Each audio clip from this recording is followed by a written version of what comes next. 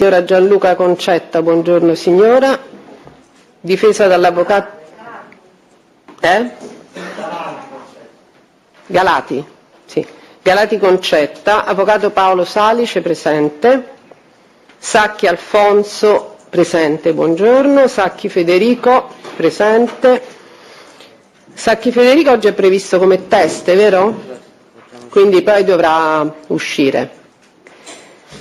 Difesi entrambi dall'avvocato Armida Decina, buongiorno, e Chilemnic Anastasia, che è anche parte civile, sempre presente, difesa dall'avvocato Giuseppe Cincioni. Allora,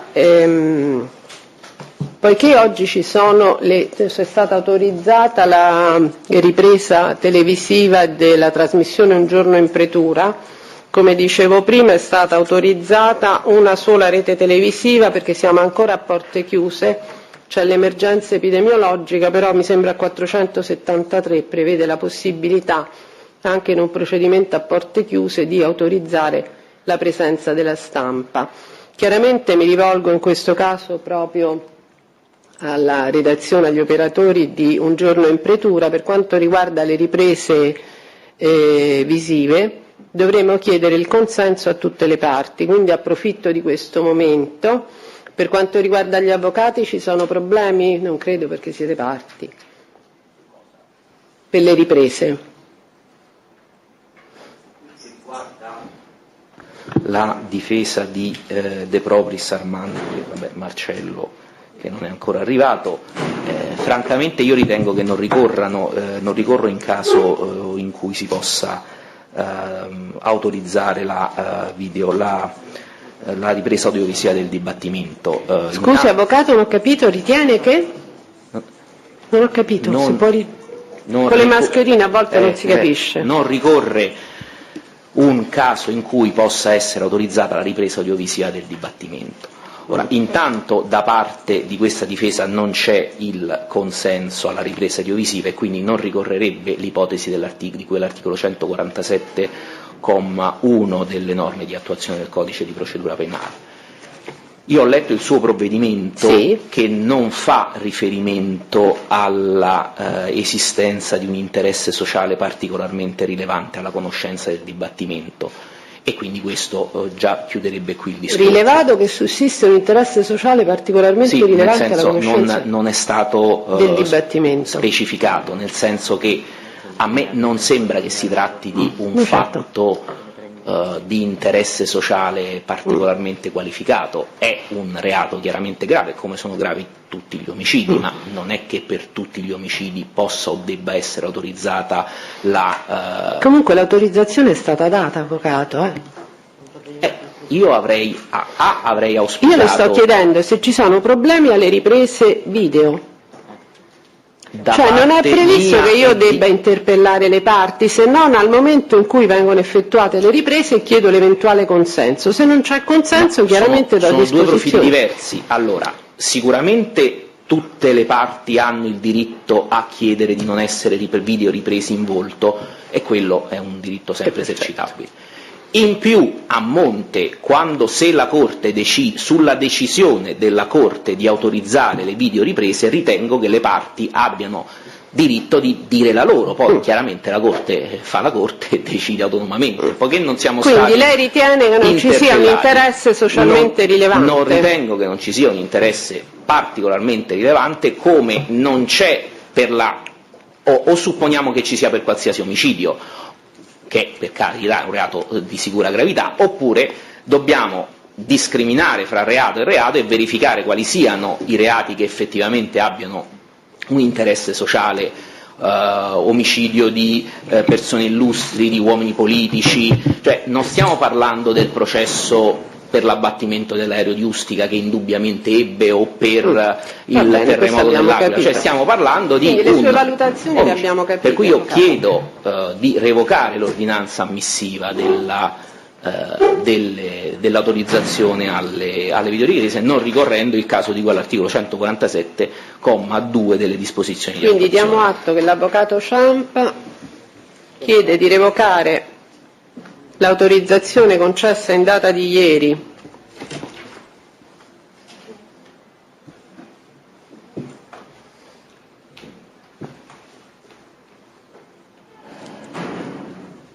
alla trasmissione Un giorno in pretura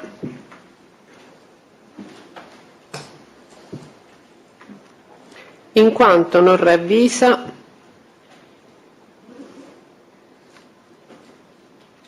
un interesse sociale particolarmente rilevante alla conoscenza del dibattimento. Allora, altri difensori vogliono interloquire sul punto? Allora avete ragione, non tutti avete microfoni, vi dovete spostare e avvicinarvi in una postazione dove c'è il microfono. Possiamo verbalizzare la difesa Chilemnik si associa all'avvocato Ciampa. La difesa Chilemnik si associa all'avvocato Ciampa.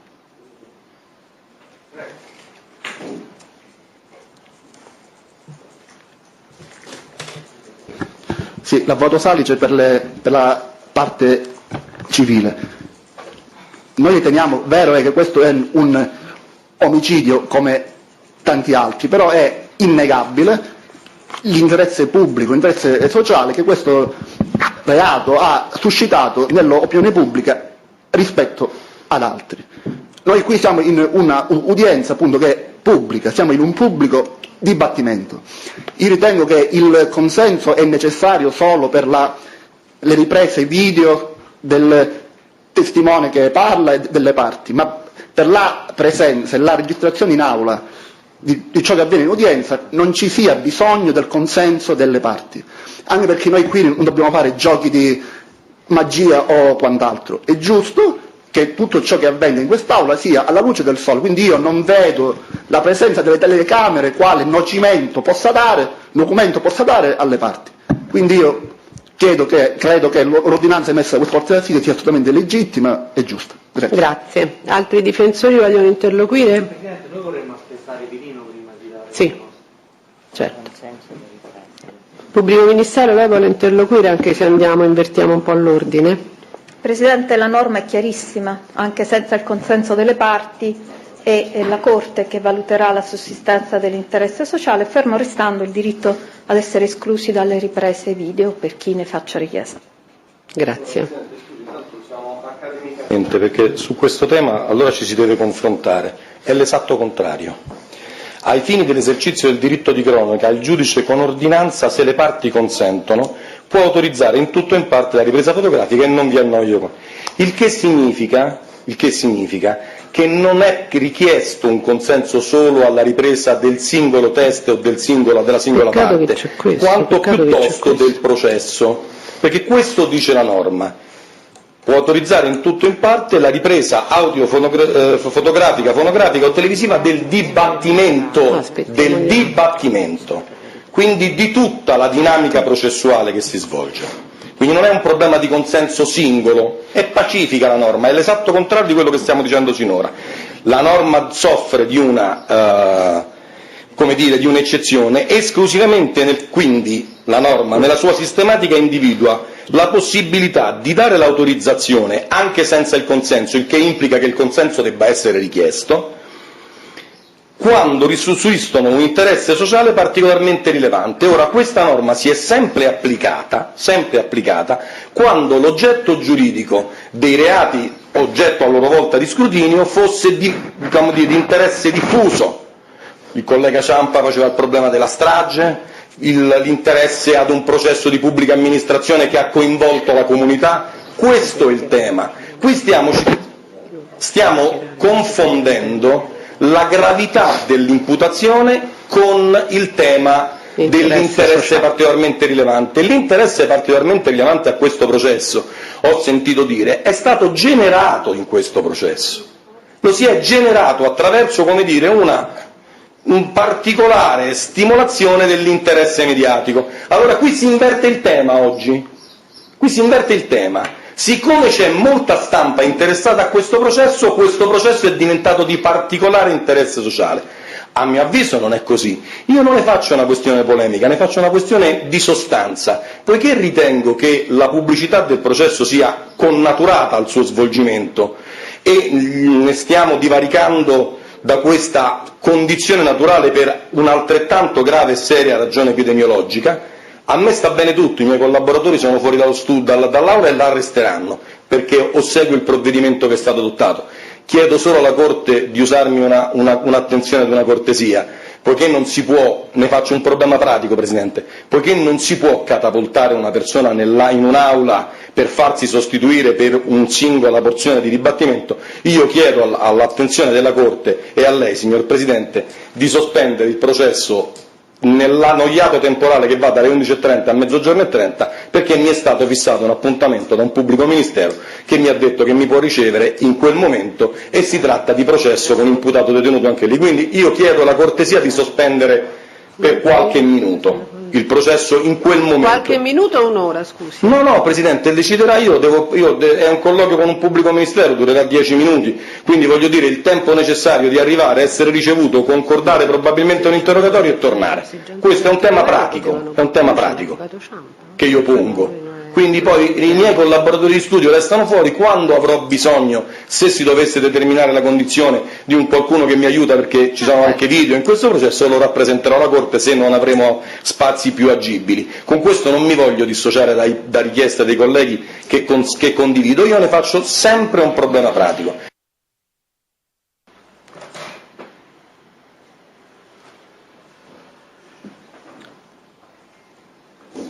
Non avete notizie degli altri 2 detenuti, eh?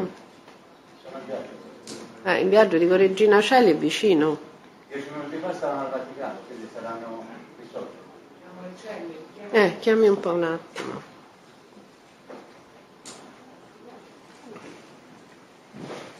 Ma l'aria condizionata qui c'è?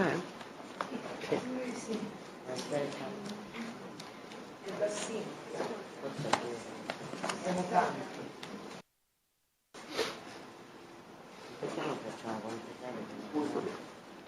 Cerchiamo di mantenere pure il distanziamento sociale, se ci riuscite. Allora, entrambi i genitori della vittima non sono chiamati a riferire in qualità di testimoni oculari, perché appunto in quei fatidici 5-10 minuti loro non erano presenti ai fatti. Quindi saranno chiamati a deporre magari sulla personalità della vittima e sui suoi rapporti insieme ad altri soggetti. Quindi anche con gli imputati? No, con gli imputati no, perché non. Quindi io ritengo, visto il loro indiscutibile interesse alla loro presenza in aula, anche non vedo una sorta di incompatibilità con gli altri testi, io chiedo che possano rimanere anche per un punto di vista anche umano, anche perché non ci sono incompatibilità. Nel caso in cui questa Corte dovesse ritenere che non è, utile oppure indicata la loro presenza, io allora prego il pubblico ministero, già alla prossima udienza, di citarli subito, in modo che loro, una volta sentiti, possono subito sentire, perché sennò li andremo a privare di andare a assistere al processo contro loro. Avvocato, quindi lei insiste perché possano presenziare a tutto il dibattimento. E gli altri difensori Gli altri difensori hanno motivi ostativi alla presenza dei genitori della vittima? Avvocato Fabio Nichetti, per la difesa Paolo Virino, non ci sono ragioni ostative in termini generali. Certo, la Corte e anche il pubblico ministero avranno particolare accortezza in alcuni frangenti delle testimonianze, magari oggi per esempio anche per quanto si sente a microfono? No, avvocato, lo so. Purtroppo ci dobbiamo un po' adeguare tutti. Dicevo, avvocato Fabio Nichetti per la difesa Paolo Virino, non ci sono ragioni di natura generale per cui riteniamo appunto che debbano uscire i genitori. Certo, in presenza di alcune testimonianze oggi, oltre ai rilievi che faceva il collega per quanto riguarda la testimonianza di Lico e di Federico Sacchi, io credo che anche per quanto riguarda la testimonianza prevista di Muñoz probabilmente sarebbe opportuno che escano. Sarà ovviamente la Corte, immagino il pubblico ministero, ad avere l'accortezza insomma di. Ma mi fate capire per quale motivo? Perché se no, visto che dobbiamo decidere. Spiega, poi dopo. Vogliamo fare uscire i signori un attimo? No, ecco, se magari fosse. Sì, Presidente, vogliamo fare allora, uscire scusi, una... questa norma non soffre eccezioni, ritorno a infliggervi una lettura, 149 delle disposizioni di attuazione che conoscete, l'esame del testimone deve avvenire in modo che nel corso dell'udienza nessuna delle persone citate prima di deporre possa comunicare, non è questo il caso, Avvocato, o assistere agli esami. Avvocato, io stavo chiedendo il consenso, se io l'avessi potuto fare avrei già disposto, siccome senza il vostro consenso devo fare accomodare i signori Sacchi fuori. Il tema umano è un tema scusate, potete sensibilissimo. accomodarvi un attimo fuori, un secondo,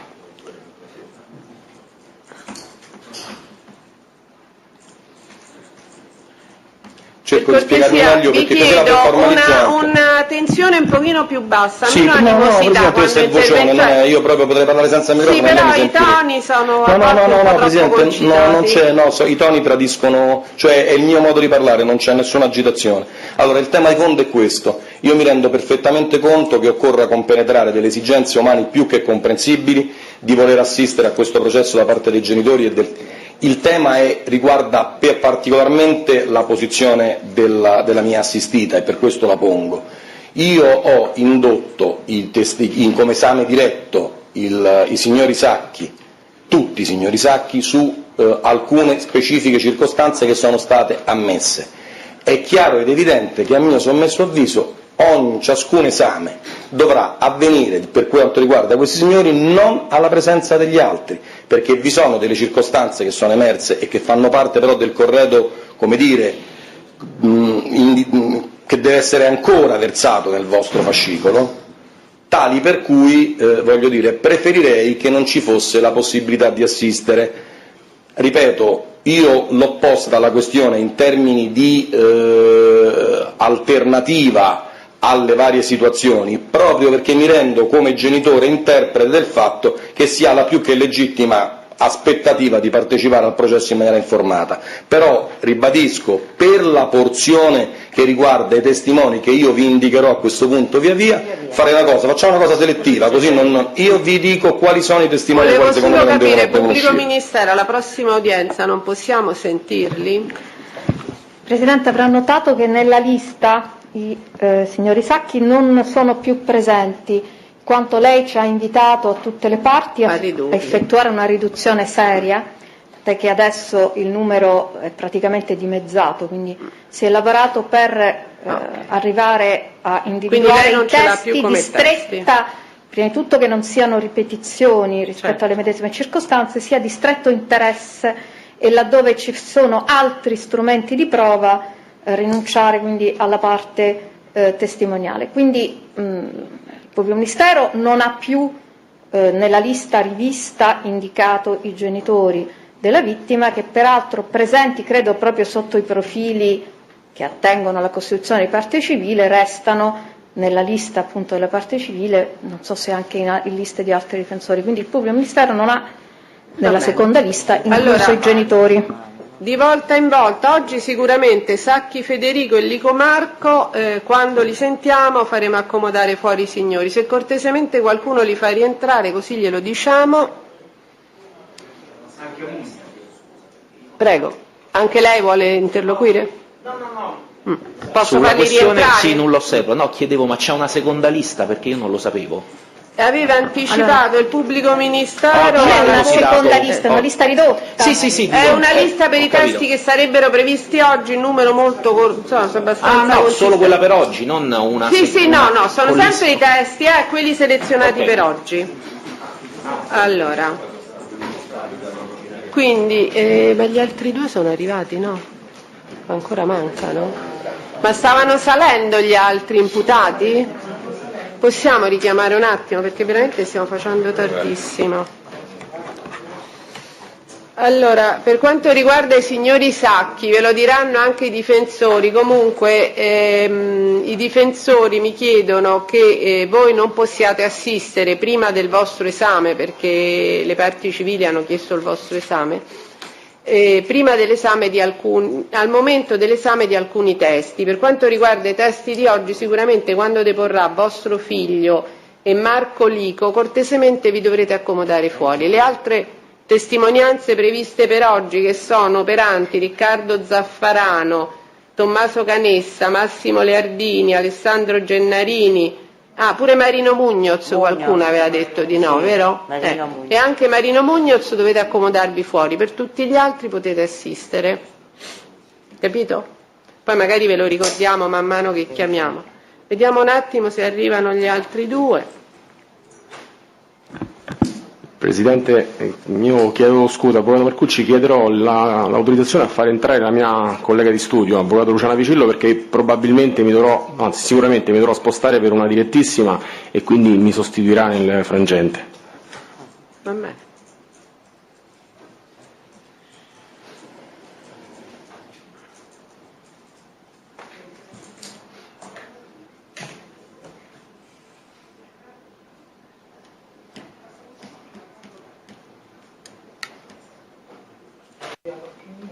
Avvocato Marcucci, Avvocato Spigarelli, vi posso cortesemente, scusatemi, c'ho pure questo ruolo antipatico di controllare. Mi dispiace, ma il distanziamento sociale e le mascherine teniamole indossate sopra il naso cortesemente. Da dove sono usciti? Può dire che l'avvocato Cinciora, gliel'ho detto, per i genitori di Luca Sacchi, che le difese vogliono che non assistano all'esame di alcuni testi. E quindi per oggi sono Marino, Sacchi e Lico. Marino Mugnoz, non so se... Marino Munoz, Sacchi e Lico. Grazie.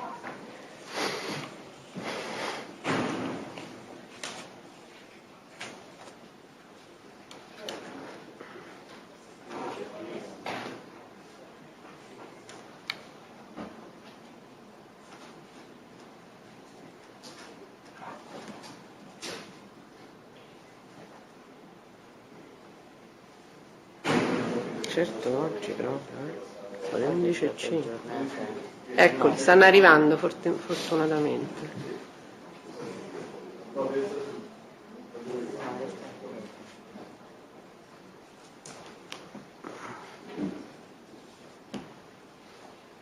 Cortesemente niente abbracci, evitiamo perché c'è il Covid.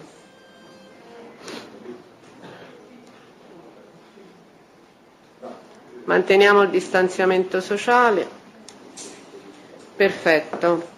Allora sono arrivati anche De Propris Marcello e Paolo Pirino, giusto? Allora, tutti vicini ai rispettivi difensori, cortesemente, mi rendo conto che sono noiosa, manteniamo il distanziamento sociale nei limiti in cui ce lo consente la dimensione dell'aula d'udienza. Perfetto, non state proprio attaccati, Anche le mani, avvocato. Allora, a questo punto... sì, prego. Sì. No. Allora, Pirino no, e per quanto... Anche Marcello De Propris non presta il consenso. Allora, presta il consenso tra gli imputati solo De Propris Armando, giusto? Perfetto. E basta. Tra gli imputati solo De Propris Armando, gli altri oscurate tutti, e per quanto riguarda i difensori non ci sono problemi, i testi mano a mano glielo chiederemo. Allora abbiamo prima l'interprete, perché dobbiamo conferire, buongiorno dottoressa, scusi ma oggi è un po' slittato, dovremmo prendere l'elenco delle telefonate che io ho tirato fuori l'altro giorno. Teresa forse lo sa, aspetta che me ne prendo. Buongiorno, si accomodi. Allora, che cosa? No, c'è l'elenco dei ritte progressivi. Poi vediamo. Allora, buongiorno. Buongiorno. Dottoressa Maria Cristina Bardelli. No, io sono Anna Dinnella. No, scusi, Anna Dinnella, scusi, ho sbagliato proprio il nome, mi perdoni, ho fatto una confusione. Anna Dinnella, perito trascrittore nominato dalla Corte, incaricata di procedere alla trascrizione di alcune conversazioni, quindi deve dare lettura della formula e declinare le sue generalità. Giudice per assumere lo svolgimento del mio incarico mi impegno ad adempiere al mio ufficio senza altro scopo per far conoscere la verità e a mantenere il segreto su tutte le operazioni peritali. Mi chiamo Anna Dinnella, sono nata a Salandra, C'è un Matera, elenco di... 15 maggio 68. Benissimo, deve dare lettura della formula. È già data, non si trova in condizioni di incompatibilità, No, vero? no. Non ha svolto ancora incarico per alcuna delle parti per questo procedimento. No. Allora, ci sono dei writ progressivi della difesa di De Propris Marcello, del pubblico ministero. Stiamo cercando i writ progressivi del pubblico ministero e di De Propris Armando. Se me ne dai li controllo anch'io? Perché stavano? Allora, intanto attivazione videoconferenza, annullamento udienze, fissazione udienze.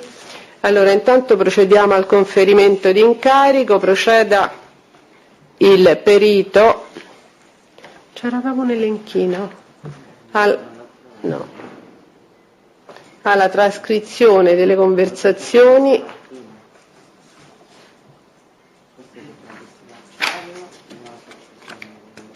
di cui agli elenchi writ progressivi, perfetto, ma ci sono le, eccole, sì, ma si è spillato, sì. Writ progressivi indicati rispettivamente dal pubblico ministero e dalle difese De Propris Marcello, però è sempre De Propris Marcello, mi dovresti trovare De Propris Armando. Sì, gliele diamo tutte, però mi manca De Propris Armando. E De Propris Armando,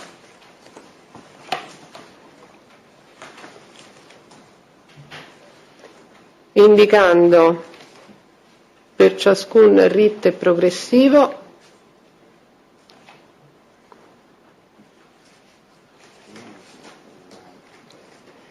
numero di utenza chiamata, numero chiamante, nominativo degli interlocutori. Ora vediamo, chiediamo al PM se ce l'ha una copia, c'erano però. Nominativo degli interlocutori con indicazione dell'orario.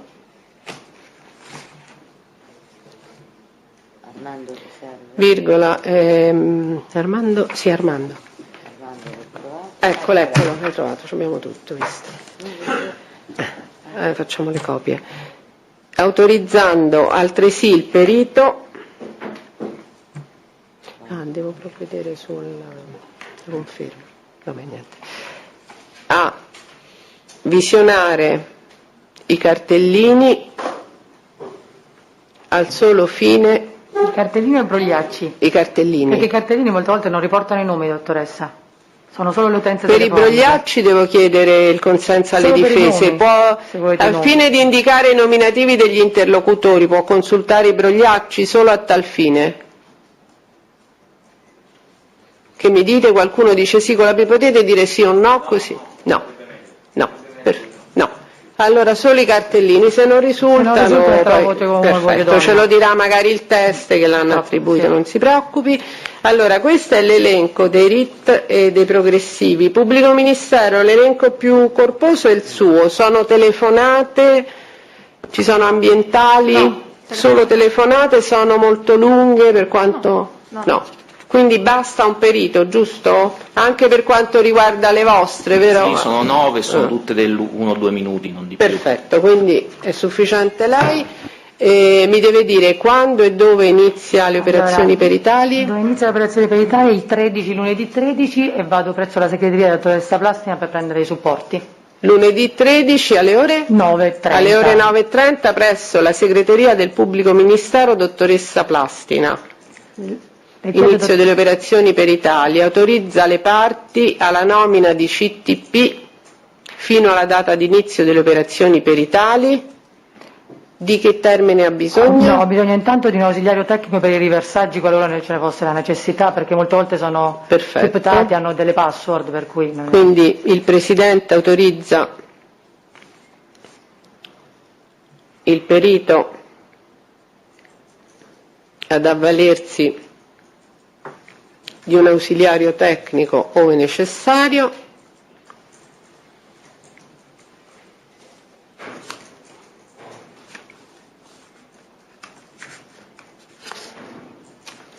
Di che termini ha bisogno, mi ha detto? Guardi, io le chiederei 60 giorni, ma lei mi conosce, se la quantità, io deposito non tengo il lavoro, lo deposito subito. Allora chiede 60 giorni, va bene, 60 giorni dal 13, dal 13, quindi senza la sospensione dei termini feriali. Agosto-settembre più o meno andiamo tutte e due c'hanno 31, sarebbe l'11 settembre, dovrebbe depositare qualche giorno prima in cancelleria. Quindi chiede giorni 60, il Presidente autorizza, quindi con deposito, facciamo con deposito in cancelleria proprio entro l'11 settembre. Okay, d'accordo, dottoressa. Presidente, chiedo scusa, se ritiene, io le 9 intercettazioni che mi servivano le ho riversate su un supporto, l'ho portato, se no le chiede al pubblico ministero come ritiene. Insomma. Si risparmia denaro se non deve riversarle l'ausiliario, per cui se volete. Il pubblico ministero è d'accordo? L'avvocato Ciampa ha già riversato su un DVD, su un supporto informatizzato, le 9 telefonate. Da quelle depositate nel processo, le ha tratte dal processo collegato? Le ho tratte e quindi io non ne dispongo, quindi deve... No, in realtà me l'ha dato lei quel disco, perché lei è il pubblico ministero di quell'altro procedimento. Quindi lei ha chiesto la trascrizione di quelle che io le ho che mi ha dato pubblicato, sì. Quindi non del procedimento, diciamo, Spinelli? No, non sono dal procedimento Spinelli. C'è il consenso? Presidente, praticamente deposita il CD che ha ricevuto dal mio ufficio, sì. No, io ho estrapolato le 9 che mi occorrono, se vuole posso pure fare copia di quelle. Però diciamo, quelle del pubblico ministero contengono anche quelle 9. Cioè per facilità di consultazione, i supporti del pubblico ministero. Presidente, se si ritiene io consegno l'intero supporto da quelle 9, altrimenti l'estrapolazione del difensore. Sì, dovrà verificare la conformità. Anche se nel CD ce ne sono I supporti dove sono, pubblico ministero? Presso il suo ufficio. Perfetto. Allora, giorni 60, quindi deposito presso la cancelleria della prima Corte d'Assise l'11 settembre e rinvio per esame del perito. Vediamo un attimo che data abbiamo già fissato. Noi ci avremo per esempio il 17 settembre, e credo che sia la prima. 17 settembre, se può andare bene. Sì. L'11 deposita, vi va bene? Avete 6 giorni per l'esame del perito, va bene? Poi se ce la fa deposita prima, chiaramente, come probabilmente sarà, quindi magari chiamate in cancelleria e sentite. Allora, l'ufficiale giudiziario, se fosse possibile fare la copia, eccolo. A che ora, dottoressa, ha detto alle 9:30. L'aula mettiamo prima Corte d'Assise perché siamo diventati girovaghi col Covid, quindi poi quella che sarà gliela faremo sapere. Allora, questo tutto, questo qui, no, ma questo è omesso deposito, aspetta, vediamo se c'è. No, questo niente, sono solo 2. Perfetto.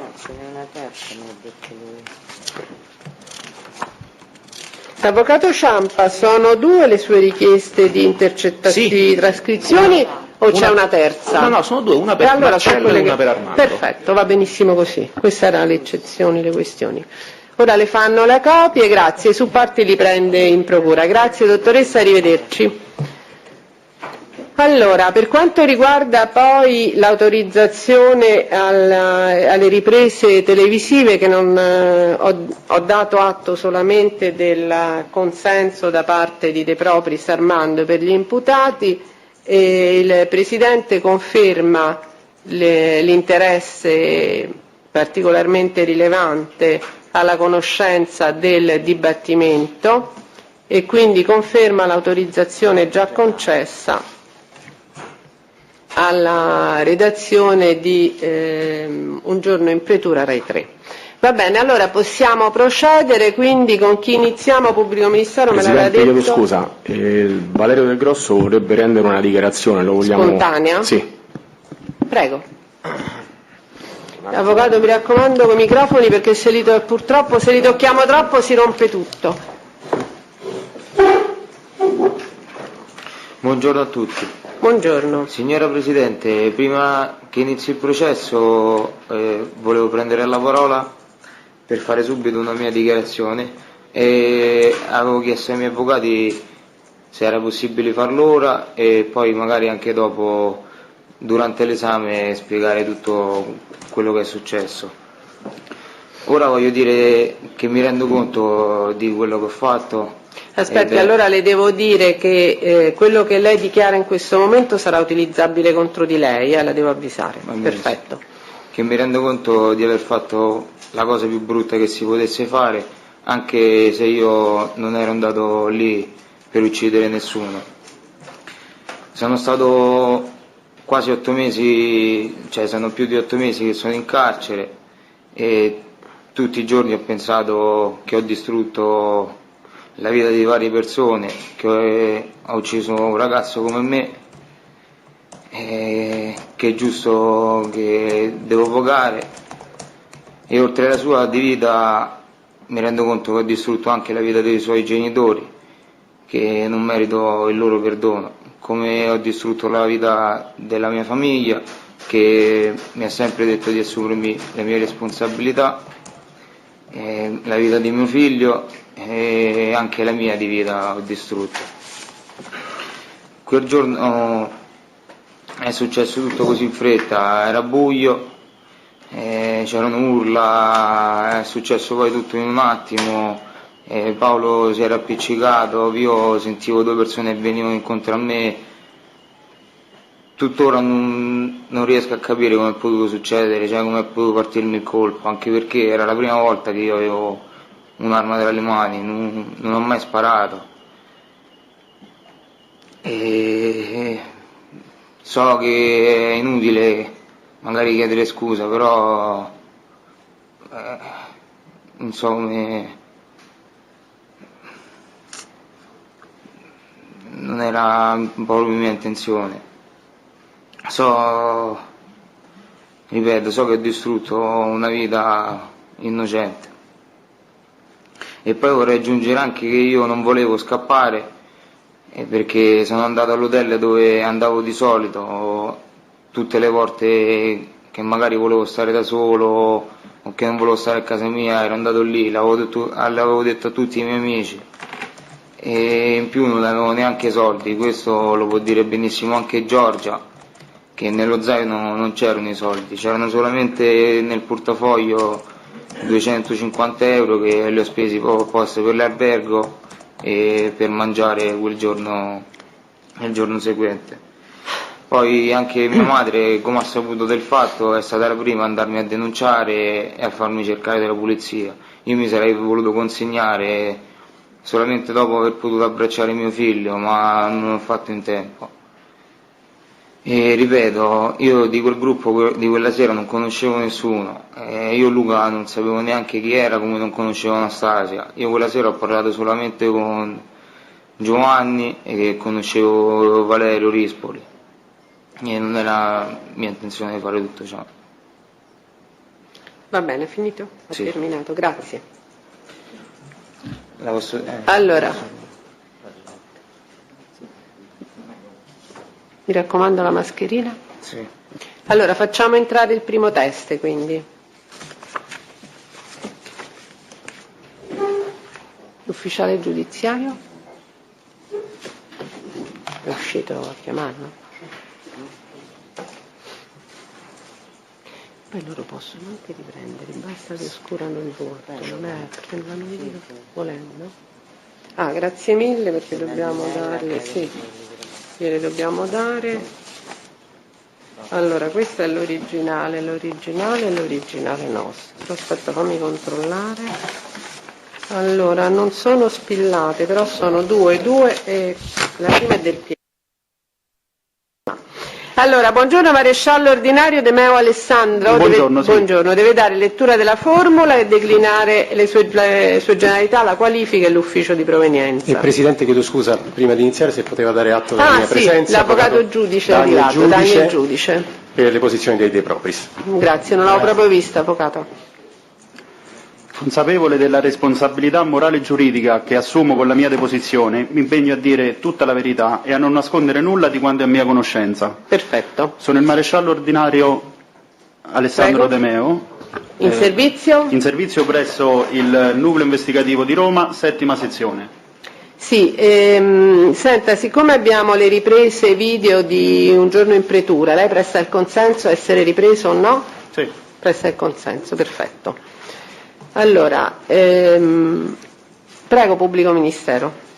Maresciallo, lei, insieme anche ad altro personale, l'appuntato Annecchini, ha effettuato i rilievi tecnici, quindi si è portato sul luogo del delitto nell'immediatezza e tra l'altro redigendo anche il verbale di sopralluogo e dei rilievi fotografici.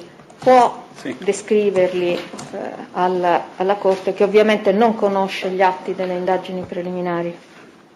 Allora, alle 20...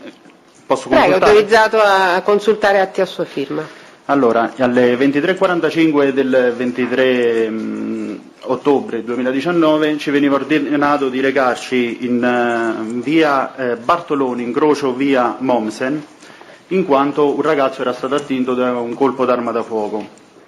Quindi giungevamo sul posto intorno a 00:10 del giorno 24, ove trovavamo ad attenderci sul posto numeroso personale di polizia e carabinieri. Nello specifico vi erano il comandante della compagnia Piazza Dante, maggiore Carpino, il suo vice, il capitano Doroso, e poi c'era il maresciallo maggiore Ananasso, effettivo alla 2ª sezione del radiomobile, coloro che avevano effettuato quindi il primo intervento sulla scena del crimine.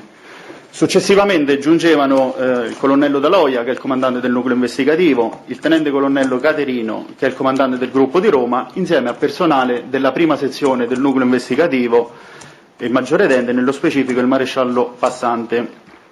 Sul posto inoltre venivano identificati la signora Anastasia Klemnik, il signor Marino Munnoz Domenico Costanzo e il signor Michele Ceccarella, che ci veniva riferita essere la signora Anastasia Klemnik, la compagna del ragazzo attinto dal colpo d'arma da fuoco, il Marino Munnoz un amico e il Michele Ceccarella il titolare del pub.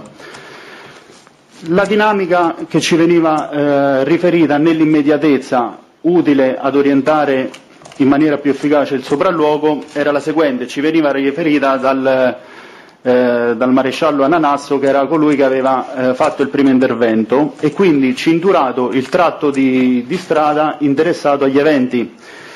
Praticamente in precedenza, verso le ore 23, sempre del 23:10, il ragazzo, che successivamente veniva identificato in Sacchi Luca, la Klemnik e il Marino Munnoz sostavano sul marciapiede di via Bortoloni, proprio nel tratto dove curva su via Mommsen. Mentre sostavano su questo marciapiede, improvvisamente la ragazza, la Klemnik, veniva aggredita alle spalle dicendo che gli era stato rapinato uno zainetto che portava dietro, e il Sacchi, il fidanzato, compagno della Klemnik, quindi interveniva per difenderla e ingaggiava una colluttazione con uno di questi due malfattori. Quindi l'altro interveniva in difesa dell'altro esplodendo un colpo d'arma da fuoco. quindi il ragazzo veniva trasportato presso l'ospedale San Giovanni. Nello stesso tempo anche il titolare del pub, il signor Ceccarella, ci faceva osservare su una delle finestre del suo pub una scalfitura sul montante superiore della finestra, riferendo che nella medesima circostanza gli utenti del pub che erano all'interno sentivano questo colpo sulla finestra che era aperta a vasistas, dopodiché all'interno del locale cadeva questo oggetto metallico su una panca. Quindi, acquisite queste informazioni preliminari, davamo inizio ai nostri accertamenti e rilievi fotografici. Quindi, provenendo da via Latina, avvicinandoci, proseguendo su via Bortoloni, giungevamo nei pressi del civico 81 di via Bortoloni, quindi nel tratto di zona dove iniziava la cinturazione già effettuata dal personale del radiomobile, la cinturazione con nastro bicolore, che comprendeva dal civico 81 al 67 di via Bartoloni e il civico 49 di via Mommsen. Questo tratto di strada era tutto già preventivamente cinturate. All'altezza del civico 75 di via Bartoloni, dove insiste il pub John Cabot, di fronte ci sono le strisce pedonali che conducono proprio dove si svolta sulla sinistra per recarsi in via Mommsen. Mantenendo via Latina alle spalle, la prima striscia pedonale a sinistra, quella che si conclude proprio a ridosso del cordolo del marciapiede che curva su via Mommsen, sulla prima e sulla terza striscia pedonale evidenziavamo due importanti gore, verosimilmente ematiche. La prima, che evidenziavamo con l'A, quella più vicina al cordolo del marciapiede, era di grandezza superiore, era più consistente. La seconda, sulla terza striscia pedonale, era di dimensioni e quantitativo leggermente ridotti. Questo materiale verosimilmente ematico era ancora sotto forma liquida. Quindi con A e B evidenziavamo queste tracce verosimilmente ematiche e le sottoponevamo a doppia campionatura, coordinammo sterili in dotazione. Dopodiché, mantenendo via Mommsen alle nostre spalle, procedevamo in direzione del civico 75 di via Bortoloni, dove è situato l'ingresso, la porta d'ingresso del pub John Cabot. La porta d'ingresso del pub è una porta singola e alla sinistra della porta d'ingresso del pub vi è una parete dove insiste questa finestra che al momento era aperta a vasistas verso l'interno del locale. Sul montante superiore di questa finestra aperta a vasistas verso l'interno del locale, nella porzione centrale, premetto che questa finestra, come tutta la parte in ferro della parete, era verniciata di colore verde. Quindi sul montante di questa finestra appena descritto, nella parte centrale, riscontravamo e fotograficavamo una scalfitura del montante metallico. Questa scalfitura consisteva in una introflessione del metallo e una conseguente sverniciatura, quindi dove era tutto verniciato di colore verde, lì si vedeva la zona argentata. Questa zona quindi venivano posti dei riferimenti metrici e evidenziata con la lettera C. Quindi all'interno terminavamo e procedevamo ad entrare nel pub. All'interno di questo pub la sala a sinistra è quella che prende luce dalla finestra poc'anzi descritta.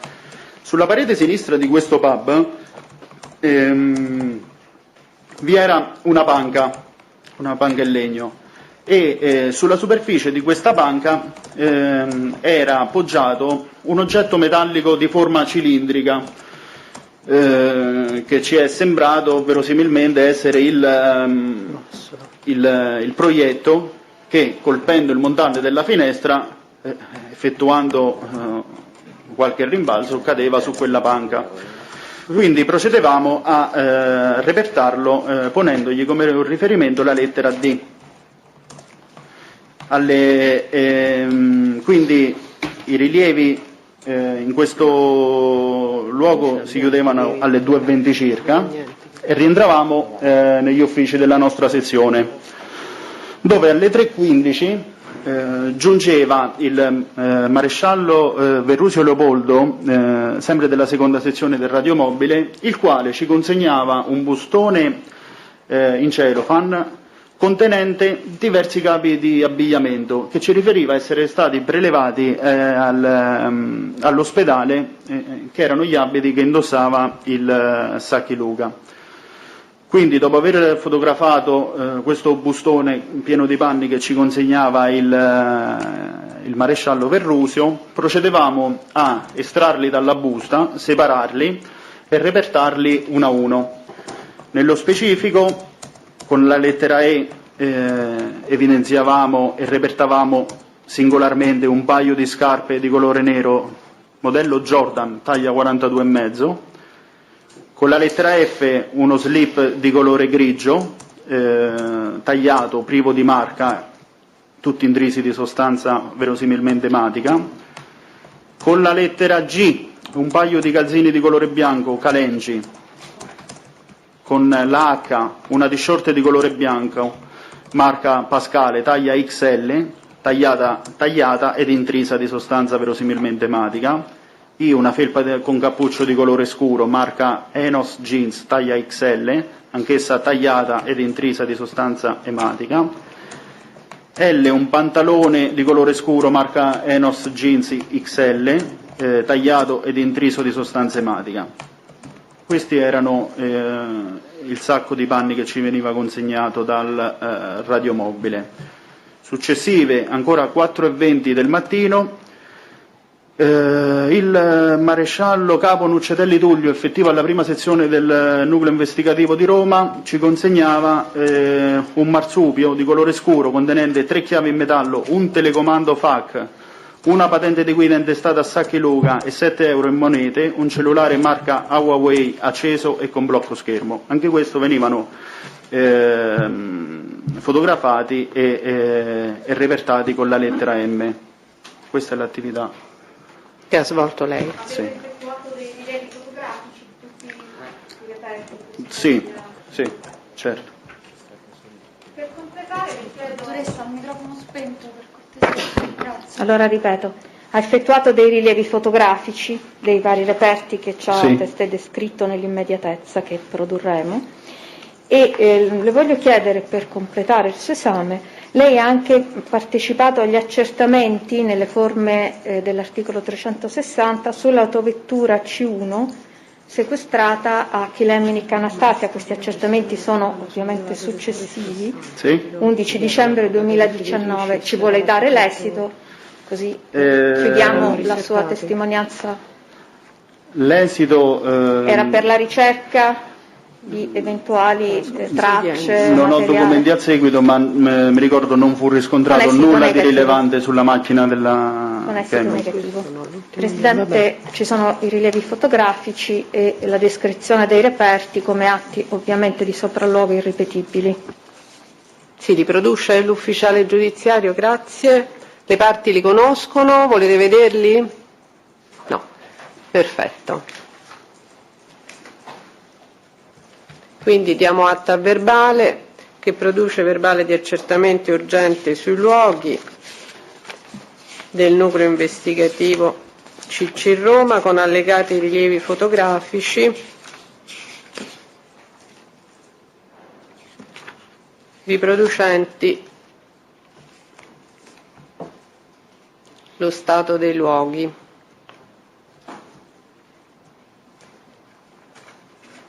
Il Presidente ne dà lettura. Prego, Pubblico Ministero, altre domande? No.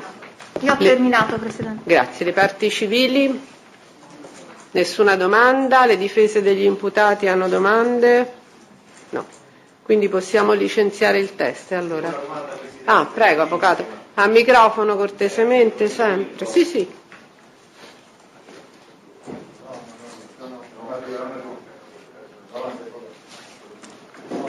Dunque lui è l'avvocato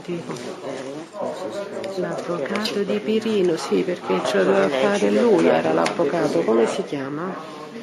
Menichetti. Ah, la che PM?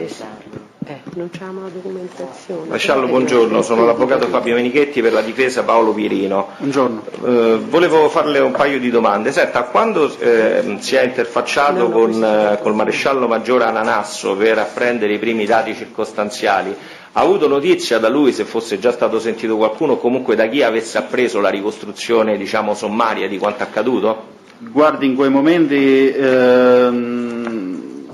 lui mi ha riferito questo, poi dove aveva reperito queste informazioni lo sa lui, anche perché il pub era stato svuotato da tutti gli avventori e vi era numeroso personale di carabinieri e polizia di Stato, tutti intenti a fare qualcosa, quindi credo che sono le prime notizie che ha assunto sul fatto. Lui si rapportava con me e mi ha riferito questo. Quindi non ha specificato da chi le avesse materialmente apprese? No. Senta, un'altra domanda velocissima. Lei ha parlato dei due reperti A e B, segnatamente le due gore poste sulla prima e la terza delle strisce pedonali. Sì. Ricorda se tra le due vi fossero altre tracce cosiddette di trascinamento? Fotograficamente si vedono dei gocciolamenti fra... Se vuole le faccio... Lei... Posso? Prego. Lei ce l'ha a colori addirittura?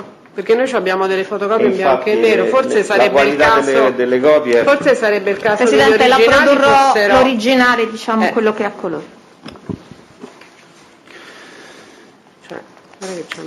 Allora, nello specifico, nei pressi della gora classificata con A si vedevano anche dei fazzolettini o delle garze.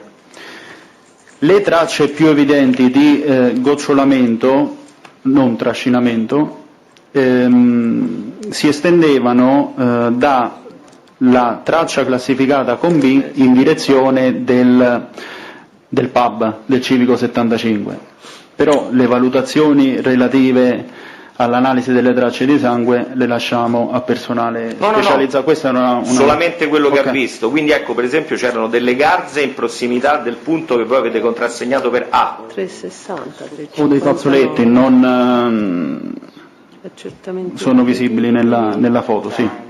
L'estrapolazione della... Senta, ha provveduto a tracciare, lei a misurare la distanza tra queste gore e l'ingresso del pub? Quello è stato altro personale. Allora non ho altre domande, la ringrazio. Prego. Sarà riservata di farci avere l'avviso, sì. Poi glielo chiediamo. Senta, per quanto riguarda lo zainetto, è stato ritrovato, che lei sappia? Io non lo sa. In quella sera, quando lei ha fatto il sopralluogo, lo zainetto non c'era. Perfetto. Grazie, allora possiamo licenziare il test e facciamo entrare.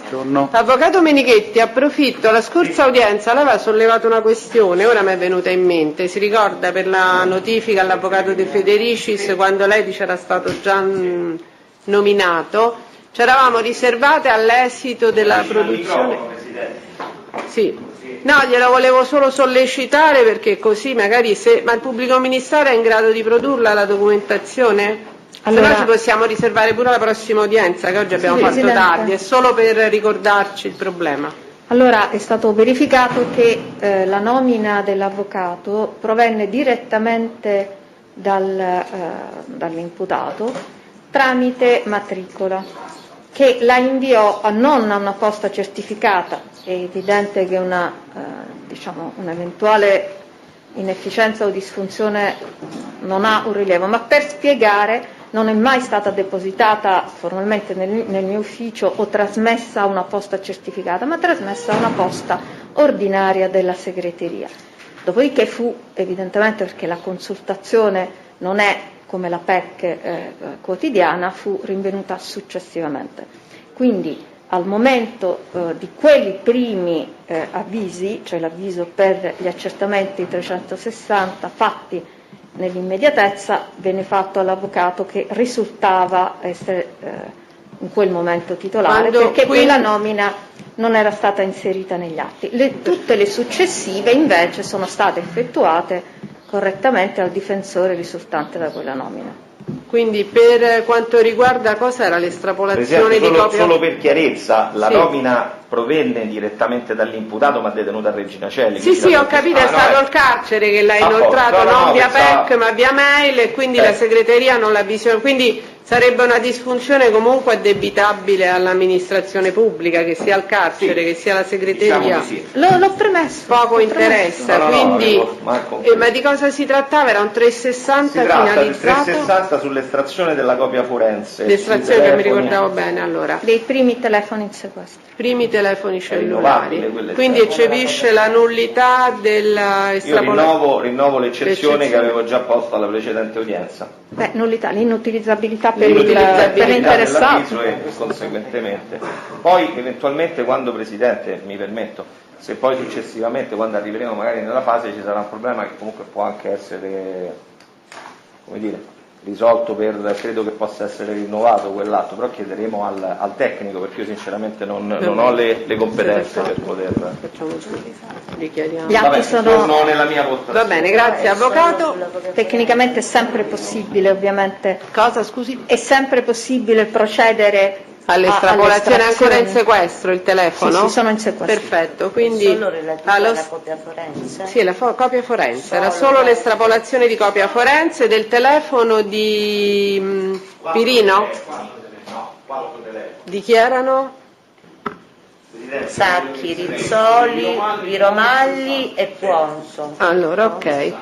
Va bene, allora a scioglimento della c'è Teresa, sì, che non la vedo, c'ho sempre il monitor io da qualche parte. A scioglimento della riserva di cui alla scorsa udienza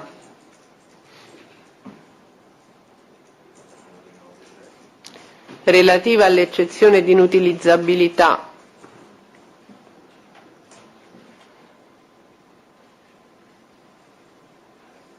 della copia forense.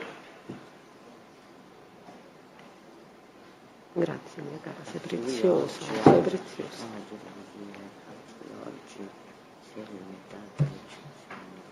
Sì, sì. Di Sacchi Luca. Ma l'ho detto. Va bene. Rizzoli Valerio. Qui c'è scritto Rizzoli però, a volte qui. Quindi Rispoli Valerio, Piromalli Simone e Puonzo Federico, giusto?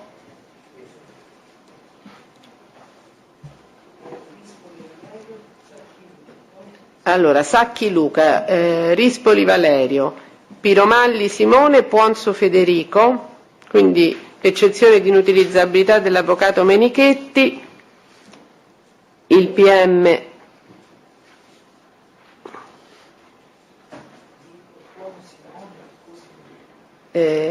allora, Piromalli Simone e Puonzo Federico.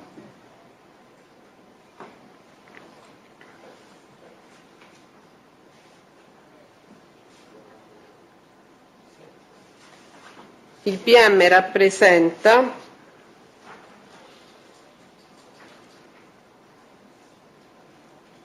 che l'istituto penitenziario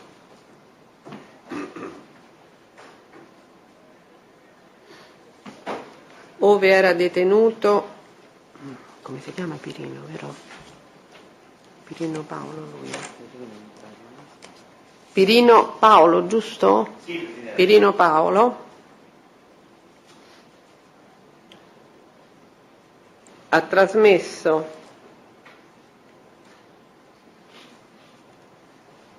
al suo ufficio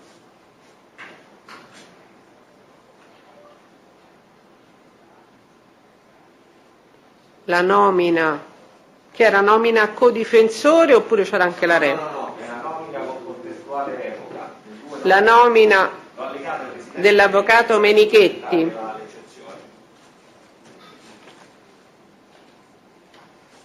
Con revoca del precedente difensore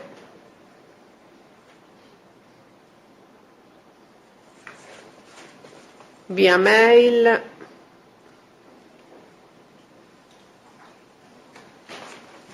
e non via PEC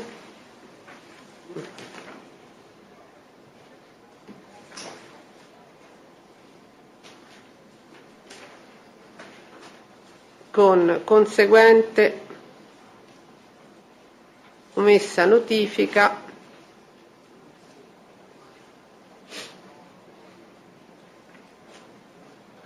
all'avvocato Menichetti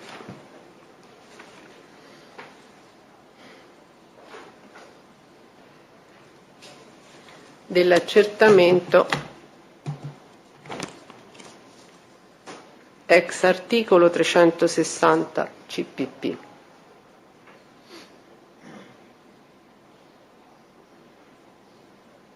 Punto. La Corte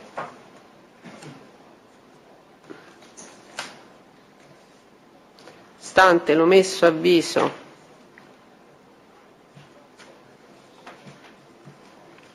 all'avvocato Menichetti dichiara inutilizzabile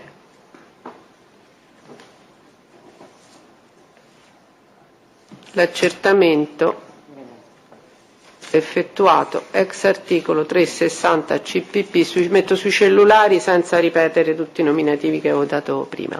Perfetto, allora dicevamo pubblico ministero, aspetta che c'era la mia lista testi, ti sei presa le cartucciole? Ah no, sì, devi avere anche le mie carte. Laureti è il secondo. Allora, Laureti Adolfo, brigadiere. Grazie, questo è mio e questo pure. Poi tutto mio.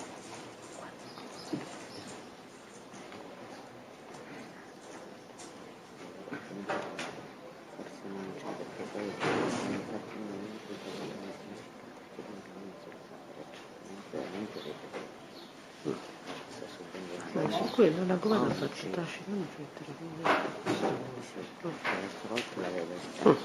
Buongiorno. Buongiorno.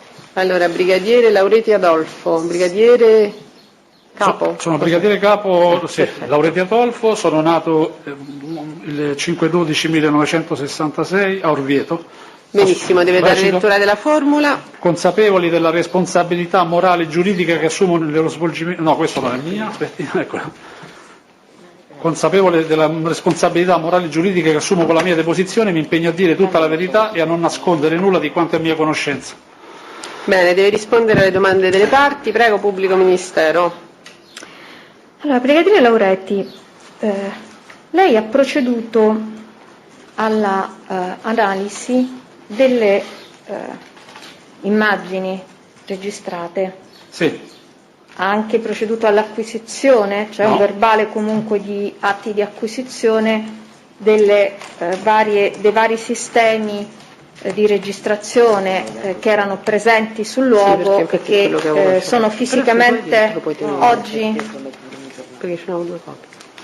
qui per poter essere messi a disposizione della Corte, come mi era stato sollecitato con evidentemente interesse primario per Scusi, la Corte. pubblico ministero, il teste di prima ha detto che avrebbe depositato gli originali, poi se n'è andato? Perché noi abbiamo solo le copie. No, lo produco io. Ma ce l'ha lei? Ce l'ho in ufficio, sì, glielo faccio. Ah no, siccome ce l'aveva lui, pensavo di prendere direttamente i suoi. Va bene, no, basta che la prossima volta possiamo avere gli originali, perché in bianco e nero non si colgono i particolari. Quelli a colori originali dal fascicolo e ritirerò la Perfetto, copia. Va benissimo. Scusi che ho interrotto.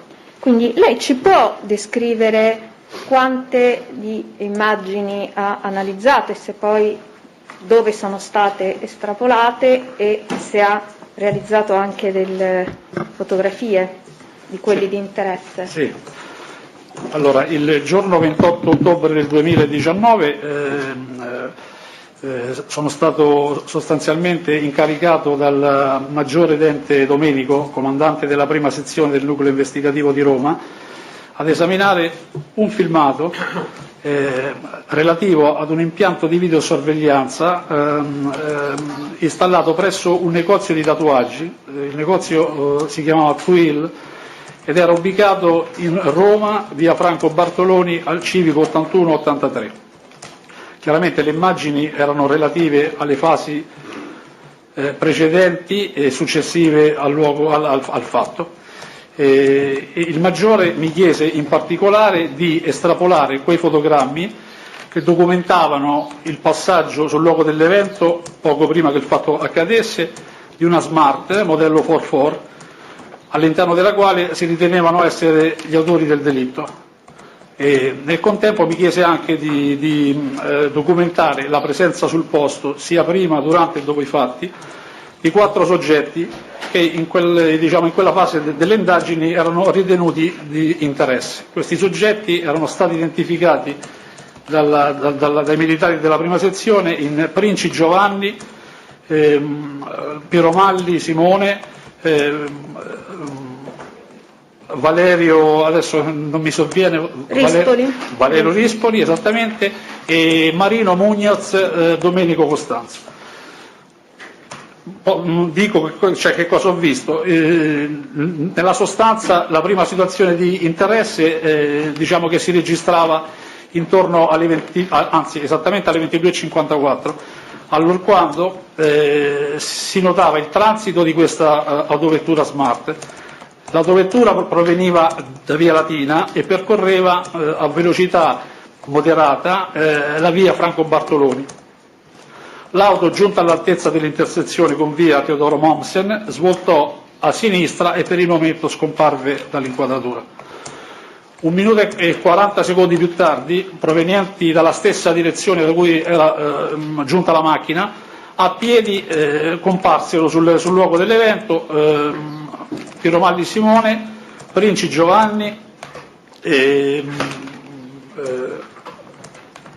aiuti, l'altro non me lo ricordo, Rispoli e Rispoli Valerio. I 3 ragazzi sopravanzarono il negozio di tatuaggi ed entrarono nel pub. Poco dopo ne uscirono, circa 1 minuto e mezzo dopo, e si fermarono di fronte al pub, praticamente, di fronte al negozio di tatuaggi. E lì sostanzialmente stazionarono per un po'. Il Princi inizialmente poggiò la propria giacca sul tetto di una autovettura Panda che era parcheggiata lungo la carreggiata, e poi chiaramente ciò che si notava è che questi 3 ragazzi inviavano e ricevevano in maniera molto fitta messaggi sia di testo che vocali, insomma. Ad un certo punto il Piromalli ricevette dal Rispoli una banconota e si recò nuovamente nel pub. Poco dopo, esattamente alle 23:01:54, ricomparve la Smart. Questa volta percorreva sempre la via Bartoloni, ma praticamente la percorreva contromano nel tratto che va da via Davila a via Mommsen. La macchina giunse all'incrocio, svoltò a destra e imboccò via Mommsen e di nuovo sparì dall'inquadratura. 31 secondi dopo, esattamente 31 secondi dopo, successe qualcosa, perché, e probabilmente ci fu lo sparo, perché praticamente il Piromalli e il Rispoli e il Princi, che erano ancora sul posto vicino alla Smart, si voltarono di colpo verso l'incrocio, così come fecero altri passanti che in quel momento transitavano lungo la via. Quindi ho ritenuto che quello fosse il momento in cui era venuto lo sparo, o comunque avessero sentito delle grida. Non c'era l'audio nel video. Di fatto il Princi di corsa, senza indugio, si recò in quel punto, mentre invece il Rispoli rimase sul posto un po' disorientato, non sapeva cosa fare. Recuperò la giacca del Princi, poi gli cadde, insomma cominciò a correre senza meta avanti e indietro lungo la via, così come poi fece anche il Piromalli, che poco dopo uscì dal pub. nella fase successiva, il Princi tornò lì di fronte al negozio di tatuaggi, mandò il Rispoli a recuperargli la giacca, il Rispoli la raccolse, gliela consegnò e lui se la infilò, e di nuovo si recò nel punto dove era stato ferito mortalmente il Sacchi Luca. Poco più tardi, quindi parliamo di pochi minuti, pochissimi minuti, il Princi tornò lì sulla via Bartoloni, parlò con il Rispoli e con praticamente il Piromalli, parlarono brevemente, scambiarono qualche frase, dopodiché il Princi tornò sul luogo del ferimento, mentre il Rispoli e il Piromalli si incamminarono a piedi lungo la via Bartoloni in direzione di via Latina. Nell'ultima fase esaminata, il Princi circa 5 minuti dopo tornò di nuovo sulla via Bartoloni e praticamente si incontrò con una coppia il cui componente maschile si identificava nel quarto elemento che mi era stato indicato dal maggiore Lente, ovvero Marino Muñoz Domenico Costanzo. Anche qui scambiarono qualche battuta, insomma, parlarono di qualcosa, non so di cosa, e nel momento in cui poco dopo il Princi tornò di nuovo sul punto in cui era avvenuto il fatto, mentre invece questa coppia stazionò per un paio di minuti sul marciapiede, dopodiché si confuse quelle persone, cioè in mezzo alle persone che si erano assiepate sul luogo del fatto, insomma, ecco. Questo è quanto. Lei da questi filmati si è estrapolato delle fotografie? Io chiaramente ho estrapolato i fotogrammi che ho ritenuti più significativi a dimostrazione di quanto mi era stato chiesto, insomma. Sono in bianco e nero, giusto? Sì, sono in bianco e nero. No, sì, proprio in originale il filmato sono in bianco e nero. nero. Sì, sono in bianco e nero. Senta, ha avuto modo di verificare altre immagini utili? No, ho fatto esclusivamente quello. Io non ho altre domande, Presidente. Vorrei produrre... Vuole produrre, perfetto, ma sono dei frame estrapolati dai filmati, le parti di interesse... questo filmato. Da questo filmato, scusate. Perché lei vedrà, le consegno anche la copia integrale. La copia su cui sono stati riversati tutti gli altri, ma molti degli esercizi commerciali in realtà avevano dei sistemi di videoregistrazione non funzionanti o che avevano comunque una qualità non utile per estrapolare delle immagini, quindi in realtà poi vedremo Ma se volessimo rivedere il filmato a cui ha fatto riferimento, è lì dentro, sono tutti è riversati indicato. qui dentro. Sì. E questa è la strapolazione delle foto. Perfetto, grazie. Quindi produce supporto informatico contenente i filmati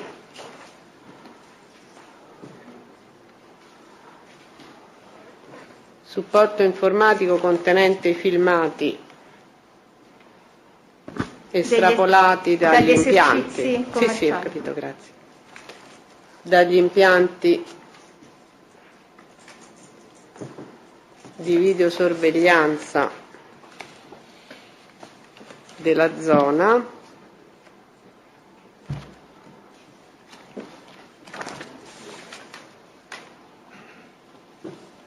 e annotazione di PG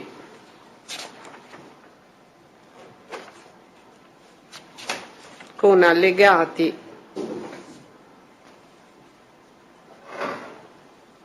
i frame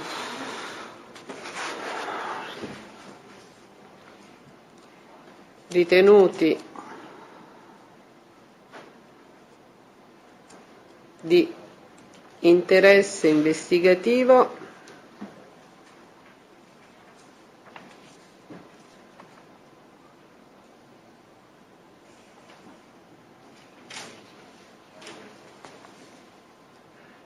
prelevati dalle immagini, che era dell'impianto del negozio di tatuaggi? Di tatuaggi, sì. Prelevati dalle immagini dell'impianto del negozio di tatuaggi ubicato nei pressi. Allora, ci sono domande delle parti civili? Prego, avvocato, sempre si deve avvicinare.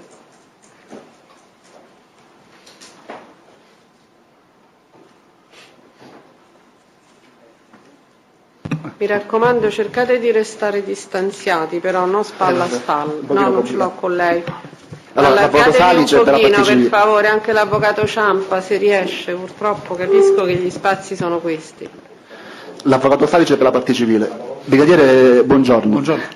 Ritornando agli attimi prima dello sparo, da la visione di questi filmati si riesce a capire gli ultimi, diciamo, movimenti della vittima, le persone che erano con lui e in particolare la posizione della Kilemnik e del Muñoz? Allora, della vittima no, perché il punto dove il fatto è accaduto era praticamente era oscurato, era occultato da della vegetazione, quindi diciamo, il fatto in sé non si vede, si intuisce. Per quanto attiene il Muñoz, invece, il Muñoz compare, diciamo, nell'ultima parte del filmato, quando il principe praticamente si incontra con lui e con quest'altra donna, con la sua accompagnatrice, e lì, come ho già detto, praticamente parlano per un po', dopodiché il principe torna sul punto dove era stato ferito mortalmente il Sacchi, mentre invece la coppia rimane per un paio di minuti sul posto. Lei saprebbe, nel limite del possibile ovviamente, quantificare quanto dura questo colloquio tra il Muñoz e il principe? Dalle immagini credo che si possa evincere, perché comunque è sovraimpresso. Sì, lo so, lei non se lo ricorda adesso. Poi penso, non lo so, direi una stupidaggine, ma un minuto, forse anche meno. Grazie, nessuna altra domanda. Grazie. Altre domande delle altre parti civili? No. Difese degli imputati, avete domande? Sì. Prego, avvocato. L'avvocato Menichetti.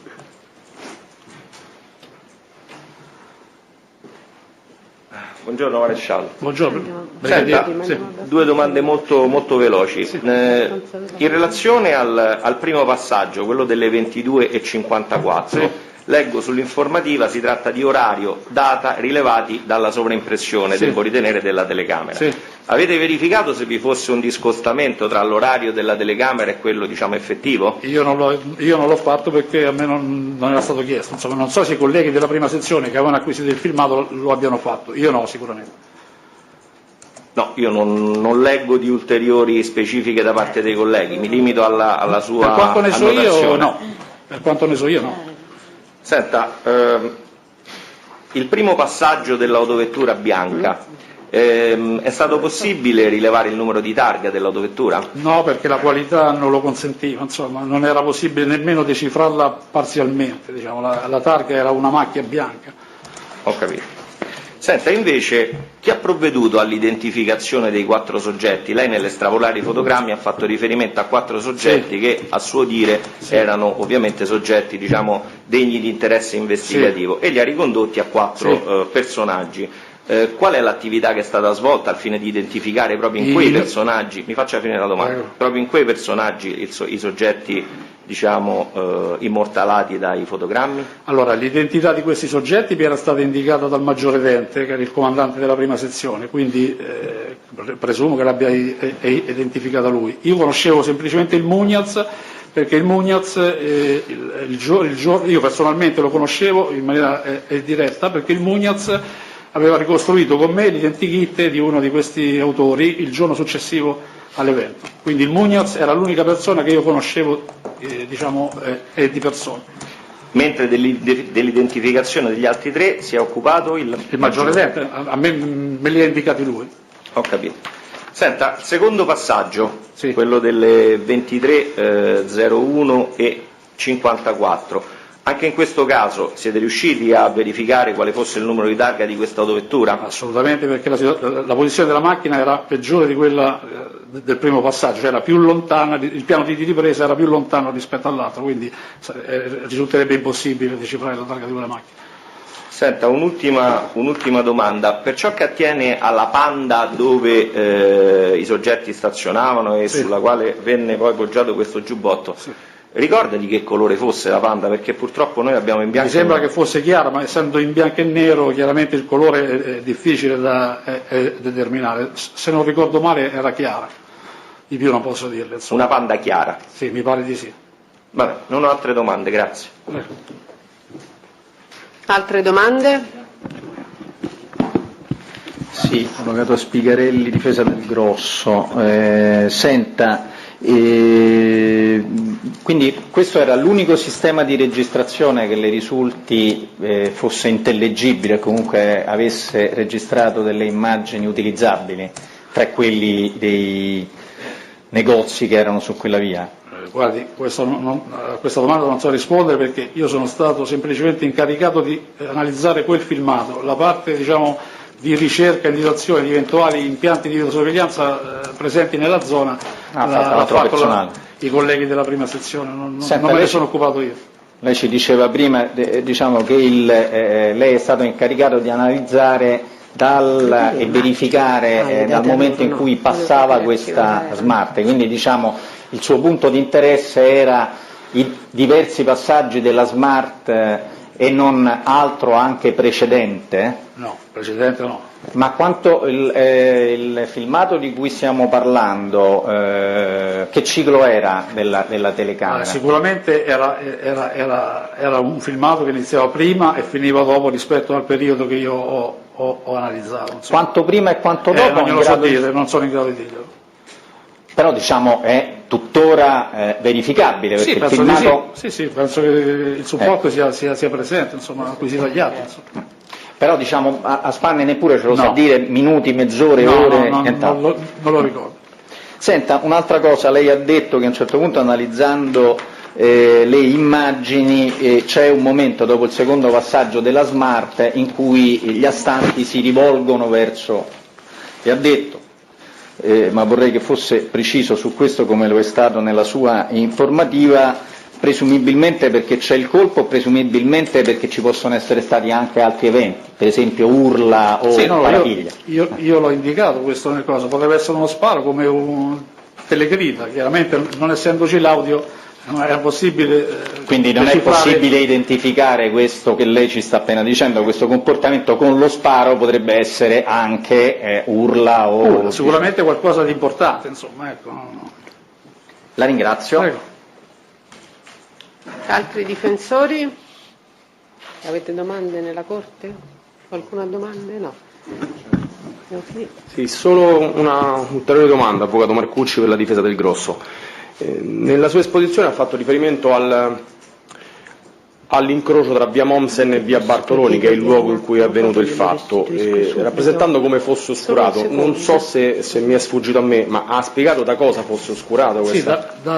Sì, credo sia della vegetazione, non so, una siepe delle piante. Quindi l'illuminazione in quel punto non era... No, non è una questione di illuminazione, c'era proprio praticamente una barriera rispetto al punto dove il fatto si è verificato. Tra la telecamera e il fatto in mezzo c'erano degli alberi, della vegetazione. Okay, era proprio all'angolo della strada. Diciamo, l'angolazione della telecamera era tale che non consentiva di vedere esattamente il fatto quando è avvenuto, si intuiva sostanzialmente. Va bene, grazie. Nessun'altra domanda? Grazie. Sì. Posso andare? Grazie. Arrivederci. Però in questi frame non sono indicati i minuti, questo volevo capire. Presidente, scusi, un'ultimissima domanda. Sì. Prego, scusi. Qualcuno no, ce l'ha, vedi? Non capisco com'è, perché qui si legge, altri no. Grazie. Sì, maresciallo, scusi. Brigadiere. Il secondo passaggio su via Bartoloni, lei ha fatto riferimento alla circostanza per cui questa autovettura, la seconda, stesse percorrendo via Bartoloni contromano. Sì. Io vedo nei rilievi, però ripeto, la qualità è quella che è, che c'è un segnale di stop su via Bartoloni provenendo dalla direzione opposta a quella di via Latina. Perché lei ha parlato di contromano? Io mi sono orientato su Google Maps, ho visto che la macchina in quel punto della strada dovrebbe essere controsenso. Cioè, praticamente nonostante la segnaletica orizzontale, perché me lo sta c'è dicendo uno lei della segnaletica, io non lo so. No, lo sto dicendo io, ma lo prendo dai rilievi che rilievi sono non li ho svolti dal fatti, nucleo. quindi non li ho visti, insomma. Ok, quindi potrebbe non essere contromarzo, Per ma lei, quanto la sua fonte è Google Maps, Sì. quindi questo, ho capito, nessuna domanda, grazie. Senta, per quanto attiene ai frame che lei ha stampato, vedo che su alcuni si legge l'orario, minuto e secondo, sul lato sinistro, sì. Sì. Quelli di destra no. Sostanzialmente, adesso non so quello che lei riesce a vedere in quel momento, io a fianco di un fotogramma di particolare interesse diciamo metto un ingrandimento, un dettaglio. Quello di destra sarebbe l'ingrandimento del fotogramma di sinistra, quindi okay, magari parte perfetto. dell'orario potrebbe essere uscita Quindi anche qua c'è la dal ritaglio. Anche qua c'è la forma. Ma dove sta? Perché non vedo qui per esempio ti pare un dettaglio? No. Perché per esempio, adesso glielo faccio vedere, nell'immagine numero che è 8, nell'immagine numero 8 non mi sembra un dettaglio, se potesse spiegarlo, glielo faccio vedere. Posso? Sì. Numero 8 rispetto alla 7. Rispetto a quella accanto, sì. Perché si vede una smart, credo. Sì, esattamente, diciamo, l'immagine numero 8 è esattamente il particolare della smart così come si vede nell'immagine numero 7. Ma perché lei la vede perché non la vedo nella 7? Sì, tutto guarda, qua. posso? È indicata vicino alla bandierina, molto piccola. Quindi... Ah, quella su in alto, ok, sì. Beh, è difficile da capire. Sì, sì, ok, vedo le strisce e capisco, perfetto. La ringrazio. Posso andare? Chi è che le stava vedendo? Arrivederci, grazie. Allora, chi facciamo accomodare? Canessa Tommaso. L'ufficiale, eccolo.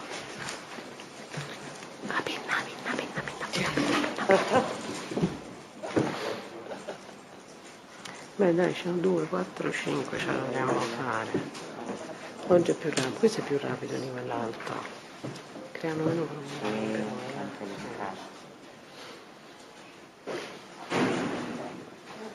Questo mi sa che è un test, non so più operanti. Buongiorno, si può accomodare qui vicino a noi, vicino al microfono. Senta, le devo dire se ha problemi a essere ripreso dalle telecamere mentre parla. No, assolutamente quindi no. presta il consenso, perfetto. Gli operanti di prima avevano prestato il consenso, quindi adesso anche il test Canessa Tommaso deve dare lettura di quella formula che legge sul banco. Questo? Consapevole della responsabilità. Consapevole della responsabilità morale e giuridica che assumo con la mia deposizione. Mi impegno a dire tutta la verità e a non nascondere nulla di quanto è a mia conoscenza. Sì, lei si chiama? Tommaso Canessa. Nato? A Genova il 17 novembre 1998. Perfetto, lei deve rispondere la verità alle domande che le verranno poste, chiaramente non è parente di alcuno degli imputati, Nessuno. non è indifferente, deve rispondere la verità altrimenti commette reato. Assolutamente. Prego pubblico ministero. Allora, lei ricorderà di essere già stato sentito nel corso delle indagini, anzi lei è stato sentito tra le prime persone nella immediatezza dei fatti. Lei si trovava nella tarda serata del 23 ottobre nei pressi del John Cabot. Vuole riferire alla Corte che non conosce le sue precedenti dichiarazioni. A cosa ha assistito? Allora, prima di tutto devo dire che quella serata ho cercato di dimenticarmela il più possibile perché è stato uno shock, un trauma. Però adesso deve fare uno sforzo di memoria. Ora faccio lo sforzo perché sì che posso. Quella serata avevo appena finito di giocare a calcetto con dei miei amici e quindi ci eravamo recati al John Cabot Pub per prenderci qualcosa da mangiare tutti insieme. Lei è arrivato a piedi in macchina? Sono arrivato in macchina.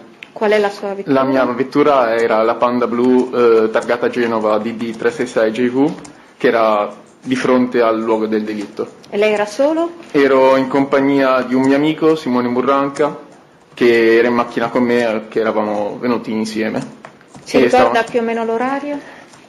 10:30, più o meno 10:40, non me li ricordo di preciso. Ho messaggi sul cellulare che potrebbero dire che ora di preciso è avvenuto, però non me lo ricordo. Ce l'ha qui il cellulare? Sì. Può anche verificare Posso? se è necessario. Prego, è autorizzato. Ok.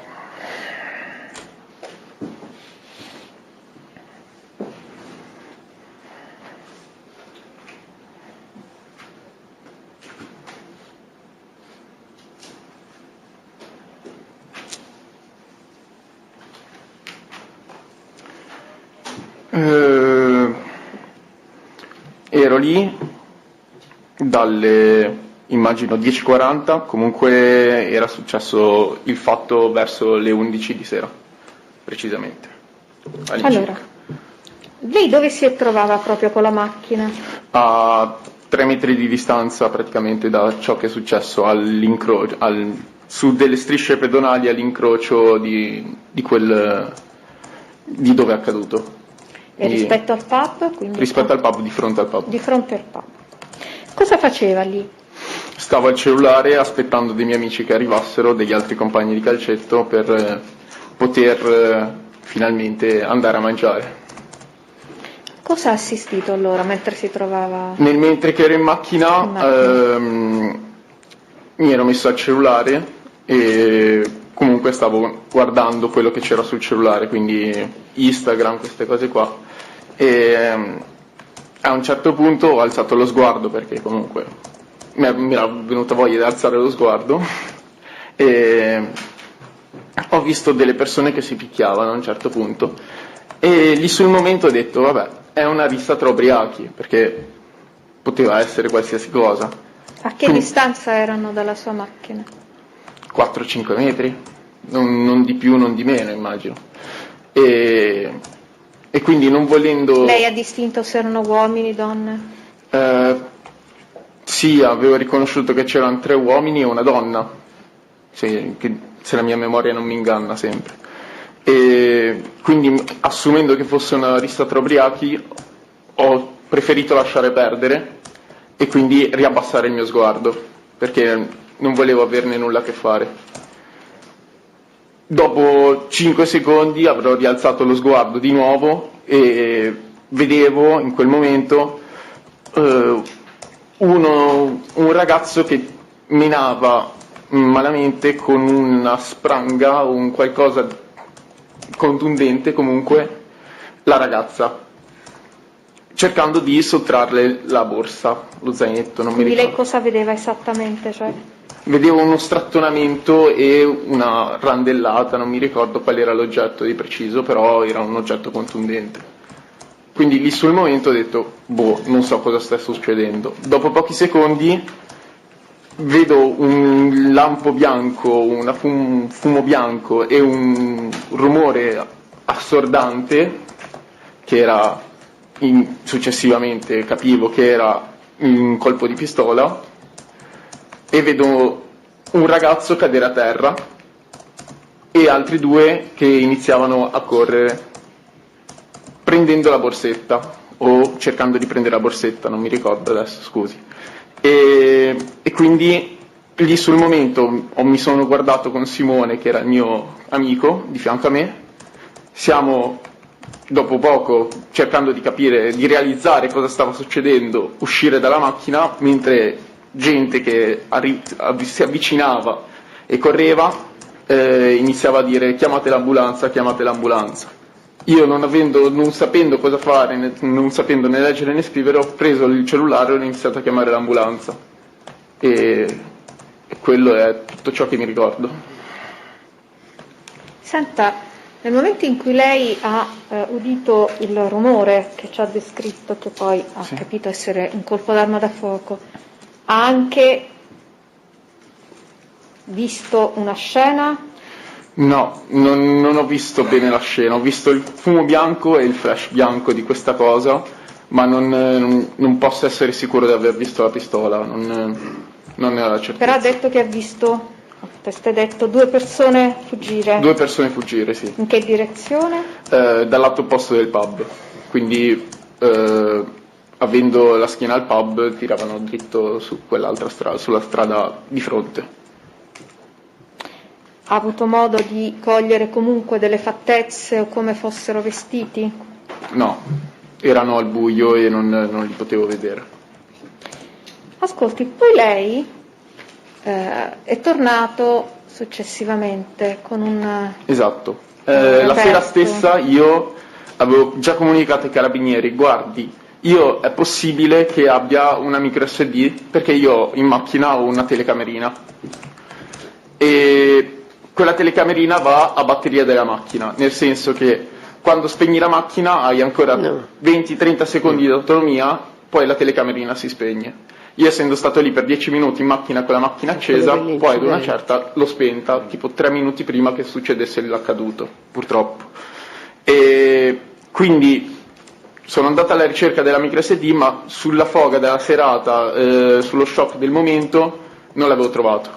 Il giorno dopo, andando a recuperare la macchina, perché l'ho dovuta lasciare lì tutta la sera fino al giorno dopo, e andando a recuperare la macchina e portandola a casa, ho provato a riguardare se ci fosse una telecamerina, che la sera non avevo trovato. Ho trovato questa micro SD che era presente all'interno della telecamerina e quindi sono praticamente immediatamente andato a consegnarla ai carabinieri o a chi di dovere. Ma una bella zona dove è successo. Ascolti, lei ricorda se l'orario che segna poi il filmato che ha realizzato la microcamera No, non è era affidabile, corretto? l'orario della telecamerina non mi ricordo se è affidabile, ma non credo, da quanto mi ricordi. Era un orario sfalsato nella telecamerina, però ho la certezza che era fino all'incirca 3 minuti prima che succedesse il fatto. 3-5 minuti Perché prima. lei ha spento la vettura? Perché io ho spento la macchina in quel momento. Ascolti, lei però è stato preciso riguardo allo scarto orario. Lei è stato in grado... nel momento Perché in cui avevo l'ha mandato dei consegnato- messaggi ai miei amici proprio in quel lasso di tempo e avendo fatto pure la chiamata all'ambulanza era all'incirca l'orario corrispondeva. No.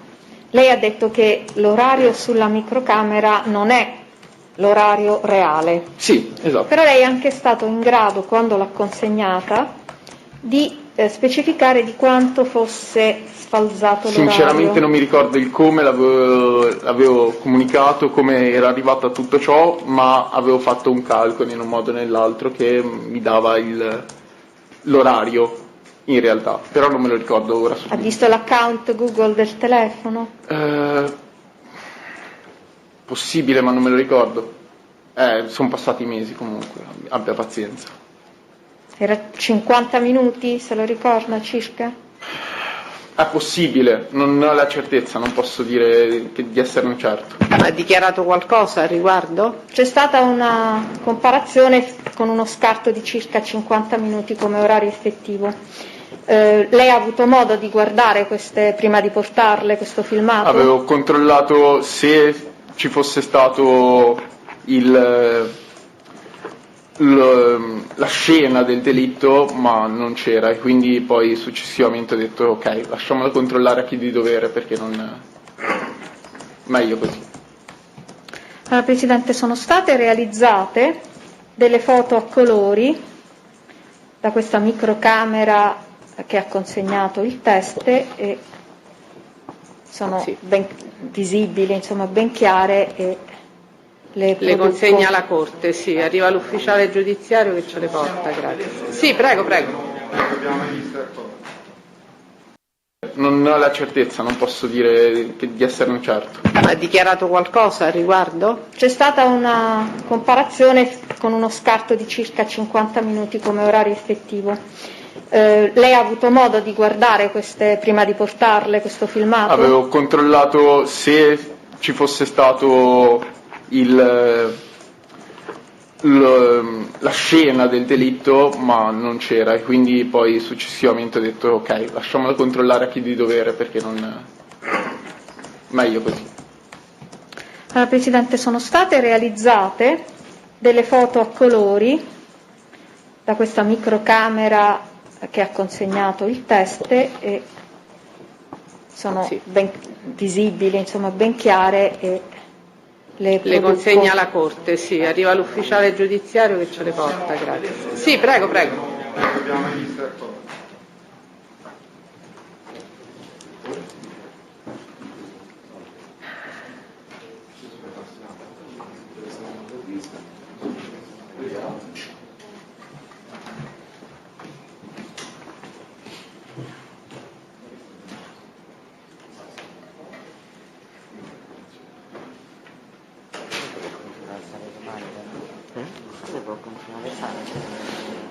Possiamo procedere con l'esame? Volete? Va bene, no, glielo devo aspettare.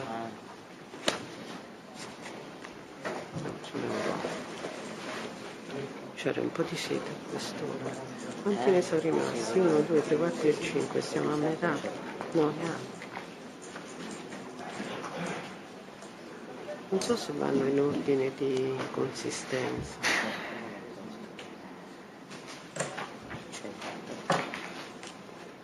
Prego, Avvocato. Grazie. L'Avvocato Salice per la parte civile. Signor Canessa, buongiorno. Buongiorno. Le chiedo io un ultimo sforzo in particolare sulla borsetta della ragazza che lei ha nominato poc'anzi. Lei ricorda che se qualcuno di questi ragazzi che erano stati parte a questa lite erano interessati o meno a tale borsa? Sì, erano molto interessati a tal borsetta. E come fa a Avevano dedurre... cercato di strattonare questa borsetta in un modo o nell'altro quando lei era a terra. L'unica cosa che mi ricordo. E anche successivamente al flash, se non mi sbaglio, ma non ne ho la certezza, quindi non posso metterci la mano sul fuoco, ma mi era sembrato di vedere che anche dopo il flash, quindi successivamente a capire che era lo sparo, avevano cercato subito di prendergliela per poi scappare. Però non me lo ricordo di preciso, quindi non... Senta, lei sa se poi effettivamente questa borsetta è stata sottratta? Non me lo ricordo. O meno? Non me lo ricordo. Senta, lei è stato sentito un paio d'ore dopo i fatti dai carabinieri. Questo se te lo ricorda? Sì, che mi abbiano sentito i carabinieri poche ore dopo, sì. Allora io, diciamo che non è una vera e propria contestazione, ma in ausilio alla memoria, con permesso della Corte... Prego. Lei in ordine appunto a questo passaggio della borsa dichiara, allora, dopo qualche istante sono sceso dall'auto notando due ragazzi di cui non sono in grado di dare una descrizione che si allontanavano a piedi di corsa in via Mommsen ed uno dei due aveva in mano una borsa da donna. Allora è possibile, io in questo momento non me lo ricordo, però Allora, è molto probabile. lei queste dichiarazioni le ha fatte 2 ore dopo? Sì, quindi è molto più probabile che fossero reali queste, più Quindi conferma, scusi, al riguardo, conferma quelle che ha reso nell'immediatezza? Se io le ho rese nell'immediatezza significa che comunque le avevo viste certe cose, quindi sì, allora sì. Conferma, perfetto. Nessun'altra domanda, grazie. Non vedo perché avrei dovuto mentire lì sul momento e dire un'altra cosa qua. Certo, grazie. No, sono regole processuali, No, per no, questo certo, dobbiamo però, puntualizzare. Giusto per comunicare. Altre domande, difensori degli imputati? No. Prego, Avvocato Menichetti. Avvocato Menichetti, la prossima volta in prima fila così non si alza. Questo è. Buongiorno signor Canessa. Buongiorno. Sono l'avvocato Fabio Menichetti, difesa Paolo Pirino. Senta, oggi il pubblico ministero ha prodotto alla Corte delle foto estrapolate dalla videocamera che si trova all'interno dell'autovettura e lì sono diciamo immortalate delle figure. Lei quelle figure sono le stesse che poi partecipano all'episodio che ha descritto? Che io mi ricordi, perché comunque ci avevo dato un occhio prima. Le foto, sì, così. Sì. No, no, non me le ricordo. Sono dietro. Magari facciamo vedere le foto del... Ecco, gliele dall'ufficiale giudiziario.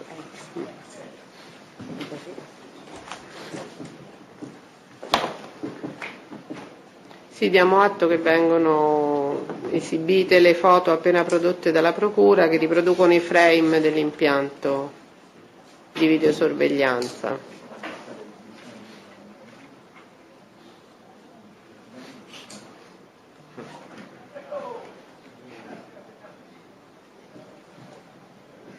Ok. Di due me lo ricordo sicuro. Oh, scusi. Di due me lo ricordo di sicuro, che erano comunque Luca Sacchi e la ragazza. Del terzo ragazzo non me lo ricordo, sinceramente. Però quei due di cui ho appena citato sopra, sì. Ho capito. Quindi due, forse tutti e tre. Forse tutti e tre, ma non mi ricordo. Quindi non... Senta, ha fatto riferimento poco fa alla caduta della ragazza. Sì. Ricorda se è caduto anche qualcun altro? Faglielo finire di vedere poi. Sono finita? Voi l'avete visto?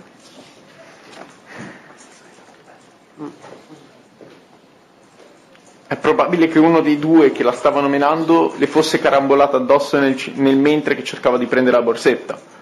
No, non deve essere probabile o non probabile. Io La certezza non ce l'ho. Aspetta, faccia fare la domanda. Scusi. No, ci mancherebbe. Lei ricorda se, oltre alla ragazza di cui ha descritto la caduta, qualcun altro degli astanti cadde a terra? Sì o no? No. Lo ricorda, sì o no? No. Non se lo ricorda o no? Se non è ne ho la caduto? certezza non posso dire sì. Quindi non se lo ricorda. Senta, lei ha fatto riferimento al suo posizionamento all'interno dell'autovettura. Lei Esatto. si trovava al lato guida o al lato passeggero? Lato guida, macchina mia. E si trovava con Murranca? Sì. Murranca si trovava all'interno dell'autovettura insieme Sì. a lei? Lato passeggero? Lato passeggero. Non ho altre domande, grazie. Ci sono altre domande? Altre richieste? No, abbiamo finito, quindi possiamo licenziare il test. Grazie di essere venuto e Grazie buona mille. giornata. Arrivederci, grazie. Ha bisogno di un'attestazione? Presidente, scusi, solo un attimo, dobbiamo fare Prego. una domanda. Avvocato Marcucci per la difesa Luca Sacchi. Buongiorno. Signor Canessa, lei si ricorda quale fosse la visibilità sul punto in cui poi ha visto la discussione che è intervenuta tra le persone? La visibilità era bassa perché comunque non c'erano luci che andavano direttamente sul luogo dove è successo tutto ciò, ma la visibilità io ce l'avevo in un modo o nell'altro perché comunque a 5 metri, anche se non è luce soffusa, ma comunque riesce a vedere in 5 metri, più o meno, non del tutto, ma comunque si riesce a vedere qualcosa. Aveva la visibilità ampia su tutto il marciapiede di via Monsen? Su tutto il marciapiede no, su una parte, perché sulla prima ero parte. abbastanza in diagonale, quindi un pezzo del marciapiede mi copriva tutto quanto. Va bene, grazie. Grazie, può andare. Ha bisogno di un'attestazione che è venuto in udienza per motivi di lavoro? No, l'unica cosa è un rimborso spese, se Il posso chiederlo rimborso perché... spese allora si faccia fare l'attestazione, deve andare a quel modello 12. Perché in realtà dovevo essere a Genova io in questo momento, a casa. Mi dispiace. No, non c'è problema, va bene. E facciamo l'attestazione, poi se gli dice dov'è il modello 12 è sempre al piano terra, deve andare in un altro ufficio al piano terra. Ok, va bene. Allora, grazie mille. Grazie a lei. Aspetto Magari fuori. se l'ufficiale giudiziario, Teresa, se l'ufficiale giudiziario può accompagnarla al piano terra magari. Non so quanto gli rimborsano, perché Roma su Roma gli danno 5 euro e mezzo, secondo me. No, ci proviamo. Allora, il prossimo test chi sentiamo? Gennarini Alessandro. Dunque, Gennarini Alessandro.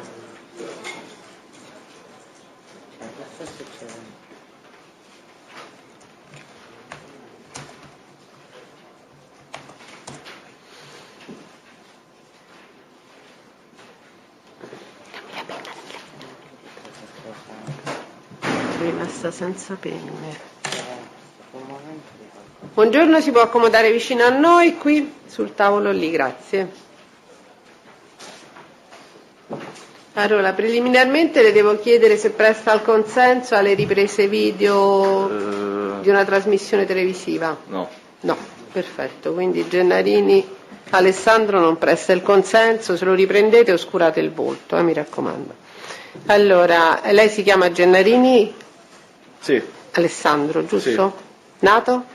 14 a Roma, 1409-96.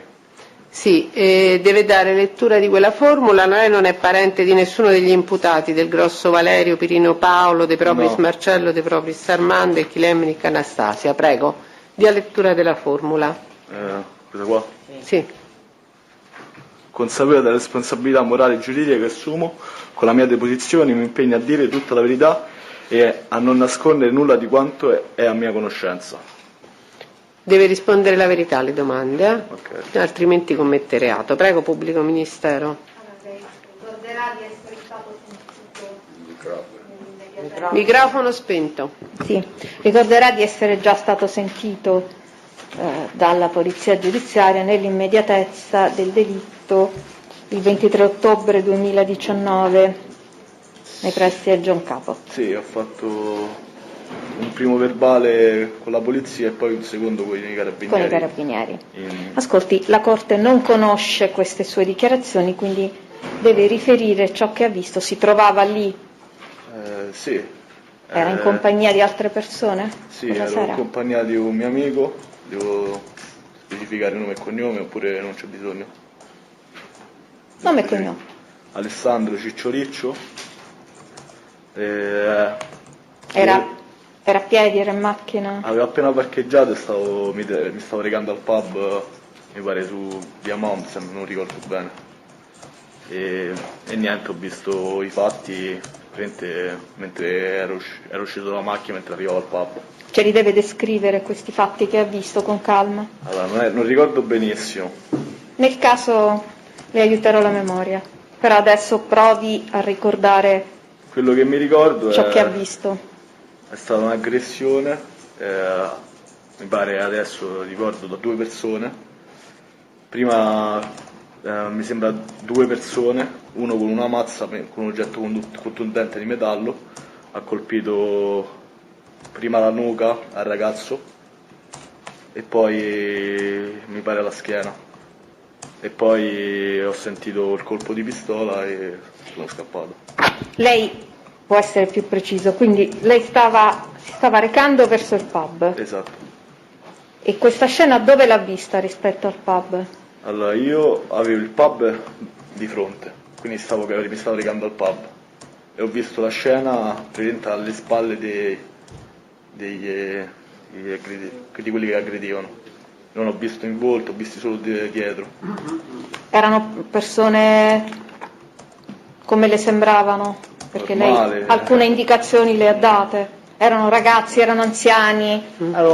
Sembravano ragazzi più o meno dei miei coetanei, ma sinceramente non riesco. Ce l'abbiamo di là. L'ho visti da dietro 2 secondi di buio e poi sono scappato, ho visto 4-5 secondi massimo. Certo, però lei è stato preciso sulla dinamica. Quindi lei ha visto un ragazzo che colpiva con quella che ha appena descritto come una mazza metallica. Esatto. Un altro ragazzo. Sì. E poi però ha descritto l'arrivo della seconda persona che non ha posto subito sulla scena. Si ricorda come si è sviluppato? Allora, io mi ricordo che semplicemente vedevo Luca. Lei lo conosceva, Luca Sacchi? Conosco il fratello, Luca, sapevo che era fratello di Federico, ma non conoscevo. Però lo conosceva fisionomicamente? No, non l'avevo mai visto. Quindi dice Luca a posteriori? Sì, non sapevo chi era quella sera. Va bene. E vedevo una ragazza che, io non sapevo, ho visto solo 2 persone che sono state aggredite, altre 2 persone. Questo me l'ho visto. E poi dopo 2-3 secondi ho sentito uno sparo e sono scappato. Questo ricordo dai fatti che sono passati 8-9 mesi, non è che ricordo benissimo. Poi siccome è successo tipo sotto un angolo buio non si vedeva bene, non prestavo molta attenzione ai fatti che stavano succedendo perché sinceramente non me l'aspettavo tutto quello. Sicuramente. Lei li ha visti mentre camminavano, quando erano fermi? Perché lei è stato in questo più preciso. Allora io, perché stavo guardando solo il marciapiede dove camminavo, quindi ho visto dal mio lato cieco, quindi dalla mia sinistra, 2 persone che arrivavano con abbastanza rapidità e aggredivano queste altre 2 persone. Allora lei però ha descritto invece una situazione nella quale scendeva dalla vettura uno dei 2 giovani. Io ho supposto, mi pare, che scendeva dalla vettura perché non avevo visto nessuno poco prima in strada, quindi ho supposto che erano usciti da una vettura perché non l'avevo visti. No. Procedo. Allora, ho visto 2 giovani. Lei le dà anche una valutazione dell'età, 20-25 anni, uno con i capelli scuri rasati neri che è sceso da una Smart, quindi è una cosa molto precisa. Sì. Si ricorda di aver fatto questa dichiarazione? Ma questo è il verbale della polizia o dei carabinieri? Se posso chiedere. Questo è il verbale che lei ha reso nell'immediatezza, alle 23:30 del 2019 alla polizia. Allora io dovrò dichiarare che, siccome i poliziotti andavano di fretta quella sera, io stavo con un'altra persona, questo Alessandro Ciccioriccio, e siccome i colleghi non volevano fare due verbali, hanno messo tutto quello che ha riferito anche l'altro mio amico nel mio verbale. Cioè lei sta dicendo che questa parte lei avrebbe visto scendere una persona, in realtà sono dichiarazioni di Ciccioriccio, del suo amico, Perché e dice... questo verbale è stato fatto nell'immediatezza di quella sera stessa, e cioè invece di fare due Li verbali... hanno sentito tutti e due? Hanno fatto... Esatto, però hanno fatto un solo verbale ed era il mio nome. Ma lei pubblico ministero ha un verbale singolo o un verbale cumulativo? O un verbale singolo? No, a volte fanno pure cumulativi. No, questo è singolo. Va bene, allora, quello che lei ha visto... Sì, perché pure con i carabinieri c'è stato il problema e me l'hanno detto a posteriori che c'era questo problema. Però hanno detto rifacciamo il verbale per non creare problemi. Per questo... Quindi lei esclude che quella allora, sera... lei che cosa ha visto direttamente? Io ho visto quello che ho descritto. Io non ero particolarmente attento quella sera. Avevo parcheggiato la macchina 500 metri dal pub, ero sceso verso, mi pare, le 10, intorno alle 10, adesso non ricordo bene. Però lei, ascolti, si mette tranquillo, fa uno sforzo di memoria, perché lei, lo sa, è sotto giuramento ed è un testimone, quindi cerchi di fare mente locale e di, con calma, ripetere ciò che ha visto quella sera, perché comunque lei ha reso delle dichiarazioni. Adesso ripercorra, quindi lei arriva, parcheggia. Io arrivo, parcheggio, scendo dalla macchina, all'incrocio del pub vedo questa scena di due persone, un ragazzo e una ragazza, che vengono aggrediti da altre due persone, mi sembra, e vengono colpiti da un oggetto contundente di metallo. Prima alla nuca e poi verso sulla schiena, mi sembra. Chi C'è viene stata una colpito? colluttazione. Chi viene colpito? Perché Il anche ragazzo. qui lei è stato preciso, il ragazzo. Il ragazzo. Dopodiché io ho sentito uno sparo e poi sono scappato perché mi sembrava la cosa più logica da fare.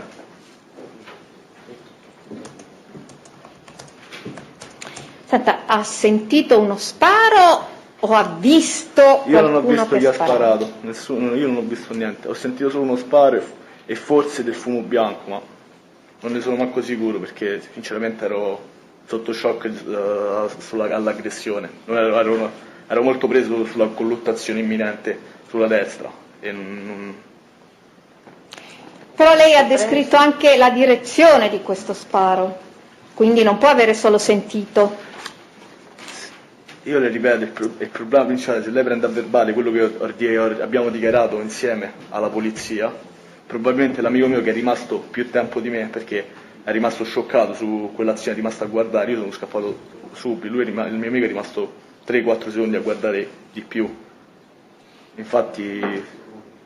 Ascolti, però lei ha dichiarato: l'altro ragazzo è sceso dall'auto Smart e ha esploso un colpo di pistola, non ricordo da che direzione, perché ho visto il fumo, quindi ha visto, non solo sentito, il fumo dell'arma tenuta vicino al corpo, è una cosa precisa.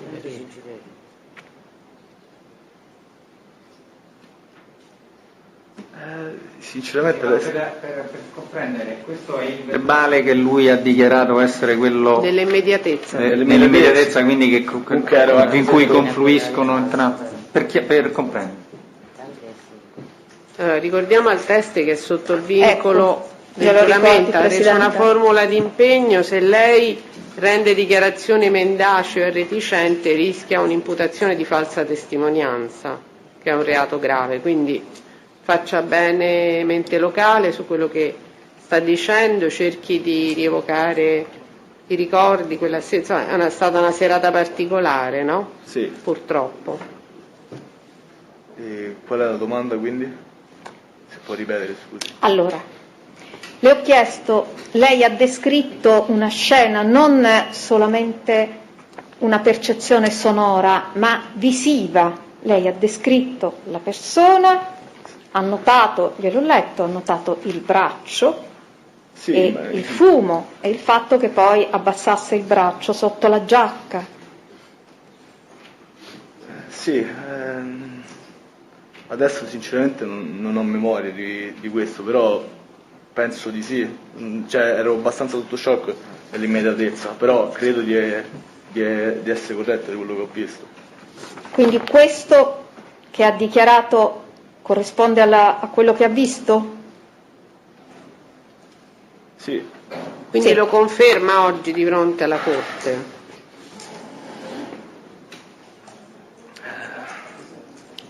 Guardi, succede spesso che poi i ricordi chiaramente sfumino con il tempo, non c'è nulla di male, per questo poi vengono fatte le contestazioni. Quindi io vorrei capire bene adesso. Sinceramente non ne sono sicuro, soprattutto per il fatto perché il verbale che è stato imputato nell'immediatezza è stato imputato con molte parole dell'amico mio, del mio amico. Ma di che cosa è che non è sicuro? Del fatto che ha visto scendere una persona, del fatto che ha visto il braccio in una certa io posizione? non sono sicuro del fatto dei ragazzi che sono scesi da Smart, io non l'ho visto, questo non lo posso dire, io ho visto solo che dal mio punto cieco escono delle persone, è una supposizione che nell'immediatezza sotto shock possa aver fatto la polizia.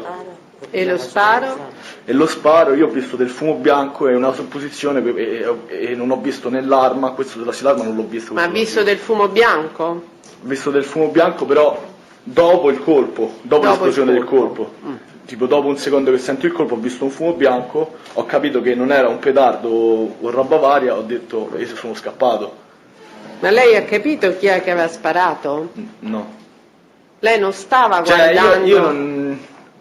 Sicuramente non quello con la mazza, perché stavano in una colluttazione, sinceramente non sono manco sicuro che... Scusi, rifacciamo mente locale, c'è questa colluttazione in atto, lei vede una persona, un ragazzo che ha una mazza, no? Ha detto una mazza da baseball. Che aggredisce alle spalle. Che aggredisce alle spalle un altro ragazzo con un colpo alla nuca, questo l'ho visto bene con un colpo alla nuca. Sono stati i primi fatti che ho visto. Perfetto, e vicino a e dopo questo mi pare un altro colpo sulla schiena. Quindi prima alla nuca e poi alla schiena. La ragazza mi pare si è messa a urlare subito. La ragazza si è messa a urlare. Io e il mio amico abbiamo provato a venire incontro perché ha detto poverino andiamo a tirare una mano, però mentre ci stiamo avvicinando abbiamo sentito l'esplosione di questo colpo. Mentre vi state avvicinando? Abbiamo sentito l'esplosione di questo colpo. Quindi eravate proprio rivolti verso questa scena, vi state avvicinando, quindi stavate guardando. Avevamo alle spalle sia Luca che la ragazza, sia loro che aggredivano. Tutti di spalle erano? Io ho visto sì, di spalle. Erano di spalle rispetto a voi, ma avanti a voi, vi stavate avvicinando. Noi ancora non eravamo arrivati al pub. Noi stavamo ma che distanza eravate da questo gruppo di ragazzi? dai 5 ai 10 metri, adesso non ricordo bene. E vi siete incamminati, vi stavate avvicinando, immagino pure. Sì, ma nel tempo veramente abbiamo fatto 2 passi e avete sentito lo sparo. Io ho corso dietro, cioè ho fatto dietro fronte e ho cominciato a correre. E ha visto le braccia di qualche ragazzo in qualche posizione? Perché nel verbale così risulta. Lo so, probabilmente l'amico mio che è rimasto più tempo, io sono scappato subito.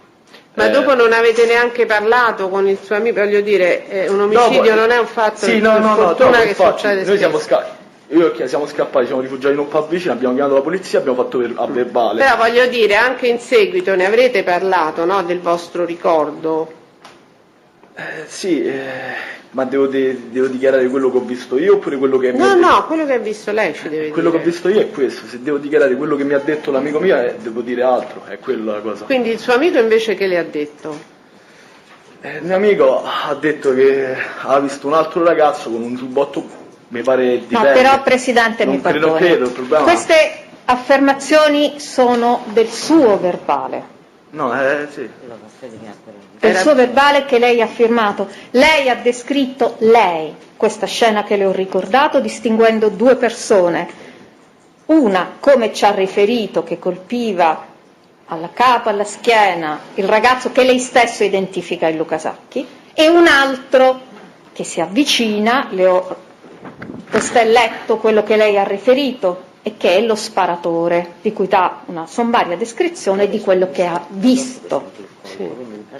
Si sta Quindi avvicinando. non quello che ha detto la persona che si accompagnava, quello che ha detto lei. Poi dopo ha detto che è scappato, era impaurito, ma certo non poteva essere impaurito prima di assistere a una scena, no?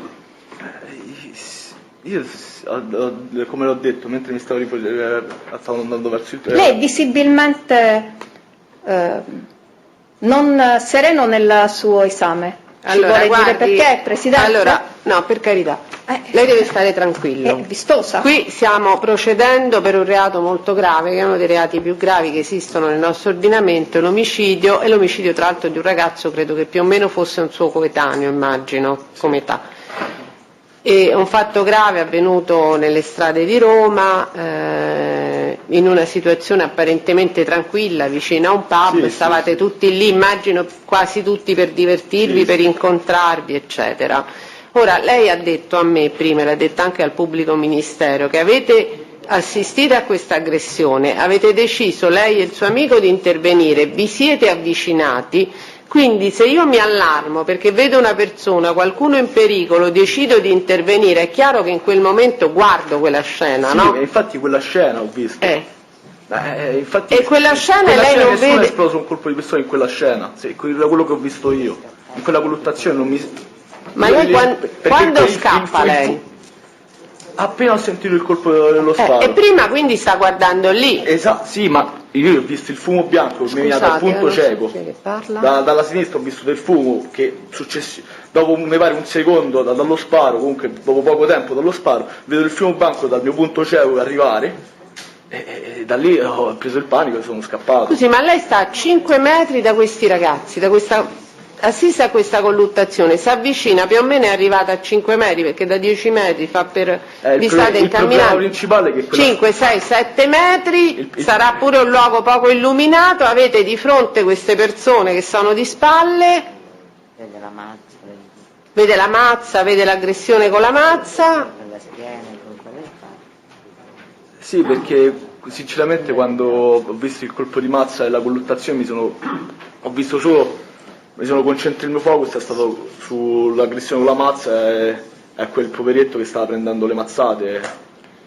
Però l'altra persona era molto vicina al poveretto che stava prendendo le mazzate e dopo poco, secondo la ricostruzione che fa la pubblica accusa, avrebbe ricevuto un colpo d'arma da fuoco a bruciapelo sostanzialmente, quindi a brevissimo. Va bene, allora, Presidente, adesso siamo limitati, poi valuteremo. Ho detto che secondo la l'attendibilità di credo della questo pubblica test. accusa sia dal capo di imputazione. Valuteremo l'attendibilità di questo test.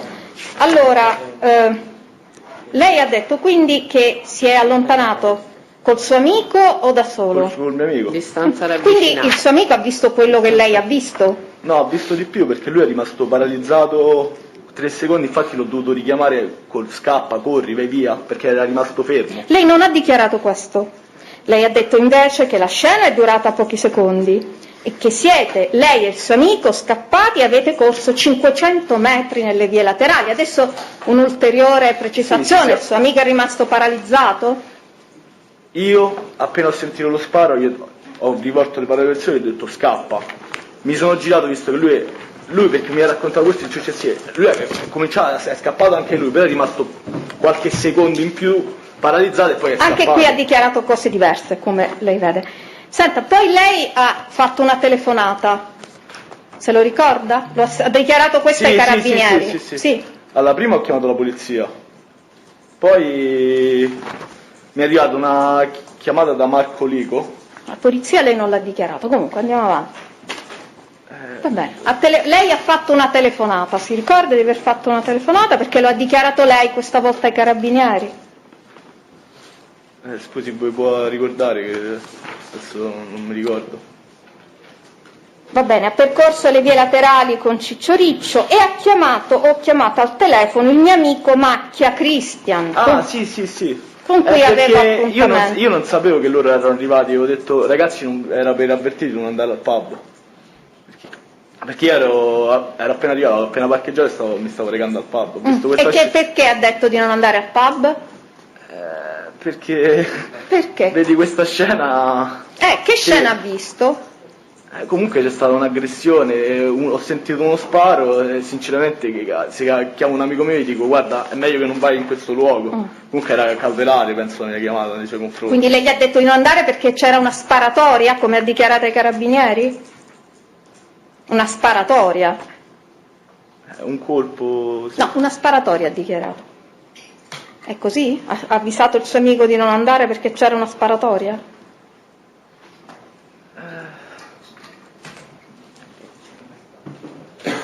Adesso non ricordo, però penso di sì, non so che... Però guardi, non è un fatto che è successo chissà quanto tempo fa, era ottobre dell'anno lo so, scorso. Però sì, non è stato un fatto bellissimo. E non è un fatto banale, come mi dice la collega, è un fatto che rimane impresso nella mente, cioè poi sono pochi attimi, pochi secondi. Quindi sì, lei io mi non ricordo ricorda... bene questa colluttazione, come è iniziata, però dopo la colluttazione è stato... Sì, lei vede fino alla mazza da baseball e poi finisce. Un c'è un oggetto blackout. conduttente. Cioè, obiettivamente qualche perplessità la suscita, perché lei sta guardando proprio lì e poi a un certo punto non vede più quello che sta succedendo. Io le devo ripetere, le devo ricordare che sempre sotto la formula del vincolo di impegno che ha reso rischia una denuncia da parte della Procura per falsa testimonianza, è un reato grave, punito da 2 a 8 anni di reclusione. Questo glielo dico perché è un mio dovere, poi valuterà la Procura. Allora, poi lei ha fermato una macchina della polizia, cioè di sua iniziativa? Sì, perché appena l'ho visto l'ho fermata e l'abbiamo fermata in 2. Io e il mio amico abbiamo fermato... Adesso lasci perdere il suo amico, parli di lei. Lei ha fermato questa macchina della polizia? Sì. E è stato lei a dire che aveva visto la scena? Sì. E si ricorda che cosa ha detto? Perché questo sinteticamente lo riferisce anche ai carabinieri, neanche quello si ricorda? Sinteticamente ho detto che c'è stata una sparatoria, questo qua perché forse ho usato un linguaggio sbagliato, invece di colpo singolo ho detto sparatoria, questo me lo ricordo, molto probabilmente ho detto questo. E ho raccontato più o meno come sono andati i fatti, come... avevo appena parcheggiato la macchina, ero sceso per andare verso il pub John Cabot e ho visto... Ha dato una descrizione sommaria delle 2 persone? Giusto la rasatura di uno dei 2. L'età? Il colore dei capelli? Il giacchetto scuro in pelle? È lei che ha fornito questi elementi? Sì, ma adesso non ricordo, però sì. Sì, li ha forniti lei. Dell'altro uomo?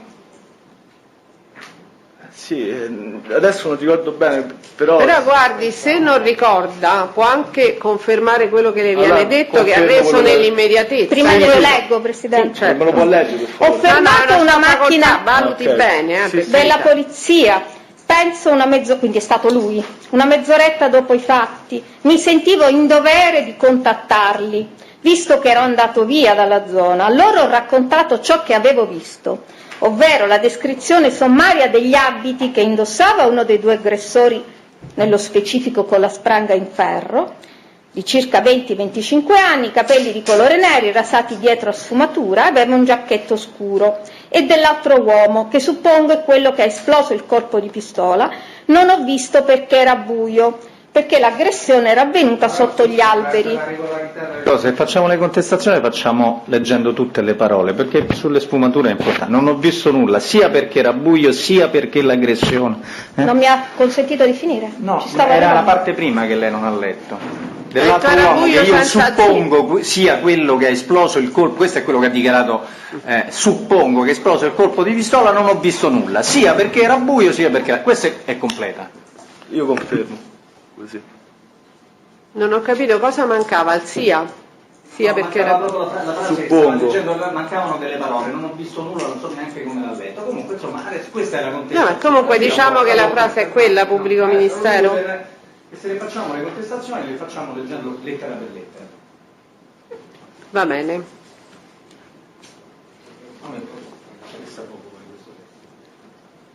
Poi tanto verificheremo dalle trascrizioni se mancava qualche parola, più o meno il senso mi è sembrato quello. Presidente.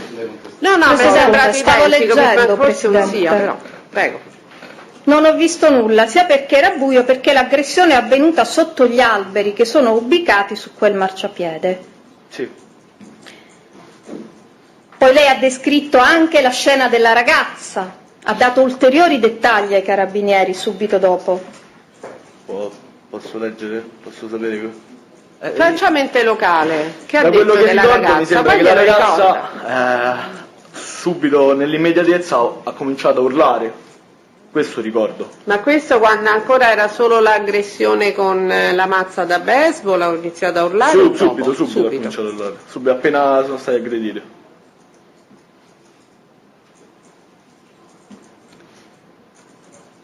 Poi lei ha riferito anche di un possibile dettaglio delle persone, un tatuaggio, se lo ricorda, che ha fatto una dichiarazione relativa a un dettaglio, un possibile Sì, dettaglio. me lo ricordo, però ero sotto shock e avevo chiesto ai poliziotti che probabilmente era un dettaglio inutile che l'ho supposto, era una supposizione. No, non ho capito, quindi prima lei ha riferito di un dettaglio, poi ci ha ripensato, dice forse mi Sì, sbaglio. esatto, forse mi sto confondendo. Ai poliziotti mentre facevano il verbale, poi non so quello che hanno reso sul verbale, perché hanno detto ogni dettaglio è utile per trovarli, quindi ho detto vabbè. Comunque i verbali vengono sottoposti a chi li sottoscrive, quindi leggete quello che sottoscrivete. Sì, no, ha sempre. ragione. Allora, ascolti, poi lei ha raccontato di una telefonata ricevuta Sì. sempre ai carabinieri alle mezzanotte e 17, se lo ricorda che ha riferito? Sì, ho ricevuto una telefonata da Marco Lico. Da Marco che Lico. mi chiedeva di cercare un certo Giovanni, ma siccome io non so manco chi sia Giovanni, quindi non sapevo che fare, non l'ho trovato, cioè, non sapevo mai, se per esempio Giovanni mi si presenta adesso io non so chi è, chi fisicamente è Giovanni, ma ha detto di trovare un certo Giovanni che è amico di Luca, però non so il motivo, però, e non sapevo manco riconoscerlo perché non l'ho mai visto, non so chi fosse, e mi ha detto, mi pare Marco mi ha dato una descrizione sommaria, tipo alto 1,75 circa, non mi ricordo adesso sinceramente. Senta, lei ha precisato che però è stato richiamato da Marco, che lo ha chiamato lei. L'ho chiamato io successivamente. Sì, No, prima. Lei ha detto di essere stato contattato da questa persona, Marco, perché lo avevo precedentemente chiamato io per avere notizie di Federico Sacchi. Sì. Ci spiega il collegamento di Federico Sacchi? Perché nel mentre sono tornato nel pub e ho scoperto che quello che è stato aggredito era il fratello di Federico. Dopo quanto è tornato nel pub rispetto a questa fuga? Circa un'ora e mezza, non ricordo. Appena dopo che ho fatto il verbale mi sono diretto al pub, quando ho visto molte macchine da polizia che venivano là, quindi pensavo fosse un posto sicuro, mi sono tornato dai miei amici che stavano al pub. E quindi le è stato chiesto di cercare Giovanni, che lei non ha rintracciato. Esatto. Confermo quello che ho scritto nel verbale. Non ho altre domande. Ma chi sarebbe questo Giovanni? Un amico di Luca. Un amico di Luca, il nome, il cognome? Mi ha detto Giovanni. Poi posso dire per supposizioni, penso Giovanni Princi.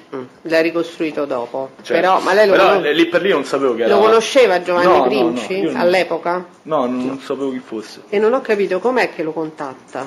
Non lo so, perché Marco pure in una situazione di short mi ha chiesto di cercare questo Giovanni.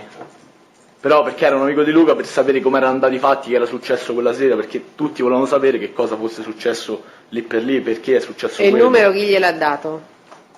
Di chi? Di Giovanni. No, nessuno mi ha dato il numero di Giovanni. Mi ha chiamato Marco di cercare Giovanni lì, che era presente lì. Okay. Va bene. Basta, pubblico ministero, ha finito? Le parti civili hanno domande? Sì.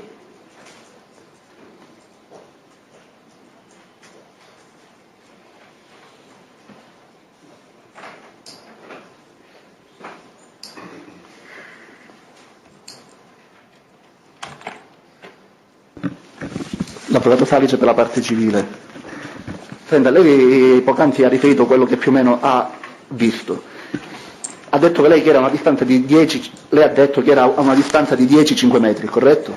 Sì, all'incirca. Ora, tralasciando quello che ha visto, lei ha sentito qualcosa? In che senso? Tipo, io ho sentito che veniva colpito da una mazza. No, il sentire veniva colpito, lei ha sentito il rumore della mazza, cioè io voglio dire questo, di solito 2 o 3 persone quando litigano parlano. Non ho sentito nulla. Non ha sentito lei nessuna parola? Non ho sentito nulla. Non ha sentito o non si ricorda le parole che ha sentito? Non ho sentito. Ho sentito. Senta, lei si ricorda se in questa scena, in questa lite, non so, c'era una borsa? Se la ricorda? No. Nessuna altra domanda.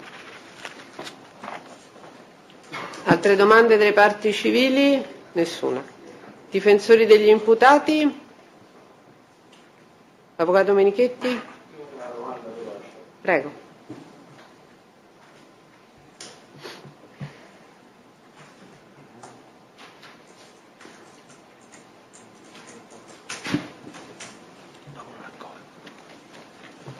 Buongiorno, senta, rispetto alla parte, alla porzione di vicenda che lei ha visto, quindi ai 2 colpi che sono stati inferti a questo soggetto, uno dietro alla nuca e uno dietro alla schiena, si ricorda la persona che li ha subiti cosa ha fatto? Da quello che ho dichiarato, a me mi sembrava che era caduto per terra, cioè comunque il primo colpo si è piegato un po' in avanti e poi è stato colpito con un secondo colpo sulla schiena. Quindi, sta facendo il gesto, scusi, con la mano della nuca, sta indicando la nuca e poi l'altro colpo sulla schiena. Lei esattamente disse, proprio in ausilio alla memoria, esattamente questo. Sì. Prima alla nuca, poi alla schiena il giovane che era di spalle e che subito si accasciava per terra. Esatto, quindi lei ha questo ricordo. Quello che mi è sembrato di vedere, esatto. Perfetto. Senta, questo mi ha incuriosito. Quando lei si reca dai carabinieri, quindi il 24, fa riferimento al fatto che insomma avesse sentito parlare di questa storia, ho letto sui notiziari che hanno avuto un risvolto tragico, eccetera. Quindi lei si era informato, ovviamente anche tramite posteriori, certo, mi sono informato su questa vicenda. Quindi tra la prima deposizione, ovviamente, e quella del 24, lei comunque aveva iniziato a documentarsi. Ho sentito qualcosa, certo. Ho capito. Senta, un'ultimissima precisazione. Ad un certo punto, quindi quando lei si allontana, lei si reca in un altro pub, i Pirati? Sì. E che cosa è successo? Ha individuato una persona? La sua attenzione fu incuriosita dalla presenza di una persona ed eventualmente perché? Mi sembrava simile. No, spieghi alla corte cosa mi sembrava simile nelle fattezze. A chi? A uno degli aggressori. Però, come ho detto ai carabinieri, che infatti questa persona mi sembrava simile e c'aveva un tatuaggio e io ho fatto associato in stato di shock questo tatuaggio con l'aggressione lì. Per questo ho chiesto anche alla polizia è meglio se non mette la parte tatuaggio perché non sono sicuro di quello che dico. Ma quale degli aggressori ti sembra? A quale degli aggressori? Quello che ha detto col tatuaggio? Quello con la mazza, credo quello con la mazza, quello però con la mazza. Non è che... Cioè, se ho ben compreso, lei va a questo pub, e dopo 40 minuti vede un avventore del pub e associa mentalmente questo avventore del pub a uno dei soggetti... non un avventore del pub, un passante che passa davanti al pub. Un passante? Un passante. Quanto era trascorso tra questa osservazione? Circa 40 minuti, mezz'ora, 40 minuti. Però come ho detto era più una supposizione. Senta, un'ultimissima indicazione. Io non ho ben compreso la sua posizione. Lei questi fatti li osserva da dove? Da via Mompsam e mi stavo dirigendo verso John Cabot. Ecco, via Mommsen a che altezza?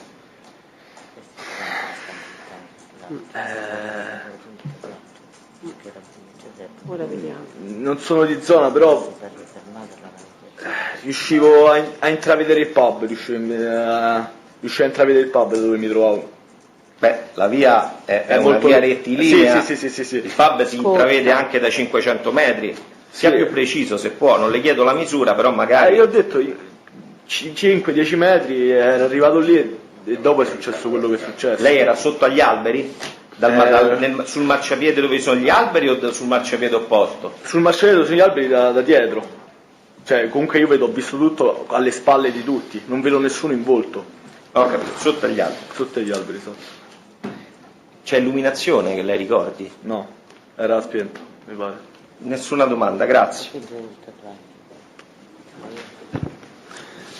Senta, scusi, avvocato Spigarelli del Grosso, tanto per la chiarezza, lei prima sulle contestazioni del pubblico ministero ha immediatamente detto, dice no, ma in quel verbale in cui si dicono queste cose, questo lo abbiamo fatto io e Ciccio Riccio assieme, ma non c'è scritto che c'è Ciccio Riccio. Esatto.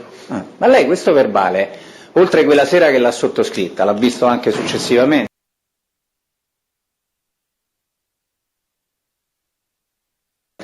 No. E come faceva a ricordarsi questa circostanza? Scusi. Allora lei, il pubblico ministero le fa delle contestazioni e lei dice attenzione che lì eravamo in 2, però lo sottoscrivo solo io questo verbale, ok? Ricorda molto, no mi faccia capire, piano. Ricorda subito quello che c'è scritto nel verbale, tant'è vero che neppure le fa la contestazione il PM, che lei subito corregge dicendo no, ma in quel verbale Ciccio Riccio, parlava anche Ciccio Riccio. Perché posteriormente, quando sono andato in caserma, me l'hanno detto dopo che mi hanno dato il verbale solo a me, delle cose che hanno detto. Infatti abbiamo ritrattato 2 verbali differenti con loro i carabinieri. Ecco, e allora quindi lei, quando le hanno fatto vedere quel verbale più di un anno fa, o insomma no, più di un anno fa no, molti mesi fa, ha messo subito a verbale, visto che stava facendo delle dichiarazioni, che quello era un unico verbale che comprendeva le dichiarazioni di Ciccio Riccio, le sue? Sinceramente non lo so perché non sono pratico di queste cose. Scusi, lei è pratico però delle cose che si ricorda, tanto per essere. Come il PM le fa una mezza contestazione, lei dice attenzione, quel verbale non è fedele sostanzialmente perché ci stanno le dichiarazioni mie e di un altro, esatto, ma lo sottoscrivo solo io. Esatto. Bene, quindi se lo ricorda bene quel verbale, oggi? Mi ricordo che non tutte le cose che ci sono scritte di quel verbale le ho viste io, ma l'ha vista il mio amico, questo mi ricordo. Appunto, quindi si ricorda molto bene il contenuto di quel verbale, se si ricorda questo particolare. Mi ricordo le cose che ho visto io di quel verbale, non tutto quello che... Sì, ma io le sto chiedendo come fa ad avere la mente così fresca su quel verbale sostanzialmente. Perché i carabinieri in una seconda posteriormente mi dissero che lei ha dichiarato questo, guarda che non va bene, questo è sbagliato, perché tu hai visto questo, io ho detto ah no, veramente è stato questo, perché i colleghi hanno sbagliato, e quindi è successo, ci sono stato 2 ore a ritrattare il verbale posteriormente, mi ricordo, questo me lo ricordo bene, che sono stato in caserma 2 ore, 2-3 ore a ritrattare il verbale anche... Ma il giorno dopo? Mi pare... 2 giorni dopo, il giorno dopo, non ricordo. Perché lei ha fatto, allora, le prime dichiarazioni che ha fatto sono quella sera stessa. Sì, esatto. Le seconde dichiarazioni sono del 24 ottobre, cioè del giorno dopo. Sì. E lei gliel'ha detto ai carabinieri che stavano verbalizzando la seconda volta questo particolare, ci sta dicendo, però non risulta. Sì. Non c'è, se no glielo contesterei. Quindi lei, diciamo, ultimamente quel verbale non l'ha più ricontrollato per vedere se era come ricordava.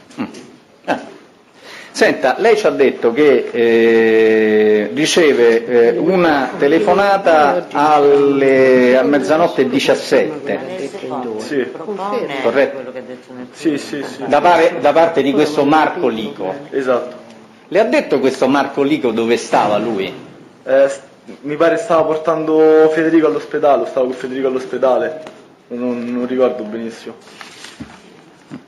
E che cosa le chiede specificamente? Mi chiede di cercare, proprio specificamente, se può di cercare un certo Giovanni che era amico di Luca Sacchi, che doveva stare lì quella sera. Ma quindi le chiede di andare di fronte al pub a chiedere in giro se c'è questo Giovanni? Esatto, cosa che non ho fatto perché non conoscevo fisicamente chi era, ho detto vabbè, mi sembra una perdita di tempo. Senta, invece quest'altra persona che lei chiama, questo signor? Christian, di cognome? Macchia.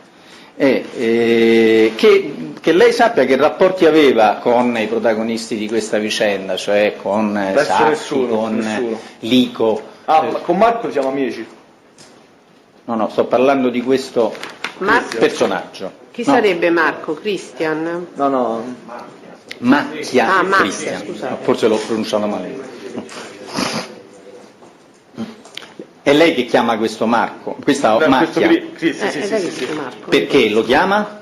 Per avvertire di non andare al pub come cosa cautelare, perché è successo qualcosa di strano fuori dal normale, solo per metterlo in guardia. Quindi gli dice a Macchia non venire al pub perché è successo questo macello. Esatto, abbiamo appuntamento, ho detto magari non è ancora lì, magari se vediamo un brutto spettacolo, meglio che non venga. E Macchia, prima di tutto, a che ora è questa telefonata, più o meno?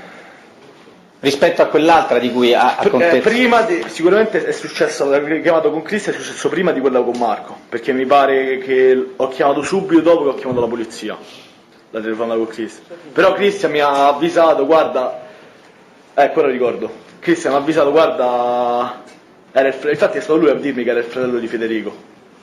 Quindi diciamo, Cristian conosce Sacchi e conosce entrambi i fratelli Sacchi? Sicuramente conosce Federico che c'è ancora amico e penso più o meno sapeva chi era il fratello di Federico, credo abitano nella stessa si zona. Conoscevano, allora questo Christian con Penso cui lei di parla sì. conosceva e anche Marco, come si chiama, Lico, quello della telefonata alle 0017, conosce queste persone? Marco conosce Christian e Luca. Sì, Marco sì, perché mi raccontava che si andava a allenare tempo fa col fratello di Federico, che si allenava. Fare la videoconferenza. Sì, Marco. Ma lei quando vede la telefonata sul suo cellulare identifica subito chi la sta chiamando? Sì. Perché ce l'aveva quindi registrato il nome di questo Lico? Va fatta la videoconferenza. Scusate un attimo, non vi sposto, un attimo solo, c'ho un'urgenza.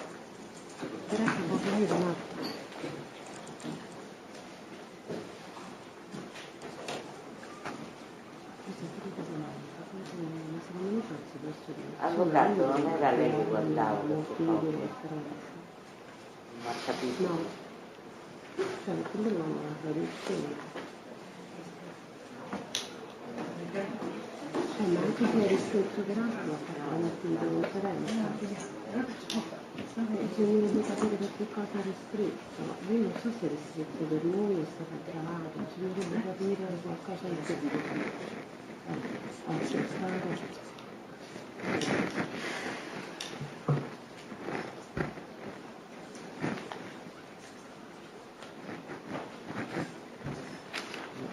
Hai capito perché?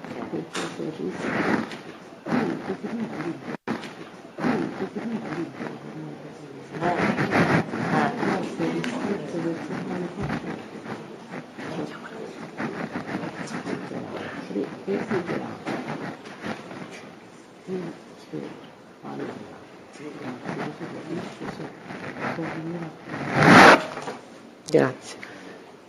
Scusate, io le ultime due domande non le ho proprio seguite. Io manco me le ricordo, però ci ritorniamo sopra. Quello che voglio comprendere è questo: abbiamo visto una prima telefonata, poi una telefonata che lei riceve alle 0017, questa telefonata viene da Marco Lico. Esatto. Ma lei questa è la domanda, vede il scherzavo. Quando vede arrivare sul cellulare una telefonata, che vede sul cellulare? Un numero sconosciuto, un numero o una persona che lei conosce? Questo dettaglio non mi ricordo, però sono sicuro che appena ho sentito la voce ho riconosciuto chi fosse, perché mi ha detto ciao, solo Marco, quindi ho capito subito chi fosse. Però non ricordo se avevo salvato il nome prima o posteriormente la telefonata, questo non lo ricordo. Perché lei, proprio quando è stato sentito il 24 ottobre... Mi sembra che ha dichiarato che non avevo salvato il numero, credo. Ma lei si ricorda molto bene questi verbali che ha fatto, a memoria se li ricorda. Ma lei è sicuro che non li ha riletti ultimamente? Non l'ho letti. Vabbè. Comunque, allora, perché lei dice una cosa diversa in quel verbale del 24, no? Gliela contesto per non fare... Sì, prego.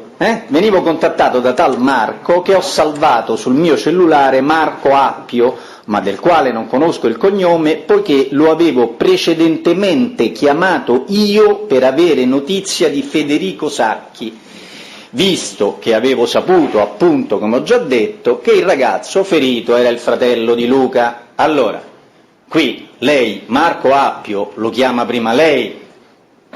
Sì.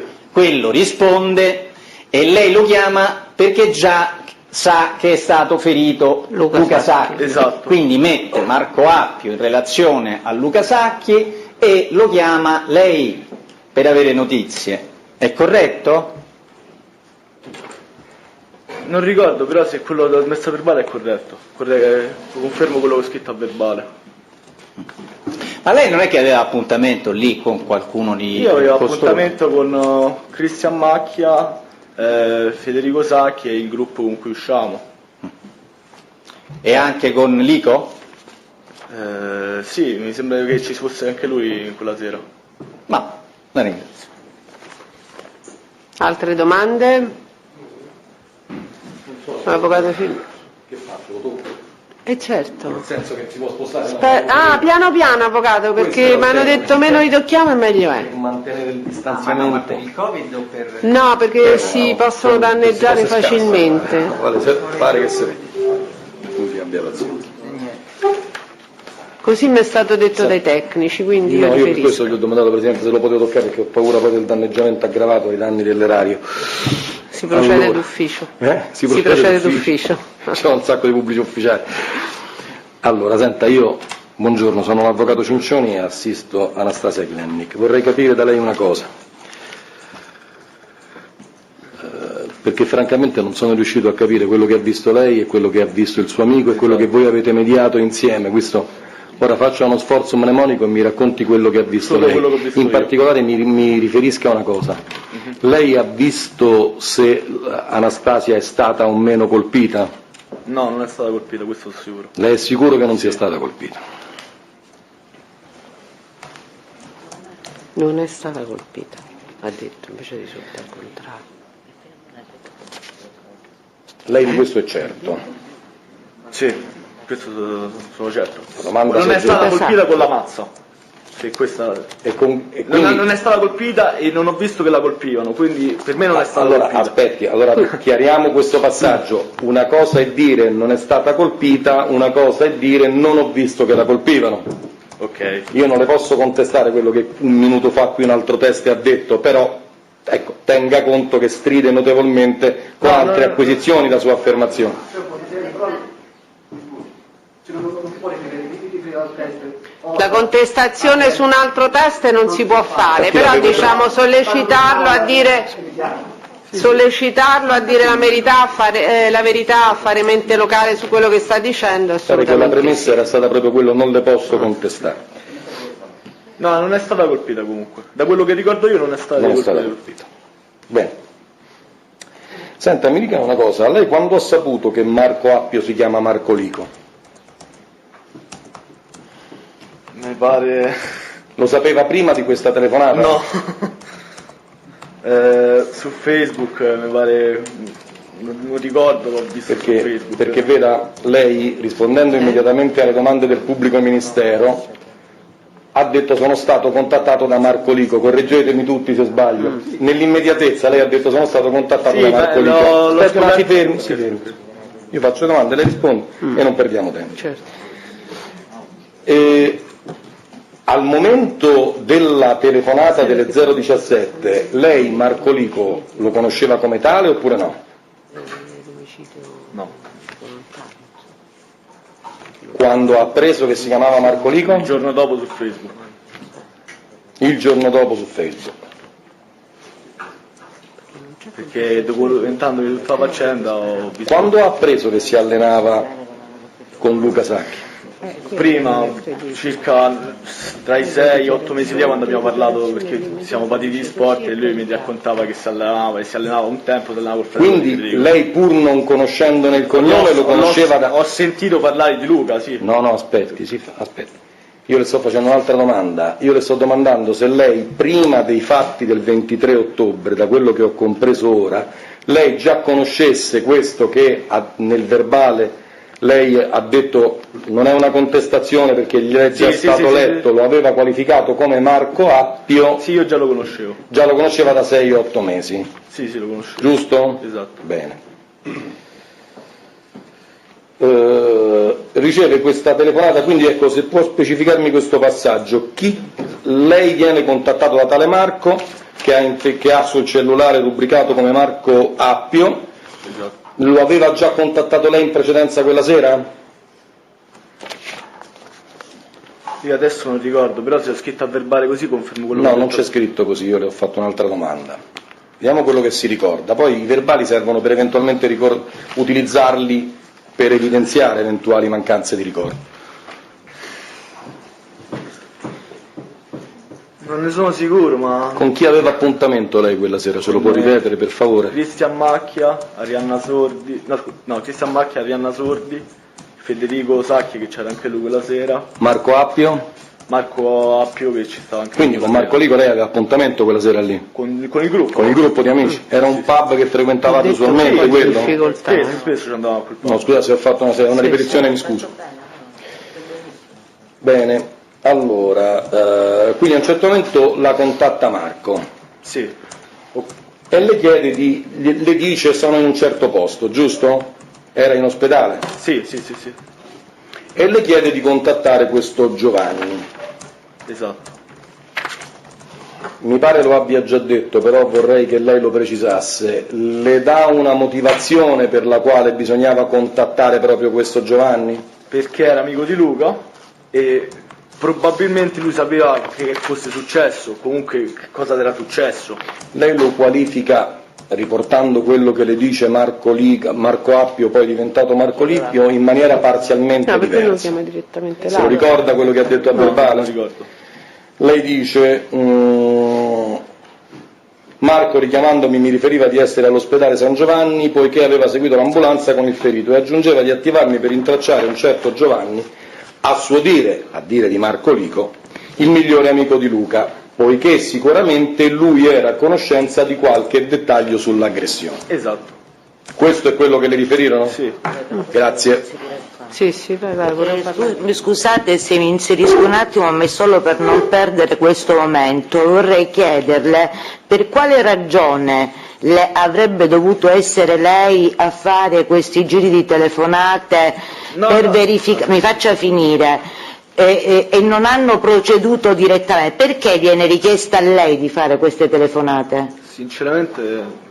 Lei sta dicendo che riconosce, non conosce, forse ha salvato un numero, forse non l'ha salvato, forse lo conosce perché è amica di Luca, cioè lei descrive una situazione di persone che conosce così e però, guarda caso, chiedono a lei di attivarsi per verificare attraverso queste persone. Adesso, senza ricordare verbale e non verbale, cerchi di rispondermi ragionando su questa domanda. Perché chiedono a me di cercare questo Esatto, Giovanni? Sì. Sinceramente non lo so, me l'aveva chiesto perché ci siamo sentiti telefonicamente e ho chiesto di come stava il fratello di Luca e lui mi ha detto guarda, cercava un certo Giovanni che è il migliore amico di Luca e forse sa che è successo perché probabilmente Marco voleva sapere di più sui dettagli della sera. Scusi, ma lei è scappato per paura quella sera? Sì. Quindi lei scappa per paura da quella che lì per lì descrive una sparatoria. Esatto. No, se n'è scappato. E poi si ritrova in mezzo a tutti tutto questo meccanismo di verifiche rispetto a persone che lei oggi assume o di non conoscere proprio, o di conoscere forse indirettamente, di non ricordare se il numero ce l'avevo o l'ha salvato quella sera e perché. Allora, lei si rende conto che queste sue dichiarazioni, non è un bambino, no? No. Cioè, persona intelligente, lei capisce che noi non capiamo? Le posso spiegare? Allora, noi abbiamo tutti un gruppo WhatsApp con tutti i numeri, per organizzarsi per uscire il gruppo scriviamo là.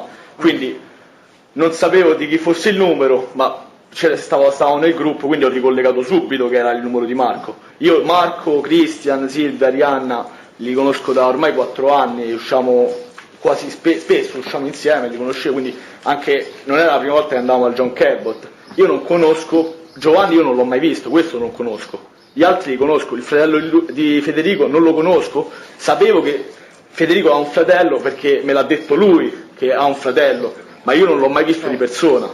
Qui però Federico, Cristian... Dia delle risposte logiche, voglio dire, lei non conosce un granché questo Lico, ha detto, tant'è che non... Sì, vi frequentate, ma comunque sia, anche ammesso che conoscesse bene Marco Lico, in tutta quella situazione la chiama per dire contatta un tale Giovanni che lei non sa neanche chi sia perché è un amico di Luca Sacchi che è la persona ferita e cerca di capire che è successo, ma secondo lei è logico? No. Se lei appunto, allora ci dia una ricostruzione logica perché c'è Infatti non è, cioè, non è strano, lei ricorda di uno degli aggressori addirittura la presenza di un tatuaggio al buio e poi dell'altro non ricorda l'arma, cioè lei sta rischiando, questo ve lo devo dire perché fa parte del mio ruolo, lei sta rischiando un'imputazione grave. Faccia un attimo mente locale perché se lei ricorda bene, se vuole 5 minuti glieli diamo, non c'è problema, però deve riferire la verità. Calcoli che lei poi ha reso 2 dichiarazioni sostanzialmente sovrapponibili nella stessa giornata e poi le ha ritrattate, cioè la prima ha detto vabbè l'ho resa con l'altro amico, poi la seconda però conferma quella ricostruzione, se ho capito bene, giusto? Quale ricostruzione? In buona parte conferma. Alcune parti. E poi dopo le ritratta a distanza di tempo. Infatti io non ho capito perché ha chiesto a me Marco Lico di contattare Giovanni, che infatti non ho proprio... Ma figuri la Corte come può capire? Quantomeno dico questo test è sospetto, questo glielo dico proprio sinceramente perché... C'è un passaggio che se posso, Presidente, quando mi dà l'autorizzazione... Prego, Avvocato. Sempre dal verbale, quello reso dai Carabinieri, lei dà un particolare... cioè senza voler essere inducente, proprio perché la sua risposta sia la più genuina possibile. Specifica la ragione per la quale Marco Appio la chiama. Lei lo dice perché, se lo ricorda perché? Per cercare un certo Giovanni? No. Allora non me la ma la ragione per la quale usa il suo cellulare, lei l'ha detta ai Carabinieri. Per sapere la seguente.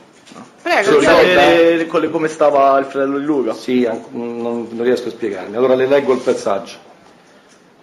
Alle successive ore 17, ricordo un particolare che voglio riferirvi, ovvero che alle ore 017 venivo contattato da tale Marco, che ho salvato sul mio cellulare Marco Appio, ma del quale non conosco il cognome, va bene, poiché lo avevo precedentemente chiamato io per avere notizie di Federico Sacchi, visto che avevo saputo appunto, come già detto, che il ragazzo ferito era il fratello di Luca. Esatto. Quindi lei aveva, Lico la chiama in ragione di una sua precedente chiamata.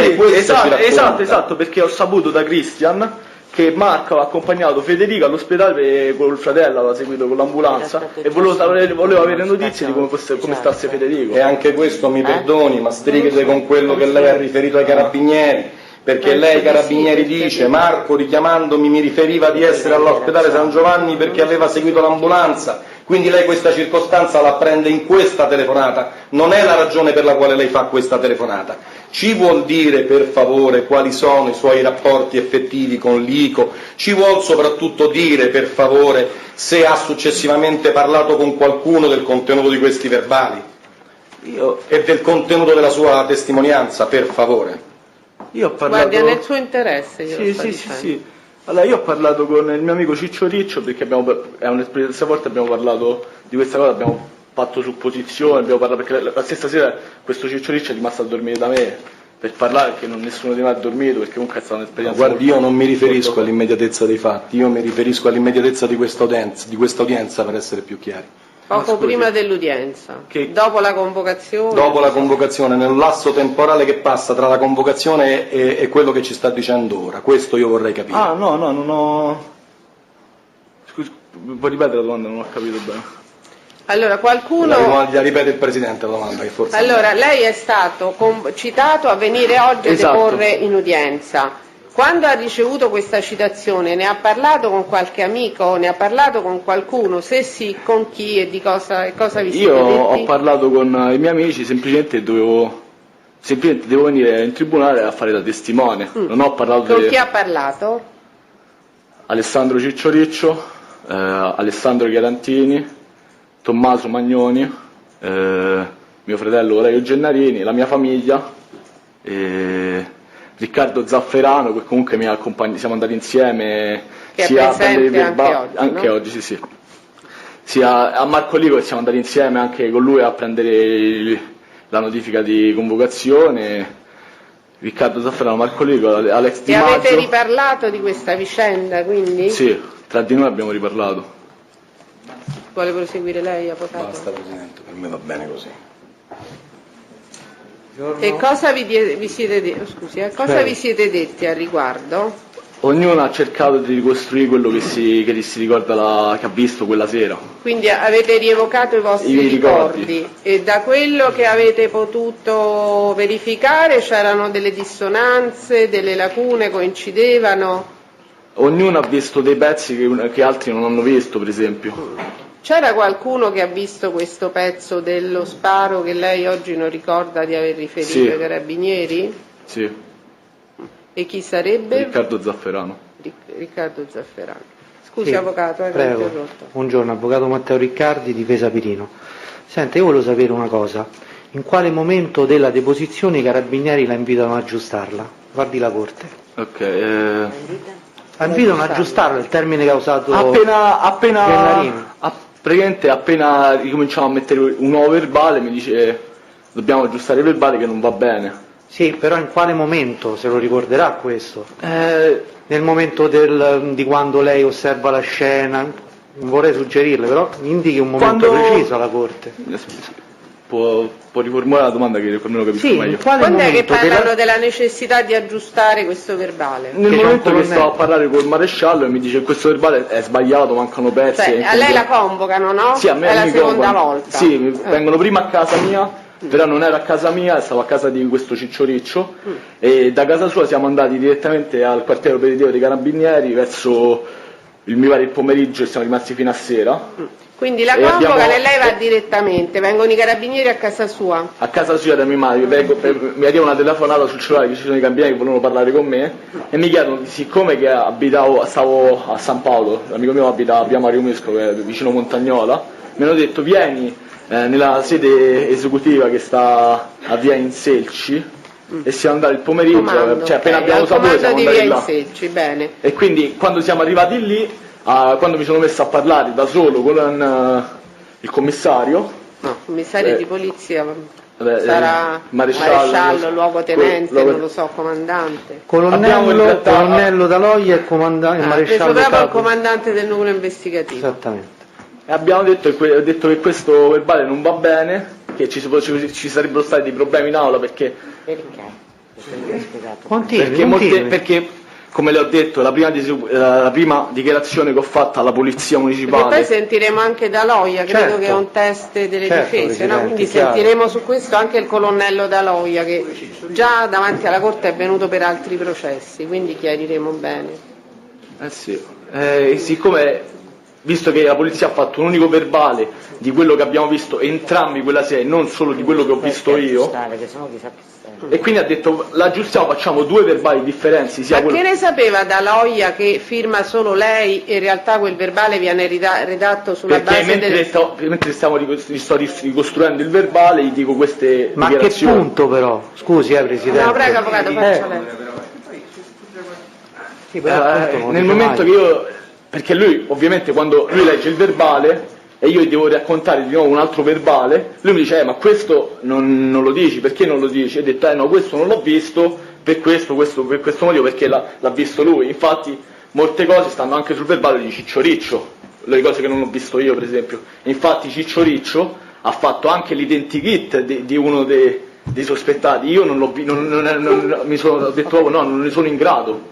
Ma quindi sostanzialmente il discorso dell'arma, del braccio messo in un certo modo avrebbe visto Ciccio Riccio. Perché lei prima ha detto Zaffarano. Zaffarano l'ha visto in un'altra angolazione, per da un'altra angolazione. Ciccio Riccio che sarebbe la persona che ha reso le dichiarazioni. Lui dice che ha visto meglio perché è rimasto un secondo in più a fissare, perché si era un attimo, posso dire tra virgolette, affissato a guardare, e poi gli ho detto che fai, corri, scappa. Quindi lui ha visto pochi più secondi di me, perché io la prima cosa che mi venuto da è stato scappare. Però voi siete scappati dopo lo sparo, quello che non capisco, no? Cioè sotto sì, un profilo perché... logico, se io decido di intervenire in ausilio di una persona che è in difficoltà perché è caduto, perché qualcuno lo sta aggredendo, e lo guardo perché sto a breve distanza e sto andando verso questo gruppo di 3 persone, non è possibile che poi io proprio al momento dello sparo non lo vedo.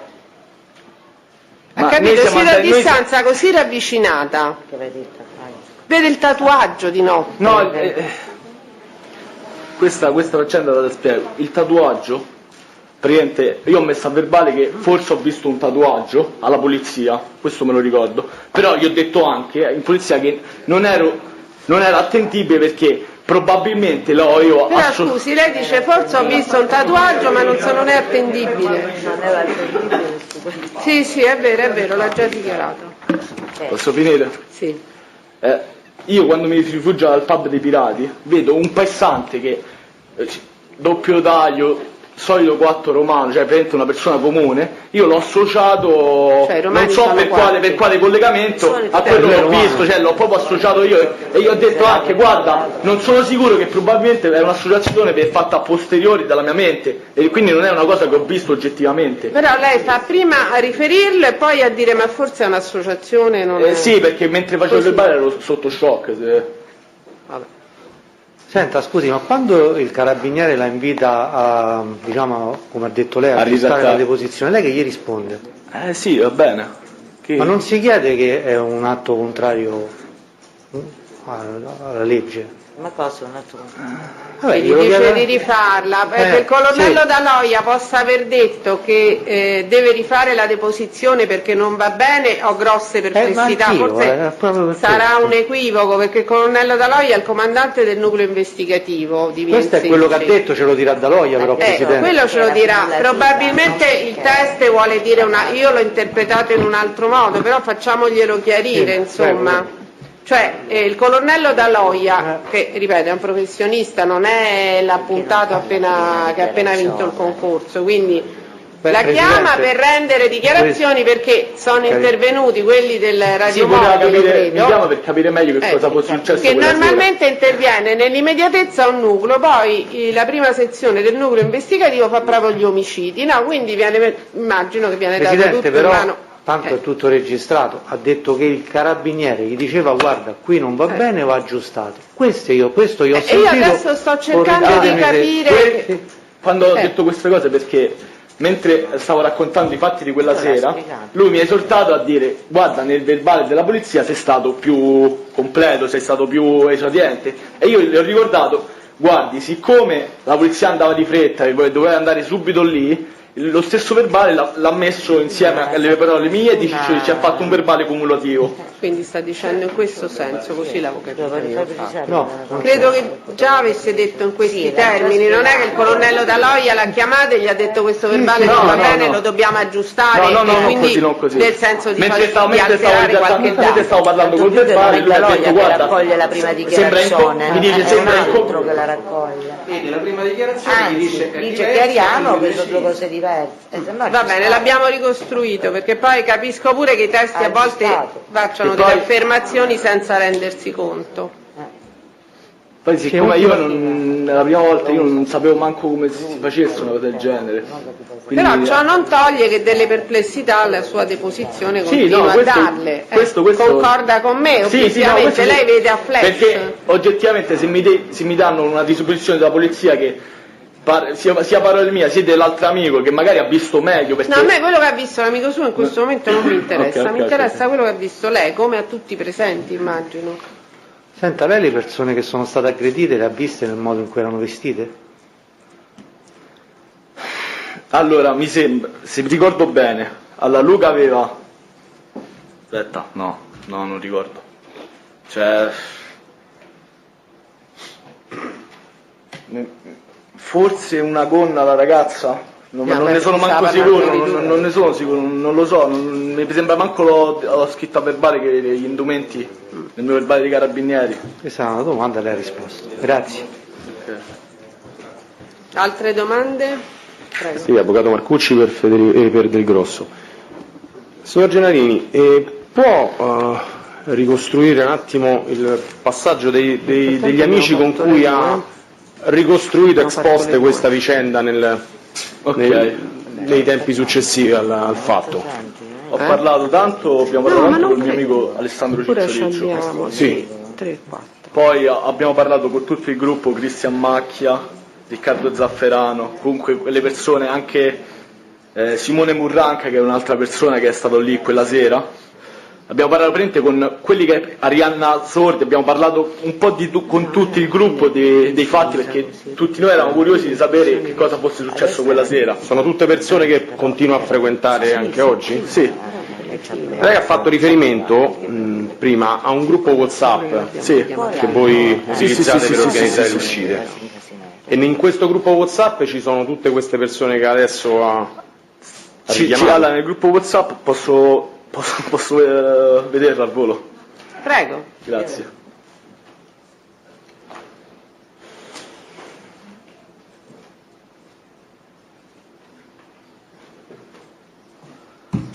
Allora, in questo gruppo WhatsApp adesso ci sono io, Cristian Macchia, Andrea Barbieri, Arianna Sordi, Buddica, non ho salvato il cognome, Federico Sacchi, però penso che la Buddica sia la fidanzata. Benissimo. Giovanni, che non so il cognome, non è Giovanni Princi, Mirko Pallini, Pierluigi Scione, Riccardo Zafferano, Silvia Rosapane, Giulio Presulti, ma non tutti siamo abbastanza, ma non tutti del gruppo erano lì quella sera, perché ovviamente qualcuno non era venuto. Certo. E ha avuto modo anche di riparlare della vicenda e dei fatti con Federico Sacchi? Ho parlato mi ha chiesto il padre di Federico, gliel'ho raccontato, mi pare, non mi ricordo che giorno, comunque ho parlato col padre perché che mi ha chiesto di raccontare che cosa era successo all'avvocato del padre, ho parlato. Perché lei ha reso delle sommarie informazioni? Delle sommarie informazioni all'avvocato del padre di Federico. E in quella circostanza, quando ha reso le sommarie informazioni alla difesa, le sono state fatte delle contestazioni in ordine a quanto aveva riferito invece a Polizia e Carabinieri? In che senso? Scusi. Oggi lei ha subito una serie di contestazioni. Sì, certo. Le stesse è avvenuto altrettanto? No, perché è stata via molto più formale, lei voleva solo capire la dinamica di quello che era accaduto. Forse questa è più formale. Vabbè, abbiamo capito, avvocato. No, era per essere chiaro. Scusi, il mio linguaggio non è consono, me ne rendo conto. Altra... È perfetto consono, vedi? Vabbè, ma gioca anche l'emozione, no? Sì, io sono quindi ormai è a suo agio, l'abbiamo vista, adesso può stare quanto vuole. Oltre al colloquio che ha avuto con il padre di Luca Sacchi e con l'avvocato di Luca Sacchi, lei poi comunque con Federico Sacchi non ha mai commentato questa vicenda successivamente, essendo amici? Forse l'avrò parlato, però siccome è una cosa una cosa che rievoca un brutto ricordo, cerchiamo di evitare proprio il discorso. Siccome gli è morto il fratello, non mi sembra comunque bello riparlare di questa vicenda, cerchiamo di evitarlo il discorso. Gli avevo chiesto se c'erano aggiornamenti del caso, mi pare 4 mesi fa a Trastevere, però manco mi ricordo quello che mi disse, sinceramente. Non abbiamo parlato di quello, perché Federico, da quello che mi hanno raccontato, lui era dentro il pub e non ha visto manco nulla. Quindi non è che ho parlato principalmente con quelli che hanno visto sommariamente la scena. Non con Federico avevo evitato proprio di parlare di questo, perché rievoca brutti ricordi, non mi sembra. Nessun'altra domanda. Allora possiamo licenziare il test e deve fare altre domande, pubblico ministero? Presidente, è perfettamente inutile, ho già valutato l'attendibilità di questo test. Va bene, altre domande, nessuno deve chiudere l'esame, neanche la Corte, quindi lei può andare, grazie. Grazie mille. Allora, sono le 2. Nel frattempo, dunque, facciamo il punto della situazione. È rimasto Riccardo Zaffarano, che non so se sarà più o meno come questo test, e Massimo Leardini, che sono testi oculari, Mi consenta, speriamo di no. No. Speriamo di no. Speriamo di no. Poi Marino Mugnoz, che è stato nominato più volte, che è importante, mi sembrerebbe di capire.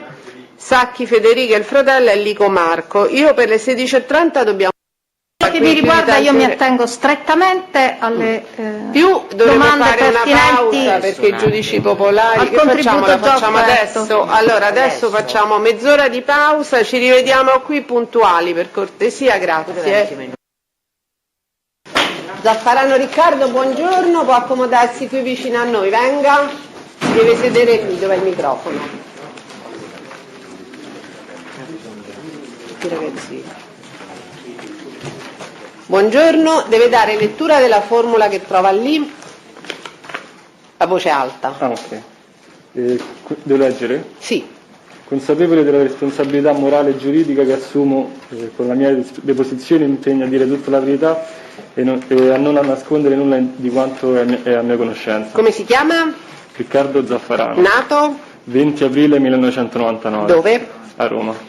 Senta, lei non è parente degli imputati che si chiamano Del Grosso Valerio? Oddio, adesso non ce l'ho. Dove sta l'elenco? Pirino, come si chiama? Pirino Paolo, Anastasia Chilemniak. Non sono parente. Indifferente. Senta, deve rispondere la verità alle domande che le verranno poste, altrimenti commette reato. Perfetto. Prego, pubblico ministero. Sì, le ricordo che lei è già stato sentito. Ah sì, scusate, presta il consenso a farsi riprendere sì. dalla televisione, in questo caso mi manda un giorno in pretura, però insomma dalle televisioni in genere, presta il consenso o ha problemi a farsi riprendere in volto? Consenso. Quindi presta il consenso, perfetto. Le dicevo che lei, sui fatti sui quali le porrò delle domande, è già stato sentito nell'immediatezza, ma la Corte non conosce le sue precedenti dichiarazioni, quindi dovrà essere preciso riguardo alle domande che le faccio. Lei era presente il 23 ottobre in serata presso il pub John Cabot? Sì. Con chi si trovava? Allora ero con Firmino Macchia, Andrea Barbieri, Federico Sacchi,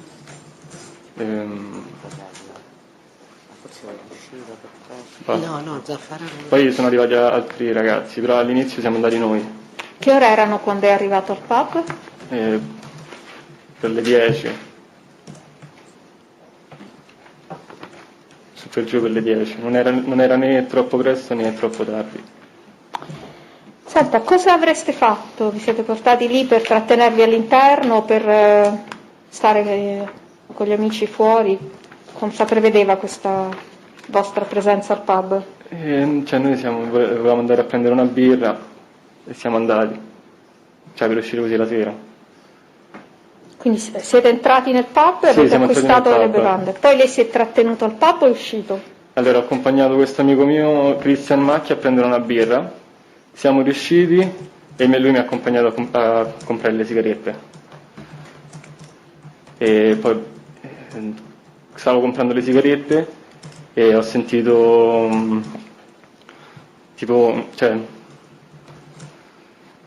delle voci, non delle grida, però come se qualcuno stesse litigando. Mi sono girato e... Lei dove si trovava in quel momento? Davanti alla macchinetta delle sigarette. Che rispetto al pub si colloca? Allora, c'è l'uscita del pub, la finestra, una rientranza e c'è la macchinetta. Mi sono girato e ho visto questo ragazzo che indietreggiava a passo veloce con il braccio teso e cioè nel senso quello che poi ho creduto fosse una pistola perché ho sentito un botto, cioè un fascio di luce. Con che mano impugnava la pistola? Con la destra. Con la mano destra. Senta, poi cosa dopo questo fascio di luce e questo colpo? Ho visto un ragazzo che passava dietro alla Smart bianca parcheggiata in doppia fila e passava dietro la macchina e entrava dal lato del passeggero e poi sono scappati e sono rientrato nel pub. Sono scappati, quindi c'era una seconda persona all'interno della vettura o lei l'ha vista anche fuori dalla vettura? Allora, per forza, perché comunque è entrato dal lato passeggero, quindi qualcuno doveva guidare. Questa persona parlava, diceva qualcosa? No. Cioè, lo sparo, tempo pochissimi secondi, il ragazzo passa dietro la macchina, apre la portiera, entra e scappano. Non ricorda se ha detto qualcosa? Perché No. lei l'ha riferito al conducente. Tipo davamo se andavamo, scappavamo, qualcosa del genere. In che direzione si è mossa l'auto, se lo ricorda? Verso la chiesa, credo sia. C'è la strada del John Cabot e c'è una traversa che è proprio in direzione del tabacchino, quindi verso Furio Camillo. Andava a che velocità, se lo ricorda? Cioè velocità sostenuta. Cosa ha fatto poi lei dopo? Ma si è accorto di cos'era collegato a questa scena? Si è accorto se c'erano In che senso? persone ferite, attinte da questo colpo che lei ha visto? Mentre rientravo nel pub ho visto che c'era un ragazzo per terra e comunque c'era la ragazza, c'è una ragazza che stava sul corpo e strillava. Sono rientrato nel pub e poi sono riuscito e è la stessa scena. Senta, la descrizione lei l'ha già resa peraltro, della persona di cui ha ricordato la condotta. Sì. C'era un ragazzo bianco, non era altissimo, aveva una tuta. Una tuta chiara, scura? Chiara. Chiara? Doppio taglio, comunque sembrava un ragazzo. Giovane? Sì, giovane. Capelli? Neri, doppio taglio. Aveva la barba? Aveva un po' di barba, non troppa, però. Portava qualcosa con sé? Ha notato? Ho notato quando il ragazzo è passato dietro la macchina che aveva un marsupio nero. Senta, questa macchina ha detto che era in doppia fila? Sì. Ed era una Smart? Una Smart bianca. Aveva individuato altri dettagli su questa vettura? Non ricordo, no. Mi ricordo solo che era una Smart bianca. Tettuccio nero, parafanghi nere, si ricorda? No, non ricordo questo. Lo ha dichiarato, ma è un dettaglio, non è particolarmente rilevante, però insomma. Quindi ha avuto modo anche di notare questi dettagli ora che glieli ho ricordati sulla vettura? Sì, credo di averli detti. Sì. Quindi li conferma se lo ha dichiarato all'epoca? Confermo. Non ho altre domande. Domande delle parti civili? Nessuno? I difensori degli imputati? Qualcuno? Prego.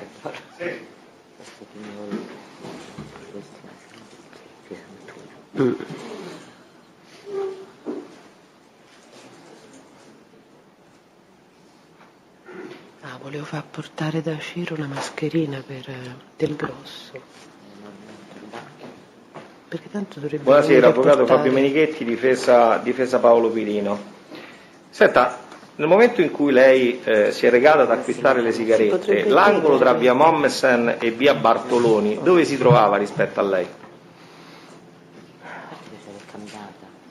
Adesso le vie non ricordo il nome, però allora c'è il pub, la tabaccheria, poi c'è una strada, cioè la macchinetta, se ho la macchinetta alle spalle, di fronte a me c'è il marciapiede che va su per la strada.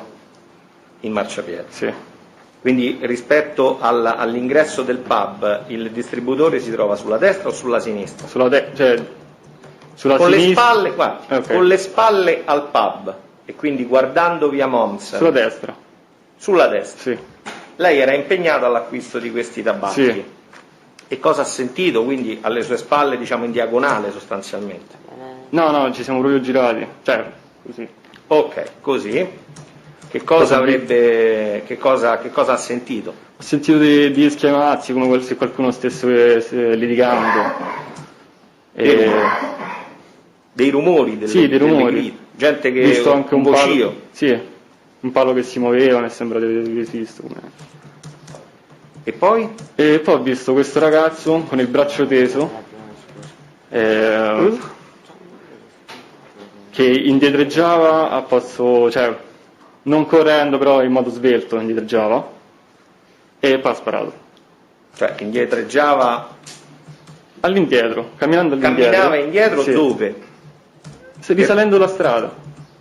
Risalendo via Mommsen. Quale strada? La strada perpendicolare a quella del John Cabot. Quindi via Mommsen, sì. Cioè indietreggiava lungo il marciapiede sì, di via verso Mommsen. La chiesa che c'è sopra. Ci sono degli alberi che lei ricordi? C'è una scuola dall'altra parte, cosa c'è? Allora, a sinistra, cioè proprio davanti al John Cabot ci sono, sì, c'è delle ringhiere con degli alberi, penso, dentro dei cespugli, non so che siano. Quindi lungo il marciapiede dove ci sono le ringhiere? Sì. Senta, a un certo punto lei quindi sente questo rumore? Sì. Ancora lo vedeva il ragazzo quando sente il rumore? Sì. E a quel punto che è successo? È scappato. Ha continuato ad indietreggiare? Penso, cioè... Vabbè, glielo chiediamo. Vabbè, facciamo... ci spiega un attimino perché poi c'è è introduttiva un'altra considerazione. Sì. Cioè è indietreggiato, sparando, poi penso sia è indietreggiato ancora un pochino e è andato verso sinistra dove stavano le macchine parcheggiate. A che distanza era parcheggiata la macchina? Era questo che volevo sapere. Da chi? Dall'incrocio. Era in doppia fila, poi cioè, proprio dove stavano loro. Quindi dove? All'incrocio? Non all'incrocio, cioè poco spostato su via Mommsen? Sì. Più o meno, a che distanza? 4-5 metri. 4-5 metri, quindi vuol dire che era la seconda macchina in fila più o meno? Sì, era in doppia fila stava. Proprio nei pressi? Sì. E quando è arrivata alla macchina che cosa ha fatto? No, la macchina era già là. E quindi questa persona arriva alla macchina? Sì. Sale sul lato passeggero? Sì. Cioè non so se sia questa persona, ma non credo. Perché probabilmente era un'altra persona. Passa dietro la macchina, rientra al lato passeggero e poi scappano. Un'altra persona che non era quella che lei aveva visto indietreggiare? Sì. Sarebbe salita all'interno della macchina? Sì. Lei però non la ricorda sulla scena prima? La sua attenzione viene carpita da una persona? Non ho capito. La sua ricostruzione, la sua attenzione viene carpita da questo soggetto che ha descritto? Prima dal primo soggetto che spara e poi dal secondo che passa dietro la macchina. All'atto, diciamo, dell'ingresso nell'autovettura? Sì. Ho capito. Guardi, non ho altre domande. Non ho altre domande, grazie. Altre domande? Non ci sono domande? Bene. Ah, prego, scusi avvocato, l'ho chiesto 3 volte. Spigarelli. Volevo sapere, lei quindi è andato lì con questo Christian e assieme a chi altro, mi scusi, al pub proprio alle 10? Andrea Barbieri e Arianna Sordi. Avevate appuntamento con altre persone? Probabilmente sì, però cioè, non lo sapevo. Cioè, noi siamo andati al pub, poi noi abbiamo un gruppo, abbiamo scritto chi viene. Quello. Senta, ma lei poi ha parlato successivamente con qualche persona che stava lì per informarsi che cosa era successo? Sì, con Alessandro Gennarini e un suo amico che c'era quella sera, che sono arrivati dopo però, perché hanno fatto il giro del palazzo. E come ci racconti un momento questo aspetto della vicenda? Cioè lei si è messo in contatto con Gennarini, lo ha chiamato per telefono? No, è arrivato lui così, non l'ho chiamato. Quindi non vi siete sentiti... Avevate un appuntamento lei e Gennarini? No. Cioè io personalmente no, magari sul gruppo avranno scritto andiamo al John Cabot e lui sarà venuto perché sta anche lui nel gruppo WhatsApp, però non ci eravamo sentiti. Ma lei dopo che è successo questo fatto non gli ha telefonato a Gennarini? No, non avevo un rapporto stretto con Gennarini al tempo. Né Gennarini ha telefonato a lei? Sì. Cioè non mi ha chiamato. Non l'ha chiamato, quindi non l'ha sentito? L'ha sentito poi quella sera Gennarini? A voce sì. Abbiamo parlato lì. Cioè vi siete visti lì? Sì. Davanti al pub? Sì. Dopo che era successo tutto questo? Sì. Chi altro c'era quando vi siete parlati? L'amico di Gennarini, anche Christian, Andrea Barbieri, Arianna Sordi, poi c'era anche altri amici che conosciamo però che non stanno nel nostro stesso gruppo, i nomi non li ricordo, sembra... Lei lo conosceva Luca, il ragazzo che parla? No, cioè l'ho visto due volte credo, cioè sono amico di Federico, anche Federico c'era ovviamente. Quindi c'era anche Federico, Sì. Lei è amico di Federico, lei frequenta Federico? Sì, frequento Federico, non Luca. E quindi chi gliel'ha detto che avevano ucciso il fratello di un suo amico? Perché sono entrato nel pub e ho detto, mi sembra che ho detto a qualcuno, hanno sparato a qualcuno e non so chi ha detto a Federico c'è tuo fratello per terra, non so, così. Poi non è successo nient'altro, lei che ha fatto poi quella sera? Allora, ho fatto il verbale lì con i carabinieri, se non sbaglio, e sono rimasto lì finché ci hanno lasciato andare, sono passato in ospedale, dall'ospedale ho riaccompagnato il mio amico Cristian a casa e mentre ritornavo a casa mi ha chiamato il maresciallo Nuccitelli per recarmi in via Inserci 88D per confermare il verbale. E niente. E quindi ha fatto poi il verbale, lo ha fatto materialmente la mattina dopo? No, cioè alle 4 di mattina così. Sì. Sì. All'ospedale chi c'era quando siete andati lì? Io, Christian, Andrea, la ragazza di Luca, un amico di Luca e altri, se non sbaglio, un altro amico del gruppo che non ricordo questo il nome. Christian, questo Macchia com'era andato all'ospedale? Con chi era andato all'ospedale? Con me, in macchina con me. In macchina con lei? Chi Sì. altro c'era con lei in macchina? Penso solo io e Christian. Solo voi due? Perché siamo andati con 2 macchine se non sbaglio. Andrea con la sua e io con la mia. Così. Princi c'era? Sì, sì. Ma con chi era andato in macchina? Non lo so, non lo conosco.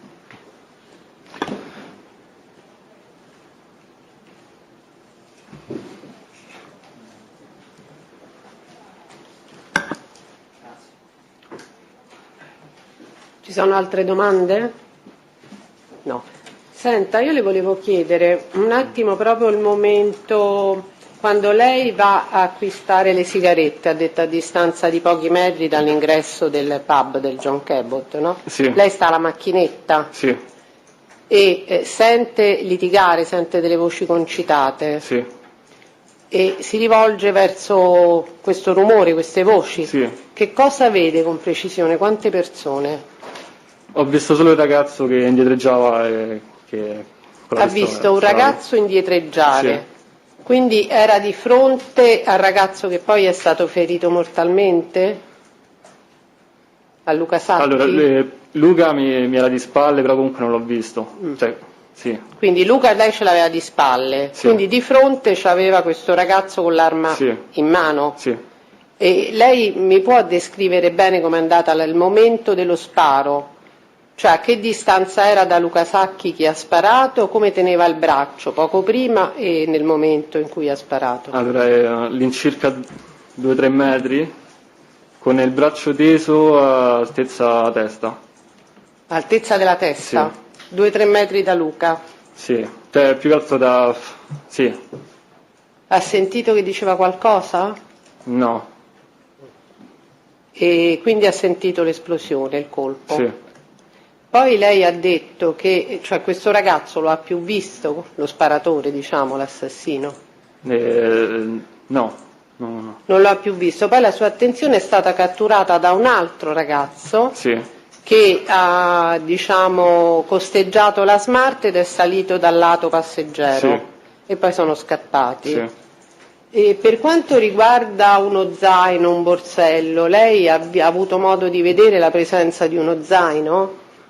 No, ho detto, cioè, solo il borsello del ragazzo che è passato dietro... Un cioè, borsello? Marsupio aveva. Un marsupio o uno zaino? No, Marsupio aveva, ragazzi. Quindi una cosa piccola? Sì, no, zaino non l'ho visto, no. Va bene, ci sono altre domande? No. Quindi possiamo, grazie, lei può Sì, andare se ha bisogno dell'attestato. Presidente, una domanda. Ah, prego, avvocato. Avvocato Marcucci, buongiorno. E lei è in grado di dirci quale fosse la posizione di Luca nel momento in cui ha visto esplodere il colpo di pistola? No, Luca non l'ho visto. L'ho visto per terra dopo. E come fa a dire che era a 2-3 metri da Luca però il ragazzo che ha sparato? Perché ho visto il palo, non so che palo sia, che si muoveva. E quindi presuppono che... Cioè qual è il nesso tra il palo che si muove, Luca e lo sparatore? Cioè ho visto il palo che si muoveva come se qualcuno ci fosse andare addosso. Poi ho visto il ragazzo che indietreggiava, spara, e poi ho visto Luca per terra. E non credo che si muova dopo che gli hanno sparato. Sì, ma il palo come si è mosso? Come se qualcuno ci andava addosso. E chi ci avrebbe sbattuto addosso secondo Non lei? lo so. E quindi qual è il nesso tra il palo e Non lo la so, distanza tra Luca e... No, Però io sto sta dicendo ricostruendo quello che ha Eh. visto, diciamo. Poi Sto dicendo che adesso- se Luca sta lì dopo che gli hanno sparato non si può muovere. Quindi la distanza è quella. Lei ha ricostruito la distanza facendo riferimento a questo palo? No, a Luca che stava per terra. A Luca che stava per terra. Io le ho fatto una domanda all'inizio. Nel momento in cui lei però ha udito il colpo d'arma da fuoco, è in grado di dire quale fosse la posizione che aveva Luca? Se era chino, era in piedi? No, quello no. Come no, era? No. Cioè la posizione... No, così no. Basta così. Quindi scusi, lei vede Luca sta di spalle, ma quando lo vede di spalle è in piedi o è per terra? No, è ok, riverso in allora terra? Luca di spalle non... Adesso non mi ricordo, non credo di averlo visto Luca di spalle, l'ho visto per terra. Ma l'ha visto direttamente per terra Luca? Sì.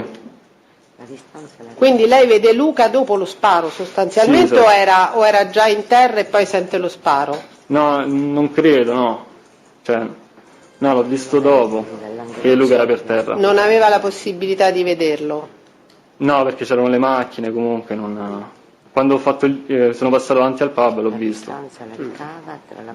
Ma quando spara ha detto lo sparatore aveva il braccio teso Sì, verso Luca? era verso qualcuno. Verso qualcuno, ma lei il momento in cui spara l'ha percepito dopo? No, all'istante. All'istante. Sì. Quindi quando parte il colpo lei vede questo braccio teso? No, era già teso prima. Già teso da Sì, prima. mentre indietreggiava era già teso e parte il colpo. Indietreggiava, si allontanava da Luca, diciamo. Sì. Perfetto.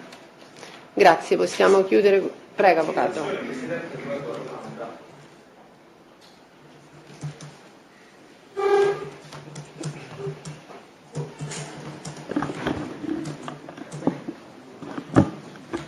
Così una precisazione.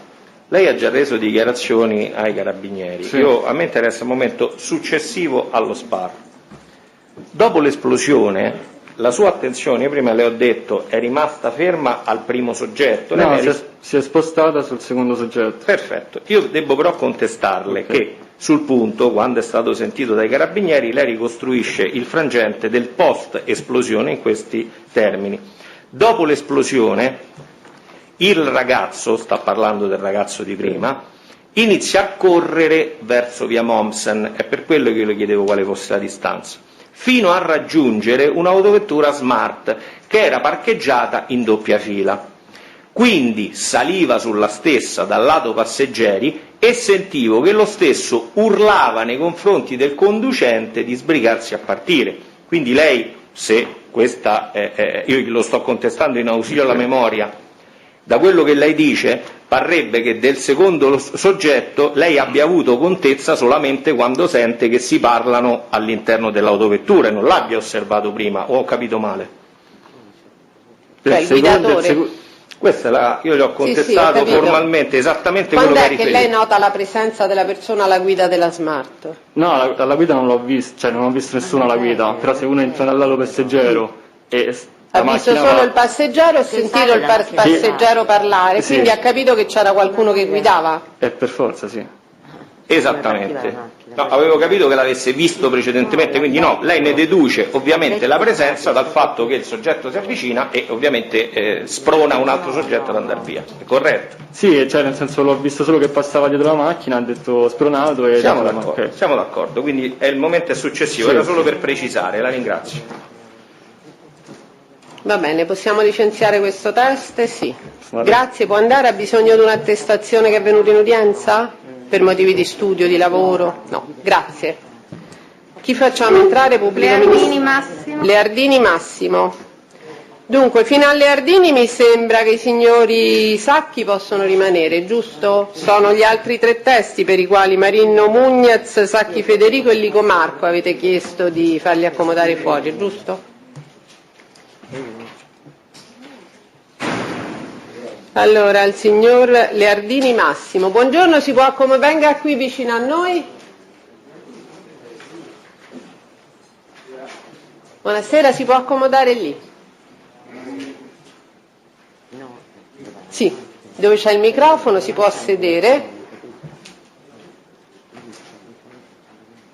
Senta, le devo chiedere, ha problemi a dare il consenso a eventuali riprese video? Cioè essere ripreso in volto? No, non ho problemi. Non ha problemi, perfetto, presta il consenso, benissimo. No, non gliel'ho detto adesso, ma non ho detto di no. Dunque, lei si chiama? Leardini Massimo. Nato? A Roma. Quando? Il 1° ottobre 1960. Sì, perfetto. Deve dare lettura di quella formula che trova sul bancone. Questa. Consapevole della responsabilità morale e giuridica che assumo con la mia deposizione, mi impegno a dire tutta la verità e a non nascondere nulla di quanto è a mia conoscenza. Ma te li sei presi te? Perché non ce l'ho più. Ce l'avevo stamattina, vado a dire farò. Allora, deve rispondere alle domande che le verranno poste e deve dire la verità, altrimenti commette reato. Ovvio. Cosa? Ha prestato il consenso, ha detto che non ha problemi a essere ripreso. Allora, signor Leardini, lei è stato individuato come una delle persone presenti sulla scena del delitto che comunque poteva fornire degli elementi. In questa veste è già stato sentito, sì. Si ricorda. La Corte non lo sa, quindi io le richiedo di ripercorrere le dichiarazioni. Tra l'altro lei è stato sentito immediatamente nei minuti successivi al fatto. Lei dove si trovava quella sera del 23 ottobre? Allora, io quella sera, come tutte le sere che frequento il pub John Cabot, ero seduto in dei seggiolini fatti di mattoni che sono posti dietro a una cabina elettrica dell'illuminazione pubblica, sa quelle che manovrano i lampioni, sì. E che è di fronte alla prima vetrina a sinistra del pub. Da che ora più o meno si trovava lì? Dalle 8 e mezza più o meno. Che cosa ha visto da quella postazione? Allora, visto fino a un certo punto, esatto, meglio dire sentito, perché ero di spalle seduto sulla cabina elettrica, faccia al muro, e quella sera c'era molto silenzio in zona, nonostante ci fosse una partita, forse una partita, mi ricordo se c'era una partita all'interno, non so che cosa sia, e a un certo punto ho sentito un colpo d'arma da fuoco. Immediatamente mi sono alzato in piedi per vedere che cosa stava succedendo, ed ho visto una persona al centro della strada, sulle strisce pedonali, che stava con la mano tesa, con la pistola in mano, e subito dopo ritraeva la mano e metteva la pistola dentro il giubbetto, e con molta calma si rigirava ed andava via. Nel frattempo, siccome mi sono alzato, quando io ero in piedi, il colpo non so se fosse ancora finito, cioè ancora è stata istantanea il fatto di saltare in piedi. E l'ho visto sul lato dalla parte sinistra il ragazzo che stava cadendo, e 2 o 3 metri dopo a correre di una ragazza che si stava buttando sulla persona che era caduta. In quel momento io ho chiamato i soccorsi, avvicinandomi e accertandomi cioè la gravità del fatto, e accettandomi della gravità del fatto ho telefonato al 112, il numero unico d'emergenza, e mi hanno passato prima il 118 e poi i carabinieri. Senta, lei ha fornito anche una descrizione di questa persona, ce la ripete? Sì, era con la barba, e lì quella sera nella girazione del cose mi sembrava di averlo visto riccio, invece era il colletto che era tirato su del giubbotto. In quella sera mi ricordo... Era giovane, era scuro? Sì, no, intorno dei 25-30 anni. Capelli, altezza? E adesso sinceramente quello che ho dichiarato non me lo ricordo, però so che più o meno era alto come me, perché l'ho guardato forse più alto perché io ero in piedi sopra il marciapiede. Quindi chi era più alto? Chi era più alto? Se ci fossimo messi a confronto forse lui, perché un io pochino stavo più alto. Lei quanto è alto? 1,71. E stava su un muretto, ha detto? No, sul marciapiede, che sono su un marciapiede di 10 centimetri. Era magro, sì. Robusto? Era robusto, perché col giubbotto è impossibile dire se fosse stato magro. Io mi sembrava di averlo visto, cioè col giubbotto in gonfio, per cui era abbastanza la carnagione, i capelli, chiara. Ascolti, lei ha detto che ha visto proprio questa scena e ha anche individuato che era una pistola, perché l'ha individuata subito che si trattava di un'arma? Sì, perché che ho sentito il colpo dell'arma a fuoco, l'ho individuato che era un'arma perché io come hobby faccio tirassegno, sono iscritto al TSN, al tirassegno nazionale qui a Tor de Quinto, e per cui vado ad allenarmi frequentemente al poligono. Per si ricorda il colore dell'arma? l'arma era scura, mi sembra, il calcio era scuro, ma era quasi impossibile vederla, l'ho intravista perché essendo in diagonale non ero in perfetta vista dell'arma. Comunque mi sembrava, il calcio era scuro e come ho detto anche al nucleo investigativo, non era un'arma grossa, perché il rumore era differente. Io avevo una 92, per cui il rumore della mia la conosco, per cui era molto più basso il suo, per cui era questo che ho detto al fatto. E poi volevo aggiungere una cosa, che da come si è comportata la persona che ho visto in mezzo alla strada e la freddezza, lì per lì ho pensato, sinceramente, fra me e me, e dall'esperienza che ho avuto io sono in protezione civile da 40 anni, sono volontario di protezione civile, che fosse un regolamento di conti. Perché la persona regolamento di conti, ha detto. Regolamento di conti, sì, perché la persona era molto sicura di sé e decisa, e non è che è scappata, i movimenti erano normalissimi, ed è per questo che io, avendo visto la persona e lui avendo visto me, la prima cosa che ho fatto, ho fermato la macchina e metto ancora il telefono con il 112, mi sono fatto accompagnare al più vicino commissariato di polizia, che è l'Appio Nuovo, a Botero, mentre ancora il telefono con la polizia. Non è vero che i carabinieri investigativo sono venuti a prepararmi al Botero e poi riaccompagnarmi sul posto dove ho lasciato dichiarazioni. Senta, vorrei che si soffermasse proprio sulla scena che ha visto.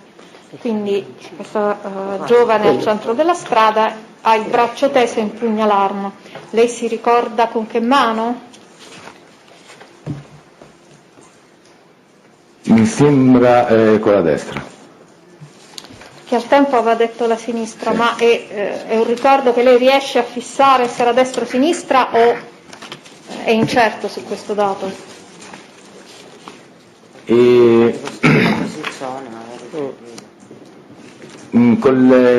Ripensando alla cosa, mi sembrava che era proprio con la destra, perché ho visto Ascolti, ha detto che si allontanava quasi, insomma, mantenendo la calma? Non correndo.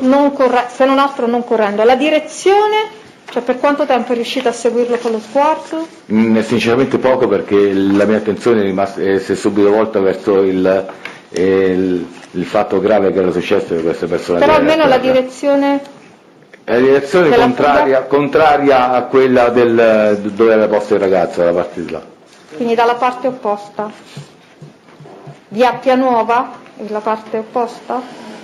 Beh, prima di Via Appia Nuova ci sono molte strade. Lei ha precisato in direzione Appia Nuova? Sì, perché l'Appia è la parte intendevo la parte contraria a dove era il ragazzo in terra. Ascolti, poi lei ha anche fatto pervenire delle foto. Sì. Vuole descrivere in che circostanze sono state realizzate? Allora, quando è successo il fatto, la prima cosa che ho fatto, ho detto ad alta voce a tutte le persone presenti: fate delle foto. Perché c'erano molte persone? In quel momento? No, non ce n'erano tante, adesso il numero non mi ricordo, sono state 4 o 5, e questo perché già mi immaginavo quello che potesse andare ad accadere in questi casi, per cui più notizie ci sono e più le persone che sono coinvolte riescono ad essere facilitate a svolgere il loro compito. Quindi a chi l'ha chiesto poi in concreto, chi ha scattato queste foto? Le foto non ho scattate io, anche perché sono io, ripeto, per cui è chiaro che non sia io, ed è una persona che è un mio conoscente che mi ha fatto avere queste foto. Dice: guarda, tu ho fatto queste 2 foto, ho fatto vabbè, ok, grazie. E io me le ero tenute da parte fino a quando, e questo l'ho dichiarato anche al comando, al nucleo operativo, una domenica dopo il fatto, in televisione, un TG, una sedicente testimone affermava che la ragazza avesse avuto uno zainetto sulle spalle quando era sul posto.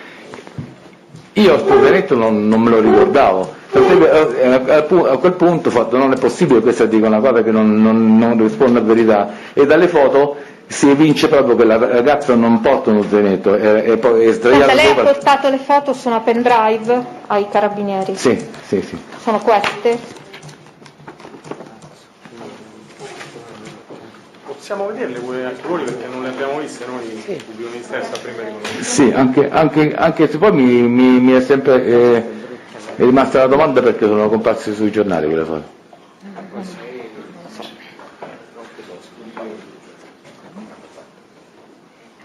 Perché l'altro test ci ha detto proprio. C'è altro in cui posso aiutarla? Per me va bene, chiederò che vengano acquisite queste foto agli atti del processo.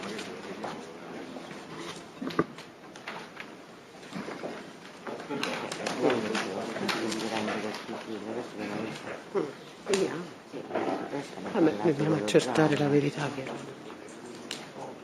Le avete viste tutti? In quel momento.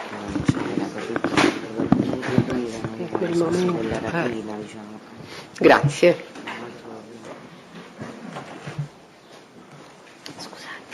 Questo è lui, gli artini massima. Però vedi, questa è la ragazza con Luca Sacchi disteso, giusto? Questo è Luca Sacchi disteso con la ragazza, tutti lo zaino, poi gli hanno levato. Capito? Qui Luca Sacchi è già disteso, quindi lo zaino gliel'hanno levato, l'hanno sparato apposta. Quindi secondo me è poco significativo. Sì, forse vuol dire che l'avevano già portato via. Questo che infatti non fate fare un giro. Grazie. Ma di chi sono? Sono le tue?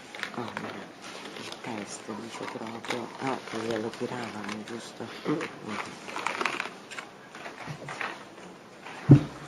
Quindi questo conferma che l'hanno portato via. Sì, non giù. Perché le foto? Quindi produce le due foto riprenderebbero Luca Sacchi a terra e riversa su di lui la ragazza, inginocchiata, insomma prona su di lui. Le facciamo vedere a tutti i componenti della Corte. Lei, pubblico ministero, ha finito? Le parti civili hanno domande? Prego. Allora, l'avvocato Salice per la parte civile. Senta, ritornando su questo zainetto, lei ha detto che ha visto da queste foto che ha fatto scattare a questo suo conoscente che lo zainetto non c'era, giusto? Corretto? Non lo dico io, guardi le foto, non c'era. No, dico, lei il fatto che lo zainetto non c'era, dove lo apprende e come lo apprende? Gliel'ho detto prima. Dico dalle foto. In una... Dico dalle foto, lei ha detto, ho sentito in televisione un sedicente testimone che parlava di uno zainetto. Ora ha detto, io sono intervenuto perché ho detto, zainetto non ce n'era. Ora io voglio... un attimo, la mia domanda è questa, lei come fa a dire che lo zainetto non c'era? Cioè che non c'è mai stato, questo credo che sia, che non c'era nel momento delle foto, l'abbiamo visto. Allora, quello che ho sentito io è che la ragazza, io ho dichiarato che la ragazza sopra il... non si sente? Sì, si sente. E che la ragazza in spalle non aveva uno zainetto. Ecco. E questo lo posso assicurare. In quale momento lei può dire che la ragazza non aveva nessuno zainetto? Quando era sdraiato sul Luca Sacchi. Quindi quando il ragazzo era già sdraiato a terra. Lei sa se prima dello sparo questo zainetto c'era o non c'era? Non posso dirlo di spalle. Non può dirlo. Ok. Va bene, ha fatto precisare. Senta, lei poc'anzi all'interno di questa scena c'è questo ragazzo con la mano tesa, insomma con la pistola, poi ha menzionato in questa scena una ragazza. Mi può per favore ripetere cosa ha visto fare a questa ragazza? Da dove proveniva? Allora, si trovava a 2-3 metri di distanza dal ragazzo. E appena, da quale ragazzo? Da quello che è caduto, da quello a cui hanno sparato. E si è precipitato sul ragazzo buttandoci sopra, proprio a coperta.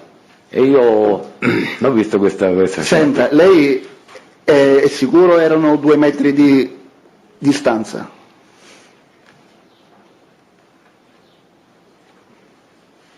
Guardi, dalla foto, se vede la foto, la ragazza stava molto vicino all'albero e il ragazzo stava all'angolo della strada, saranno stati 2-3 metri, penso. Allora, guardi, in ausilio alla memoria, come lei sa, è stato sentito nell'immediatezza dei fatti, proprio circa un'ora dopo.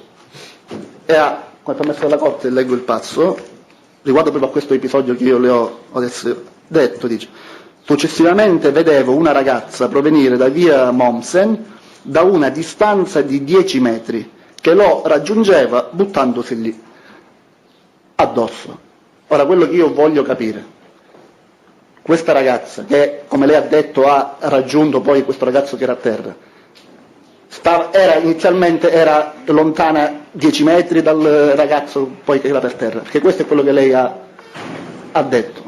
Ora mi sta dicendo che invece erano 2 metri. Sono stati 5, sono stati 7, 10, però non era, stava vicino adesso non so quantificare a distanza in metri, ma lì c'è un albero e un cartello stradale, e lei stava vicino al cartello stradale, ma adesso a distanza vicino al cartello stradale al luogo dove si c'è tutto erano 7, 8, 6, non lo so, potete usare i vostri periti per fare. Lei come mai dopo nemmeno un'ora dei fatti ha dichiarato proprio 10 metri? Ma perché pensavo, anche adesso le posso dire sono 10 metri, però non ho una vista non è in grado di quantificare al centimetro di questa. Potrebbero essere 7 invece di 10. Potrebbe essere 7 di 10, può essere 8 invece di 10, ma non era attaccata. Non era attaccata. Okay. Nessuna altra domanda. Grazie avvocato, possiamo licenziare il test. Mi perdoni, posso riavere un attimo le fotografie? Ce l'ha la corte, chi ce l'ha? Posso avvicinare? Prego, grazie avvocato. Ah no, ma lui è la parte civile. Sì, prima di lei, avvocato. C'ha una doppia veste. Posso avvicinarmi al testo?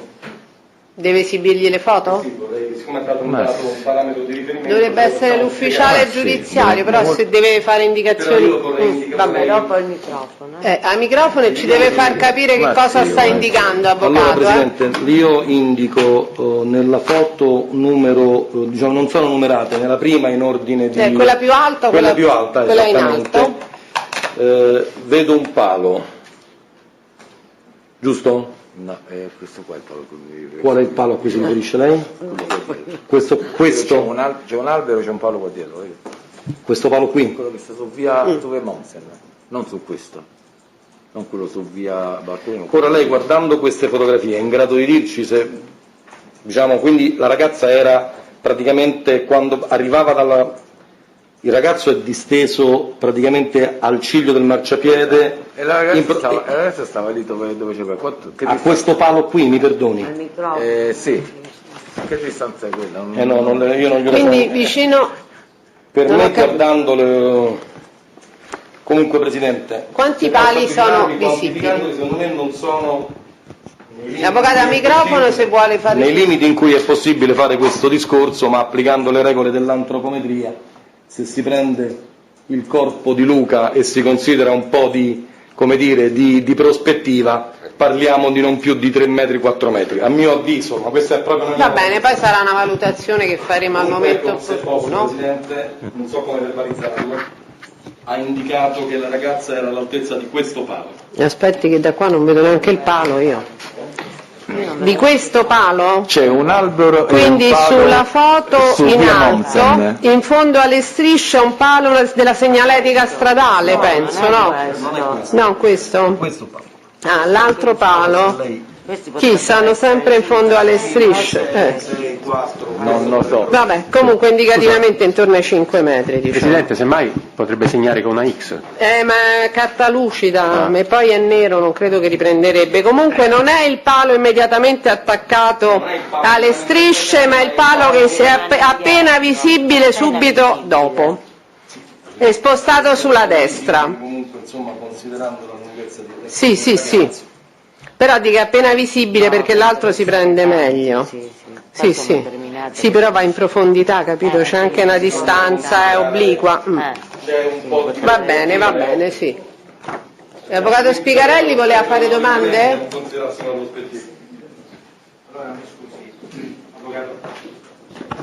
Volevate vedere? Io con sta affare proprio non gliela faccio. Scusate, quando faccio le domande... No, quando parlate potete levarla. Sì. Chiaramente Dunque gli altri lei possono- era, ci diceva, seduto su un muretto con la faccia rivolta verso il pub? Verso il palazzo, sì. Dove c'è il pub? Esatto. Il pub si trovava alla sua sinistra o alla sua destra? Di fronte. Proprio di fronte? Sì, ero di fronte all'ultima vetrina di sinistra. A che distanza si trovava, quindi questa scena che lei vede, anzi, meglio ancora, partiamo da questo. Lei attrae la sua attenzione lo sparo, cioè il suono? Esatto. Prima di quello sparo sente altro, cioè sente urla, sente un parapiglia, non sente nulla? No. Senta, attrae la sua attenzione questo sparo e quindi lei si volta verso la sua sinistra? Sì, mi giro... Lei si sta girando a destra però, Adesso si è girato sulla sua destra, quindi siccome l'avvocato le chiede sulla sinistra... Infatti, lei si volta... Ci dica dove si è mi sono girato verso destra perché è girato verso destra. Perché... Quindi questa scena, mi scusi, stia a sentire la mia domanda. Questa scena che lei poi vede è una scena che guardando il pub lei vede a destra. No, io mi sono girato verso destra perché era dietro di me, per cui io ho ruotato di 180 gradi. Scusi, si volta verso il rumore, no? Sente lo rumore sparo e si volta verso il rumore. Ma lui, se ho capito bene, aveva il muro di fronte quando era seduto? Io, quando ero seduto, alle spalle avevo questa cabina elettrica della CEA che è alta più o meno 1,50 E m. l'ingresso del John Cabot, la vetrina sulla sinistra, ce l'aveva di fronte? E io c'ero di fronte alla vetrina, per cui è successo alle spalle, ho ruotato di 180 gradi nel... 180 gradi per vedere alle sue spalle, quindi sì, perché verso la c'è cabina. dietro di me. Mi scusi, io non ho sentito... Verso la cabina, si è girato verso la cabina che aveva alle spalle, di 180 gradi. Senta, ma lei è sicura che era proprio di fronte al pub, seduto di fronte al pub? E come no? Allora, lei stava seduto di fronte al pub. L'angolo... Guardi, mi scusi, l'aiuto. Per l'aiuto. aiutarlo, no, lo aiuto io. Il pub c'ha 3 vetrine.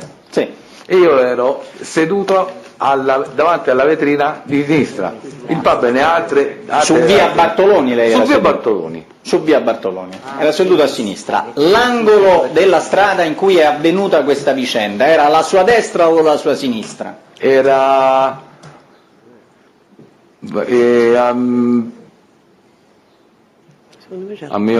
ore 4 da me.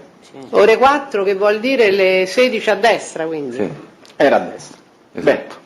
Lei vede, ci ha detto prima che lei vede una persona, ce la può ridescrivere per cortesia questa persona?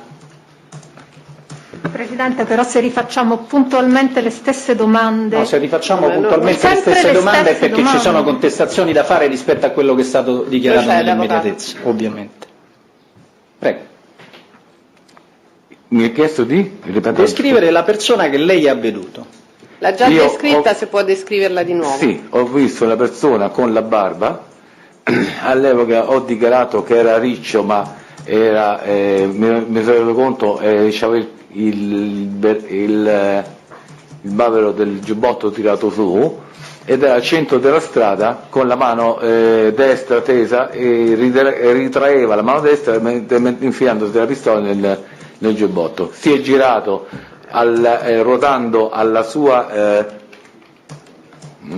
sinistra, per cui ci siamo visti per un attimo, io ho visto lui e poi lui ha continuato a girare e poi è andato via tranquillamente.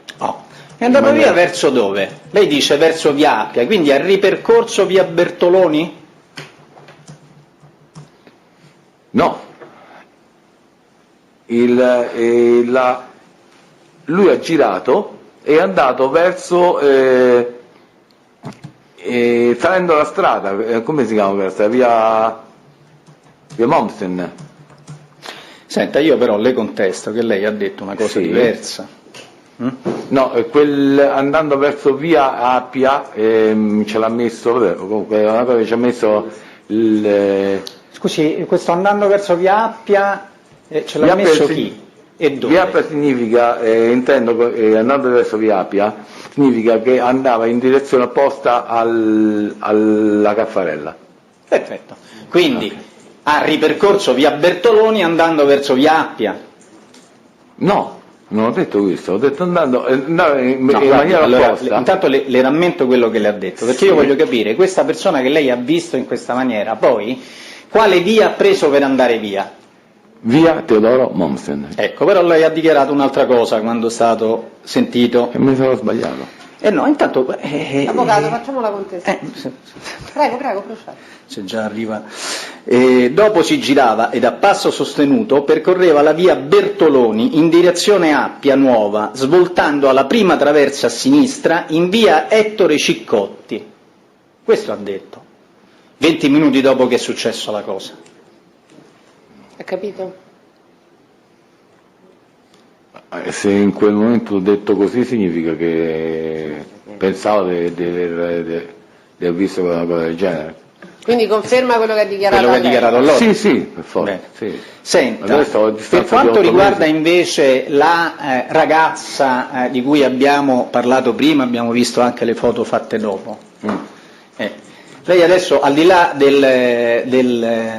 dei metri, poi ci torniamo pure sui metri, comunque lei sente lo sparo, si gira, vede questa persona, in un secondo momento vede arrivare nella scena che sta guardando una ragazza? Quasi immediatamente. Ma diciamo, la distanza era significativa, la distanza che diciamo, percorreva la ragazza? Significativa, che cosa intende? Che non è un passo, che sono molti passi, che la ragazza magari arriva correndo. Magari sono stati... Adesso se correva e non ci ho fatto caso, ho visto che si precipitava buttandosi proprio sulla persona. Si precipitava, ci dà l'idea che si sta muovendo velocemente, ma da quale via veniva questa ragazza? Da via Mommsen. Da via Mommens. Quindi lei... scusi, perché si precipitava sta facendo riferimento al momento finale in cui si getta sul ragazzo che è disteso a terra, oppure si precipitava già prima e quindi correva? L'immagine che lei ha presente? Io l'immagine che ho presente è che lei stava poco prima e ha fatto 2 passi e si è buttato sulla persona. Quindi lei ricorda 2 passi? Sì. E allora io le contesto che proprio in relazione a questa situazione, lei dice, dall'altro lato del marciapiede notavo un ragazzo che si accosciava a terra, successivamente vedevo una ragazza provenire da via Mommsen da una distanza di circa 10 metri che lo raggiungeva buttandosi addosso e piangendo, quindi anche lì lei vede questa scena, vede una ragazza da una distanza, adesso se non sono 10, sono 7, 8, non lo so quanti sono, comunque una distanza apprezzabile, che corre verso questo ragazzo e gli si butta sopra. È questa la scena che ha visto? Sì. Quindi la conferma anche in questo caso? Sì. Quindi quello che ha dichiarato allora. Ancora, lo sparatore poi, lei ci dice in che via si è, diciamo, allontanato? Ha detto che poi l'ha visto andare su via Ciccotti. Okay. Via Ciccotti è una traversa successiva. Allora, ripeto, quando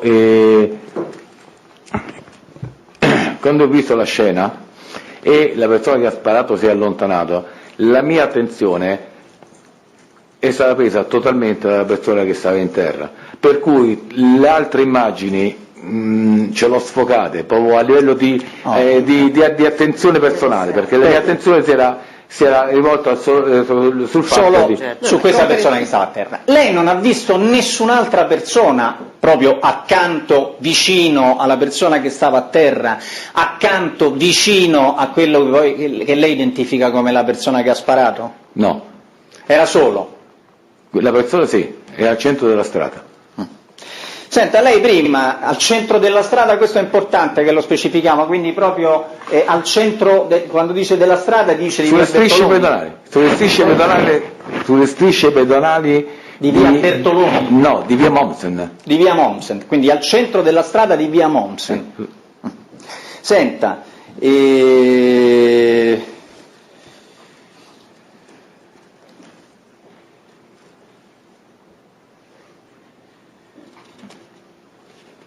ha visto macchine che si allontanavano? Non ci ho fatto caso, no. Non ci ha fatto nessun caso. Non ha visto questa persona entrare all'interno di una macchina, quella che ha sparato? No. No. Senta, per quanto riguarda, prima mi ha colpito un dato, lei dice, forse c'aveva rispetto alla descrizione che le ho già rammentato, anzi forse non gliel'ho rammentata, però siccome è un po' diversa da quella che ci ha detto gliela rammento, vediamo se è puntuale. Aveva corporatura robusta, altezza circa 1,75, capelli scuri, ricci, lunghi, altezza collo, barba incolta, carnagione chiara. Questa è la descrizione. L'unica cosa che adesso mi rendo conto che aveva il bavero del... Ma questo ce l'ha detto ma io voglio dire, corrisponde alla descrizione questo che le ho appena detto? Sì. Tranne il particolare dei capelli lunghi? I capelli lunghi e ricci, perché magari uno in quell'orario...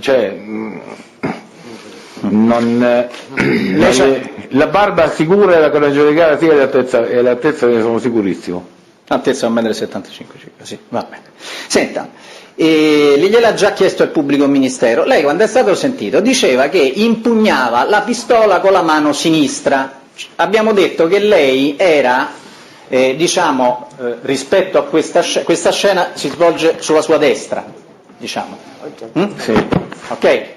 Allora, lei ha corretto prima questa indicazione dicendo no, forse non era la mano sinistra, però lei ha dato un piccolo particolare per correggere questa cosa prima. Perché la corregge? In base a quale particolare che le è venuto in testa adesso?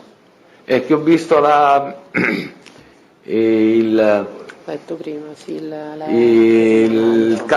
calcio della pistola.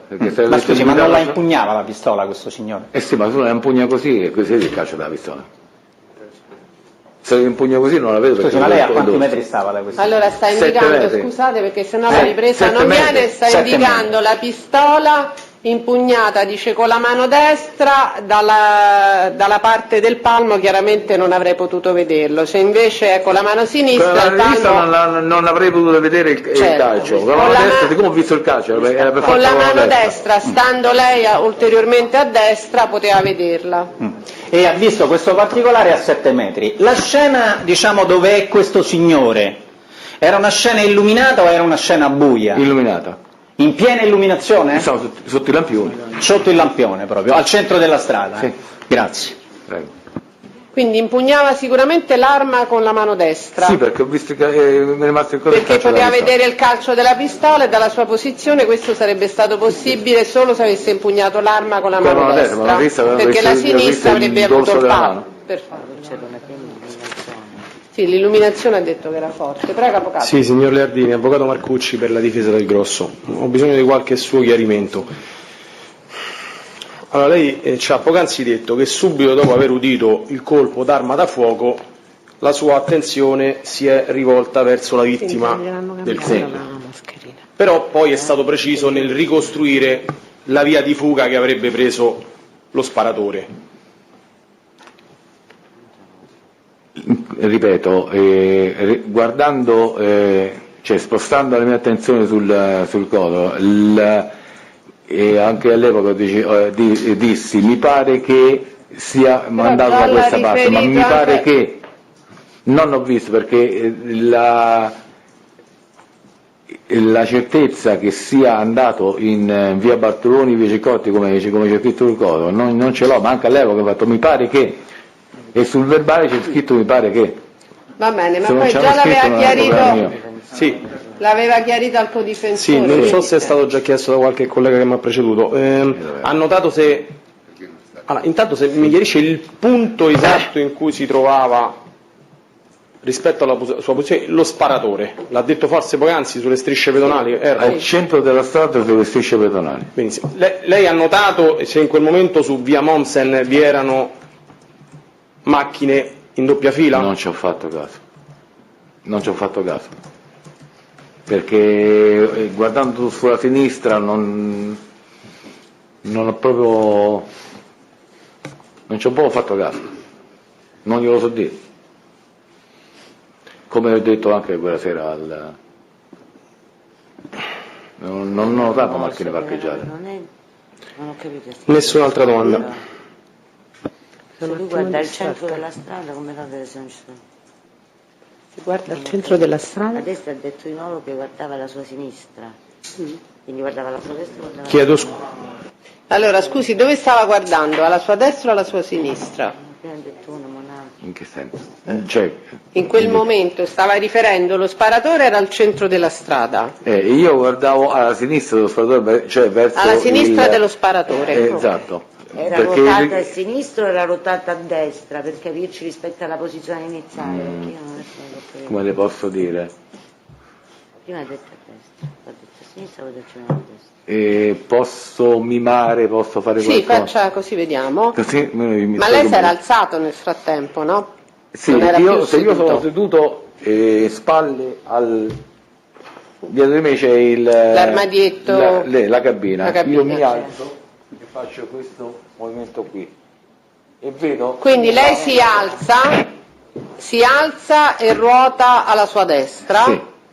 e guardando diritto, diciamo, alla sua sinistra Sì, come ho sarebbe, detto prima, ore 4, cioè Sì. quasi... e quindi vede lo sparatore? Vedo lo sparatore, a Al sinistra dello centro, sparatore e la persona che cade. Ruotato a destra sulla sinistra, lo vede, sì.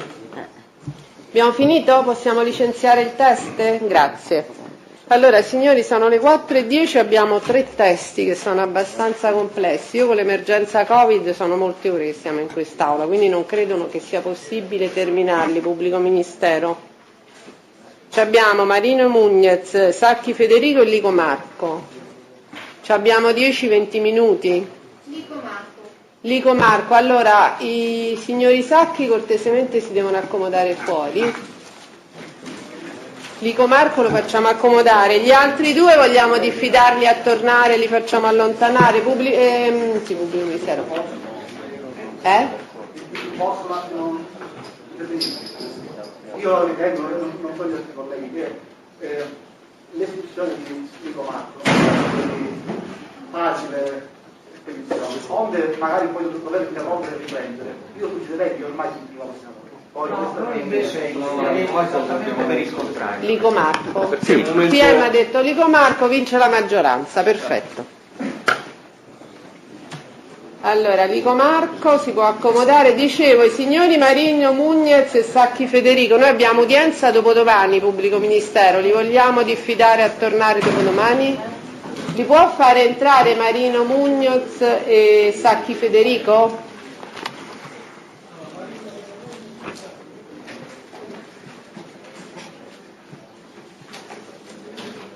Quanti altri testi possono essere citati per dopodomani? Io direi 2, 4, 6, 7, sì. Ma poi con l'emergenza Covid... Mi dica lei, Presidente. Io direi 6, massimo 7, poi lei sa la complessità dei i due diffidati?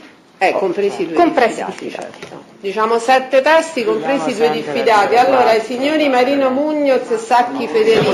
Potremmo sapere i testi? Un attimo, facciamo una cosa per volta, scusate, chi sono? Allora, Sacchi Federico e Marino Mugnez, purtroppo oggi non ce la facciamo a sentirvi perché si sta protraendo, è inutile che vi facciamo aspettare oltre. Dovreste tornare, dunque oggi è 7, il 9, giusto? Il 9 dopodomani e verrete sentiti, immagino, per primi, Pubblico Ministero? Sì. Verrete sentiti per primi però dopodomani, quindi dovete tornare alle 9:30 in aula prima Corte d'Assise, quindi al Palazzo B. Non è che hanno bisogno di giustificazione. Avete bisogno di attestazioni che siete stati in aula per motivi di lavoro? No. Grazie, allora voi potete anche allontanarvi. Ci vediamo dopodomani.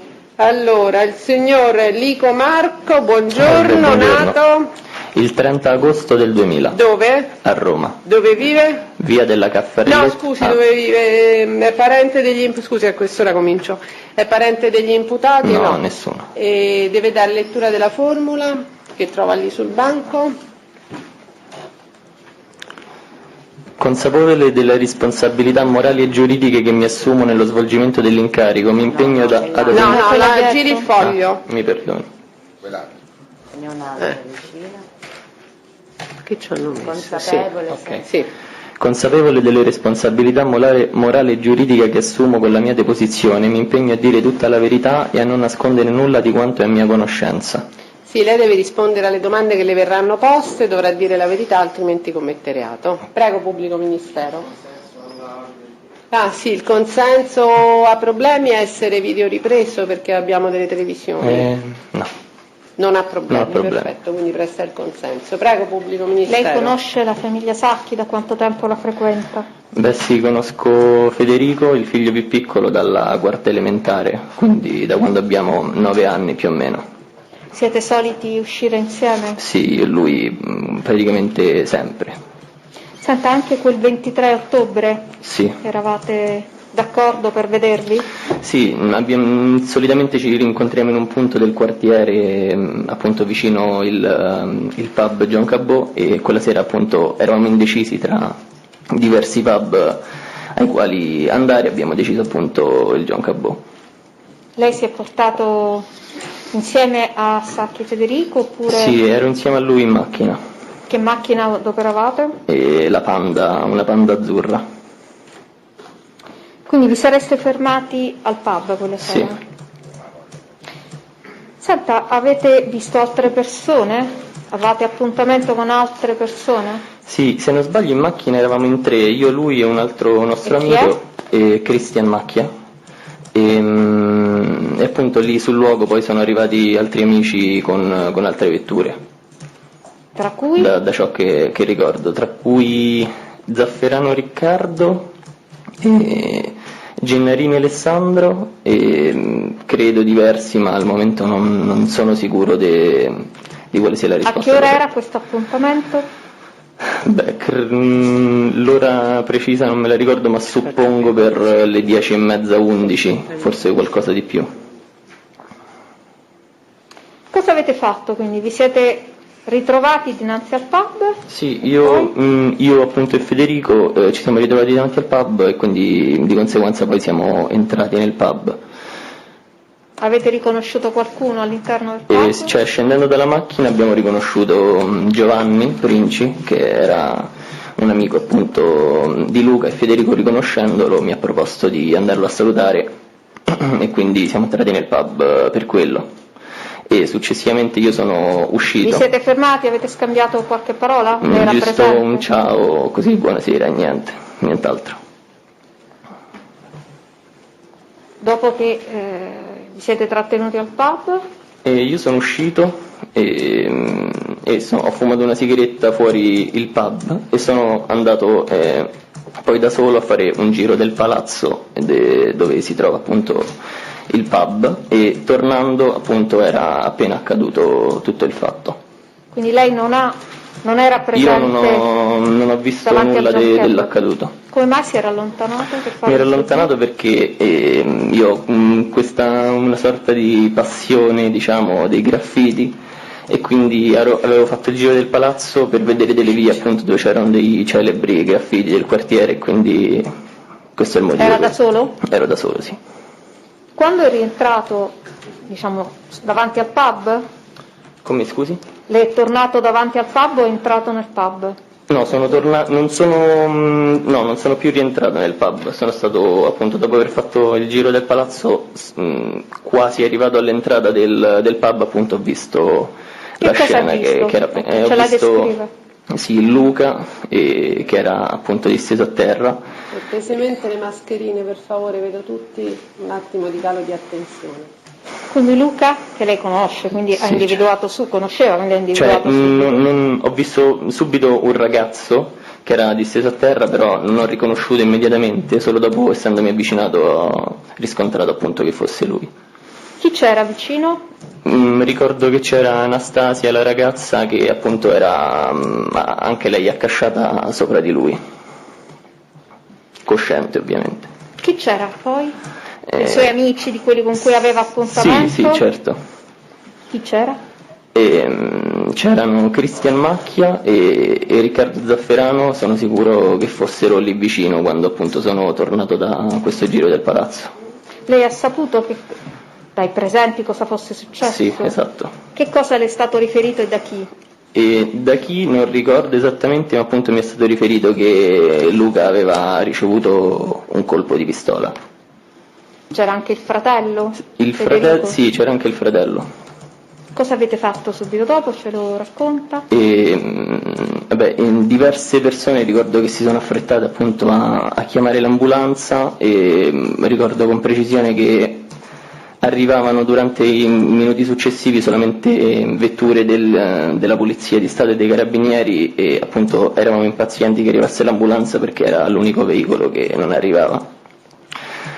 E nulla, cioè poi quando è arrivata l'ambulanza è arrivato contemporaneamente anche il papà di Federico, di Luca e di Federico, e lo hanno caricato sull'ambulanza e l'hanno trasportato appunto all'ospedale San Giovanni. Lei è andato in ospedale? Io sono andato in ospedale, sì. Come e con chi? Sono andato con la macchina della famiglia Sacchi, la Panda Azzurra, che era guidata da Giovanni Princi. Io stavo al posto del passeggero davanti, sulla destra, e Federico sui passi posteriori. Come si era unito poi a voi, Princi? Come, scusi? Lei prima ci ha detto, quando mi sono riportato dinanzi al pub e ho visto la scena... se non mi perdoni, c'era anche Giovanni Princi, sì, davanti il pub dopo l'accaduto. Quindi siete andati via con la Panda in 3? Sì, in 3. E guidava, detto, Giovanni Princi? Sì. Siete andati in ospedale e ci descrive che cosa è accaduto, quindi siete arrivati siamo arrivati in ospedale e abbiamo atteso fuori la sala operatoria del pronto soccorso io, il padre di Luca e Federico e poi diversi minuti dopo sono arrivate le forze dell'ordine che hanno prelevato delle persone appunto per interrogarle. Io vorrei però che lei invece ci precisasse il momento in cui siete arrivati in ospedale. Lei aveva il numero di Princi? No, io non avevo il numero di Princi e Princi ci ha lasciato giusto a me e Federico davanti l'entrata principale e mi ha lasciato il suo numero appunto per aggiornarlo sulla situazione clinica di Luca, perché suppongo che stesse andando a cercare parcheggio. Quindi lei ha inteso l'allontanamento con la macchina per la ricerca di parcheggio? Dopo l'allontanamento sì, non l'ho visto per qualche minuto, un quarto d'ora, 20 minuti. Dopo l'ha rivisto? Dopo l'ho rivisto quando appunto è tornato davanti alla sala operatoria del pronto soccorso e appunto mi ha chiesto di accompagnarlo a recuperare la macchina di Anastasia, la fidanzata di Luca, perché sarebbe servita per recuperare gli altri amici che erano stati prelevati per essere interrogati. Le ha detto dove era parcheggiata questa vettura? Sì, davanti il pub Giancabò. Quindi lei si è unito a Princi sempre sulla Panda o con la sua macchina? No, con la Panda e appunto essendo consapevole in quel momento che le condizioni di Luca erano stabili ho consentito ad accompagnarlo e quindi lui ha guidato fino davanti il pub e una volta arrivati lui è sceso dalla macchina appunto per prendere la macchina di Anastasia e io ho preso invece la guida della macchina dei Sacchi e l'ho seguito appunto fino a dove lui mi aveva detto di seguirlo. Che significa? L'ho seguito dove mi aveva detto di seguirlo? Spiego meglio. una volta sceso dalla macchina, lui mi ha detto che doveva passare a casa e quindi mi aveva chiesto di seguirlo e nulla, cioè io l'ho seguito fino a che lui non mi ha detto di fermarmi in un determinato posto e dopodiché lui ha svoltato Ma lei l'angolo. sapeva dove abitava prima? No, non ne avevo idea. Io mi sono fermato su Viale Amelia, che è una traversa della Tuscolana, e lui ha girato l'angolo su un'altra via di cui non ricordo il nome e dopo un 10-15 minuti è tornato e... Ma lei si è chiesto, stava lì fermo? Io sì, stavo fermo. E qual era il senso di questa operazione a cui lei ha condotto? Io non ero a conoscenza, però lì dopo tutti i fatti accaduti... No, io voglio chiederle, le aveva detto di accompagnarlo a casa, Sì. poi perché le ha chiesto invece, ed è una cosa curiosa in quel momento, dico, di fermarsi e lei è stato fermo 15 minuti a fare cosa? Cioè... Ero fermo in macchina a guardare il telefono, Instagram, i social network, aspettando appunto che lui tornasse per tornare in ospedale. Perché mi aveva detto che avrebbe dovuto recuperare questa macchina per andare a recuperare i vari amici che erano stati prelevati per essere interrogati e andare in questura appunto per riprenderli una volta che erano stati interrogati. Quindi lei si è fermato con le 4 frecce, ha detto è passato un quarto d'ora Sì, e poi esatto. è ritornato E poi è tornato, con la sì. macchina? È tornato sì con la macchina, facendo il giro da via Tuscolana è risalito per Viale Amelia dove ero appunto fermo io in doppia fila credo e niente, e poi ci siamo spostati a Via Nocera Umbra, ci siamo fermati per fumare, io ho fumato una sigaretta anche lui e dopo siamo tornati subito dopo all'ospedale San Giovanni. Ma questi amici da accompagnare lei li ha visti? No, perché io dopo che lui ha preso la macchina, io ho guidato solamente la macchina di Sacchi, l'ho parcheggiata davanti all'ospedale ed è rimasta lì e poi lui non so... Ma non siete rientrati insieme in ospedale? Al momento non ricordo questo dettaglio.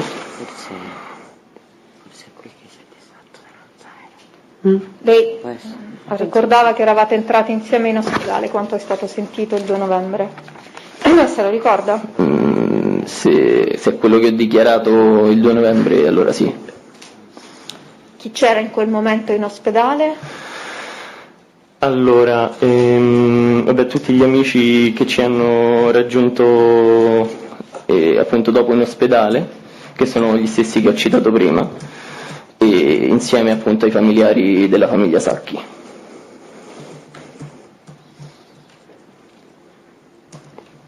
Si sono trattenuti tutti lì? Tutta la notte, sì. Dei vostri amici chi c'era che erano presenti al pub? Allora, Cristian Macchia,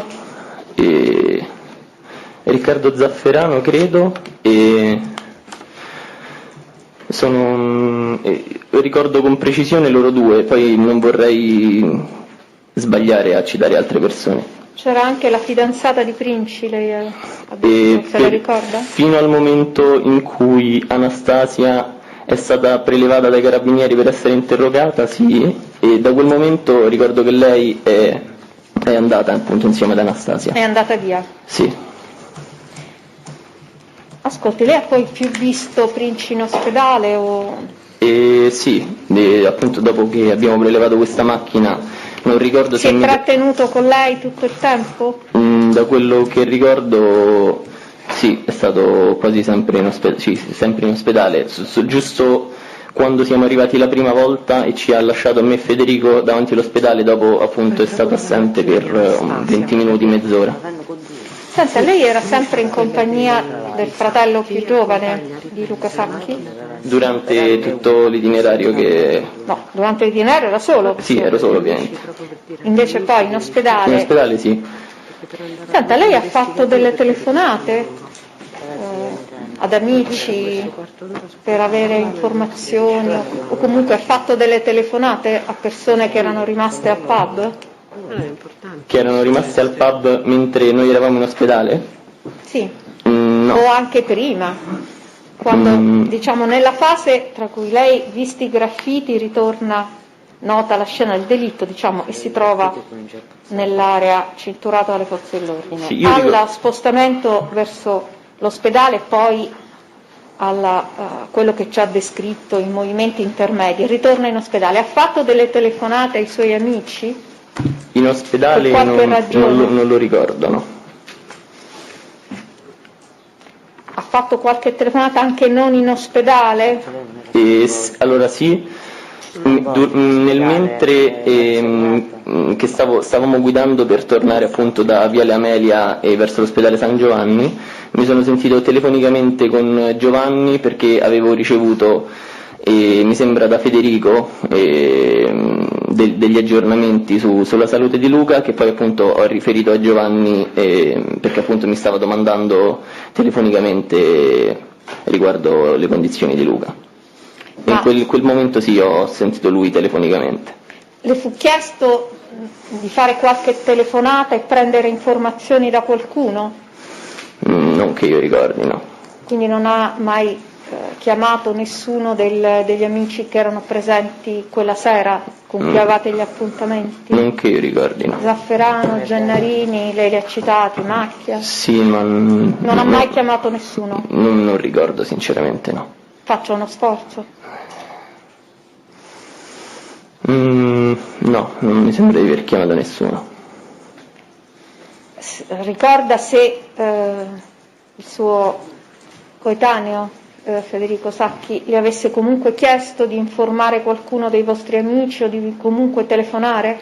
Questo particolare le ricorda qualcosa? No, cioè ricordo di aver ricevuto una telefonata da parte della mamma di Federico che mi stava chiedendo il perché non le rispondesse al telefono, e io lì sul momento Federico mi disse di non dirle esattamente cosa fosse successo, per appunto paura, non so, che stava da sola a casa si potesse, non lo so, sentire male in qualche modo, e quindi io lì sul momento ho inventato una scusa da dirle per appunto tenerla all'oscuro dei fatti. Quindi esclude di avere chiesto a qualcuno di fare verifiche sulla presenza di Giovanni Princi al pub?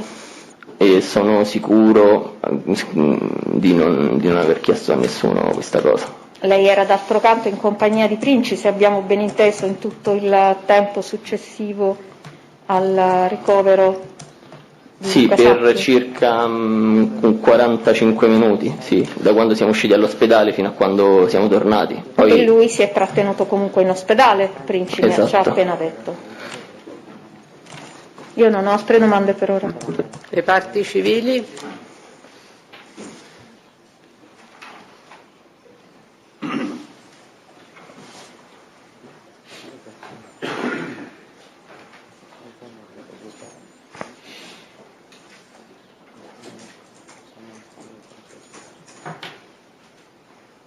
Avvocato, mi raccomando. Grazie. L'avvocato Salice per la parte civile. Senta, a me interessa la parte del recupero di questa autovettura, di questa C1. Quindi lei ha detto che lei va in ospedale per la prima volta con la Fiat Panda della famiglia Sacchi, Princi alla guida, lei passeggero, Federico Sacchi dietro. Esatto. Una volta poi giunti all'ospedale, ho capito bene, Princi le chiede di farle compagnia dove e perché? Una volta raggiunti l'ospedale mi chiese di accompagnarlo a recuperare la macchina di Anastasia, perché era parcheggiata sulle strisce e perché avrebbe potuto essere utile per recuperare gli altri amici che erano stati prelevati per essere interrogati.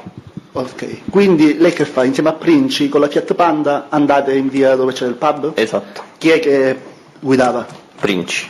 Cosa vi siete detti nel tragitto? Parlando ora sinceramente non ricordo il nostro dialogo. Lo so, ma è tutto tempo, se può fare uno sforzo. Abbiamo parlato appunto io sono rimasto per la maggior parte del tempo in silenzio perché ancora ero sotto uno stato di shock, se così lo possiamo chiamare, e quindi le uniche parole che ci siamo scambiati è stato appunto riguardo ciò che era successo, però in maniera molto sommaria, ecco. Una volta arrivati poi lì dove c'è il pub, cosa accade? Lui appunto scende dalla macchina, io prendo il posto del guidatore e mi dice di seguirlo fino a dove lui avesse messo le 4 frecce. Allora una volta arrivati in viale Amelia, lui appunto stava davanti a me, io lo seguivo, lui ha messo le 4 frecce e allora io mi sono accostato e lui facendo retromarcia è venuto accanto al mio finestrino e mi ha detto di aspettare qui che doveva passare a casa e sarebbe tornato da lì a breve. Senta, mi scusi, ma lei le è venuta spontaneo chiedere a Princi come mai ti posso seguire fino in via Amelia e poi da qui mi lasci solo qui, in piena notte? Io in quel momento non me lo sono chiesto, no. Cioè pensavo dovesse passare a casa per, non lo so, motivi personali, non ne ho idea. Ma però Princi, mi scusi, gli aveva detto che il motivo del recupero della macchina della signora Klemnik qual era? Quello di andare a prendere altre persone? Esatto. Quanto tempo rimane lei da solo? Un quarto d'ora credo, sì, un quarto d'ora.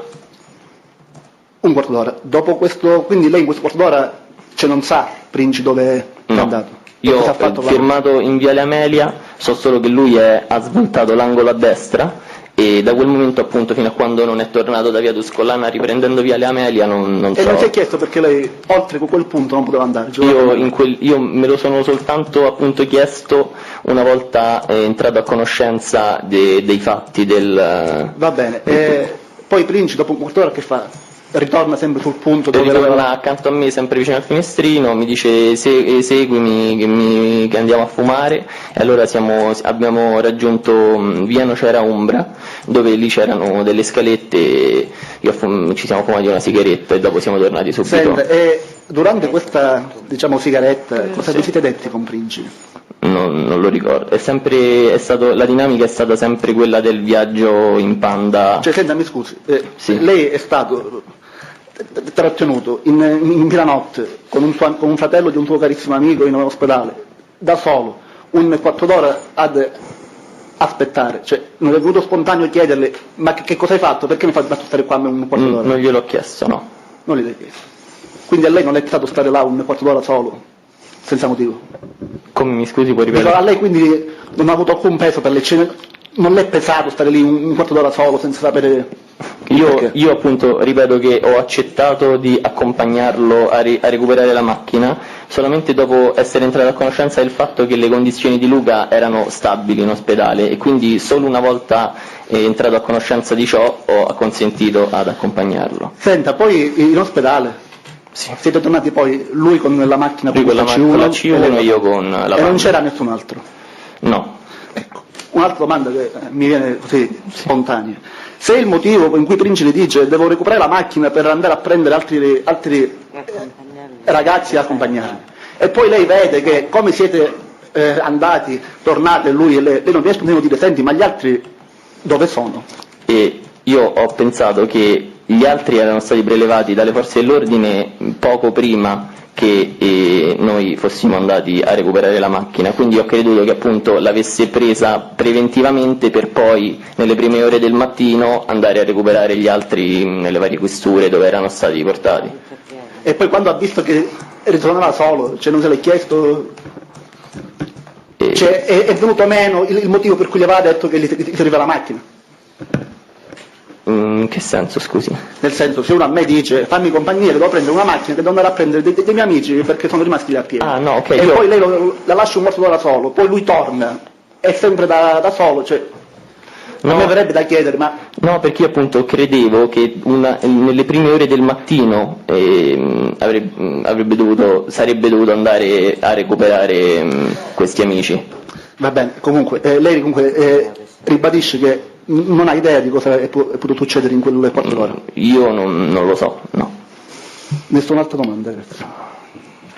Però ha detto, prima io mi sono chiesto cosa dovesse fare, e poi prima, se ho capito bene, a proposito di questa domanda, lei ha detto io mi sono chiesto cosa dovesse fare Giovanni Princi, perché andare lì su via Tuscolana, lasciarmi lì per un quarto d'ora. Me lo sono chiesto una volta che sono entrato a conoscenza del fatto che Giovanni Princi era coinvolto con i fatti. Si è dato una risposta? ha avuto poi degli elementi per capire cosa potesse essere Gli unici elementi che ho ricevuto per farmi qualche idea sono appunto i notiziari, i giornali e le notizie che mi arrivavano dalla famiglia Sacchi. E quindi lei che cosa pensa che è andata a fare Giovanni Princi? Io credo che, non lo so, magari non so come esprimerlo in parole consone, magari a nascondere un qualche tipo di prova che potesse inchiodarlo, non lo so. Senta, ma lei ha visto zaini? Come, mi scusi? Uno zaino l'ha visto No. lei? No. Grazie avvocato. Sì, Scusi, lei va in ospedale con Princi? Dopo averlo accompagnato... No, prima.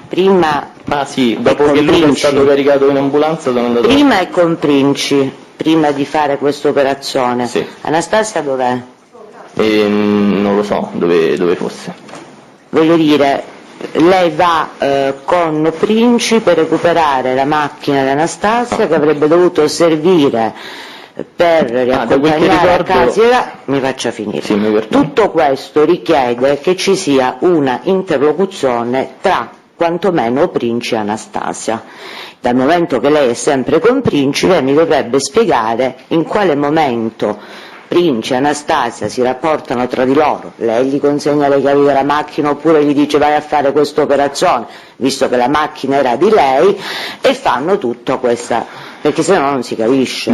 La prima volta che Princi ha lasciato me e Federico Sacchi all'ospedale, lui dopo si è assentato per 20 minuti, mezz'ora, quindi presumo che in quel lasso di tempo abbia acquisito la proprietà delle chiavi della macchina. Anastasia dov'era in quel momento? Non lo so, Non era in non lo ospedale, ricordo. no? Non lo ricordo. Non lo ricordo. Ricorda allora chi erano questi fantomatici amici che dovevate recuperare dalla stazione? Dico fantomatici, sono provocatoria perché voglio capire, Certo. Uno va a prendere chi, perché non eravate ciascuno di voi, compreso lei, dotato di macchina, siete andati al locale? Cioè chi bisognava andare a recuperare? Io ricordo che Anastasia e la ragazza di Princi, di cui non mi ricordo il nome, erano state prelevate dai carabinieri, se non sbaglio, per essere interrogate e sul luogo del pub erano stati sottoposti a una sorta di interrogatorio proprio lì sul luogo dei fatti, e Cristian Macchia e Zafferano che poi ci hanno raggiunto Erano a piedi, non avevano la macchina, erano venuti con lei al pub, per quale ragione dovevate andarle a prendere? Non c'erano le loro macchine?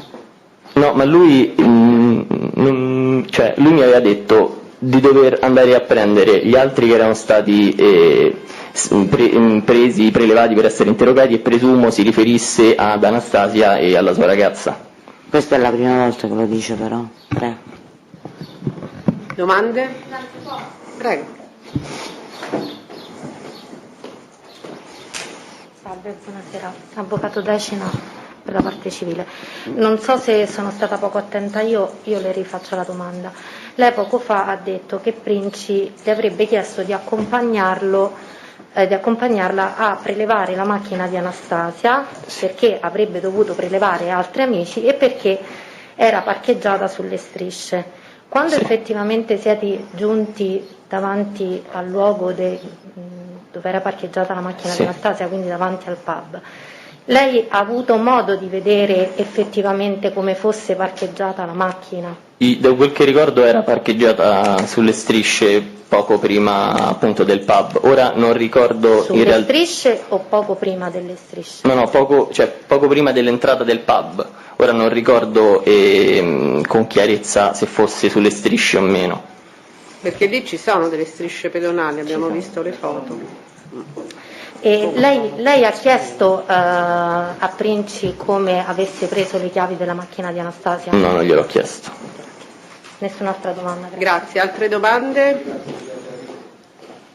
Solo per capire quante domande abbiamo ancora? Poca roba? Solo per i tempi, perché stiamo sforando ampiamente. Solo una domanda. Buonasera ormai, l'avvocato Cincioni per la difesa della signorina Chilemnik. Lei sa dove fosse Anastasia quando lei è andato all'ospedale? Sì, l'ha detto però. Quando io sono andato all'ospedale? Sì. Cioè la prima volta? Sì. E non lo ricordo non lo ricordo dove fosse. Non ricordo se è arrivata contemporaneamente a noi poco dopo o più tempo, appunto più dopo il mio arrivo insieme a Federico Sacchi. Grazie. Quindi è arrivata in un secondo momento? Non glielo so dire con certezza, ma credo di sì. Cioè, sicuramente non contemporaneamente a me e Federico, sicuramente. Non contemporaneamente nemmeno a Luca Sacchi, mi sembra di capire. Come, mi scusi? Neanche insieme a Luca Sacchi? No, l'ambulanza è arrivata credo 5-6 minuti prima che arrivassimo noi, perché noi siamo partiti insieme e all'ambulanza. Anastasia ancora non c'era, per quello che ricordo? No. È arrivata in un secondo momento. Invece il papà di Federico è salito su di Luca. Il papà di Federico di Luca. Luca e Federico è la stessa cosa. Da ciò che ricordo ha messo in moto appunto la motocicletta e appena appunto è partita l'ambulanza e l'ha seguita. Dalla moto, grazie. Avvocato? Sì, salve. Allora, una domanda rispetto alla posizione dell'autovettura Citroen C1. Lei ha detto che si trovava sulle strisce pedonali. Sì, no, preciso, non ricordo se fosse esattamente sulle strisce o nei pressi, ma comunque. Ok, ma si trovava nei pressi delle strisce regolarmente parcheggiata o in doppia fila? No, regolarmente parcheggiata a spiena. Benissimo. E non so se l'ha detto, era su via Bartoloni, giusto? Sì, sulla via del Papa. quando ci siamo fermati, sì. Si trovava parcheggiata lungo il marciapiede del pub o sul marciapiede opposto? Opposto. Ok, ora lei conosce la zona, sì. Sa dove è posizionato il pub, conosce il negozio di tatuaggi Se io scappo. De Hell che sta su quel marciapiede poco prima del pub? Al momento non lo ricordo. Allora, rispetto al Io me ne pub, andrei senza. considerando via Mommsen come punto di riferimento, quindi se lei guarda fronte al pub, Ok. la via Mommsen si trova fronte al pub, la macchina a quanti metri di distanza era parcheggiata lungo il marciapiede rispetto al pub? E di 10, 15, 20? Sì, un 15-20 metri, 25 metri più o meno, sì. Verso destra, chiaramente. Verso il parco verso via Latina, sì. Davanti il pub, con alle spalle via Mommsen, verso via Sulla sua Latina. destra, Esatto. con il pub fronte a lei. Perfetto. Va bene così. Grazie. Prego, avvocato. Buon pomeriggio, avvocato Salve. Matteo Riccardi, difesa Vetino. Senta, lei ricorda di aver ricevuto quella sera una chiamata da un certo Zaffarano Marco? Nell'immediatezza dei fatti? Zafferano Marco? Zaffarano, sì. Aveva detto che lo chiamava. Non lo ricordo, no. Non se lo ricordo. Senta, lei chiese a qualcuno di attivarsi per intracciare un certo Giovanni, in quanto poteva fornire degli elementi utili sui dettagli dell'aggressione? Al momento no, non glielo so dire, non ricordo di averlo fatto. Non ricorda? Senta, che rapporti ci sono tra lei e Princi Giovanni? Nessun tipo di rapporto, appunto durante la mia adolescenza io sono cresciuto in casa Sacchi e appunto l'ho visto bazzicare in casa qualche rara volta, ma più di quello non c'è nulla. Vabbè, grazie, nessuna altra domanda. Altre domande? Avvocato, non è obbligatorio, perché l'ha detto in un modo, allora sì. Prego. Aveva il numero di telefono di Giovanni Princi registrato? No, l'ho avuto solo una volta dopo che Giovanni Princi ha lasciato me e Federico davanti all'entrata principale dell'ospedale San Giovanni, mi ha lasciato il suo numero di telefono per essere aggiornato sulle condizioni di Luca, perché appunto dopo, come ho detto, è stato assente per una mezz'ora e appunto ci siamo scambiati dei brevi messaggi durante quella mezz'ora per sapere appunto come stava. Quindi diciamo fino a quel giorno lei non aveva il numero di Giovanni Princi? Mai avuto. Come l'ha registrato questo numero di Princi? Sotto che nome? Giovanni Busci, credo di averlo. Perché l'ha registrato come Giovanni Busci o Buscido? Perché sul suo profilo Facebook appunto ricordavo che si chiamasse così, lo avevo anche tra gli amici di Facebook e quindi l'ho... Diciamo quindi non c'aveva il suo numero, però era tra i suoi amici di Facebook e diciamo colloquiava anche con questo? No, mai. No. Però ce l'aveva tra gli amici di Facebook, sì. Diciamo. Grazie. Prego. Finito? Un'altra domanda.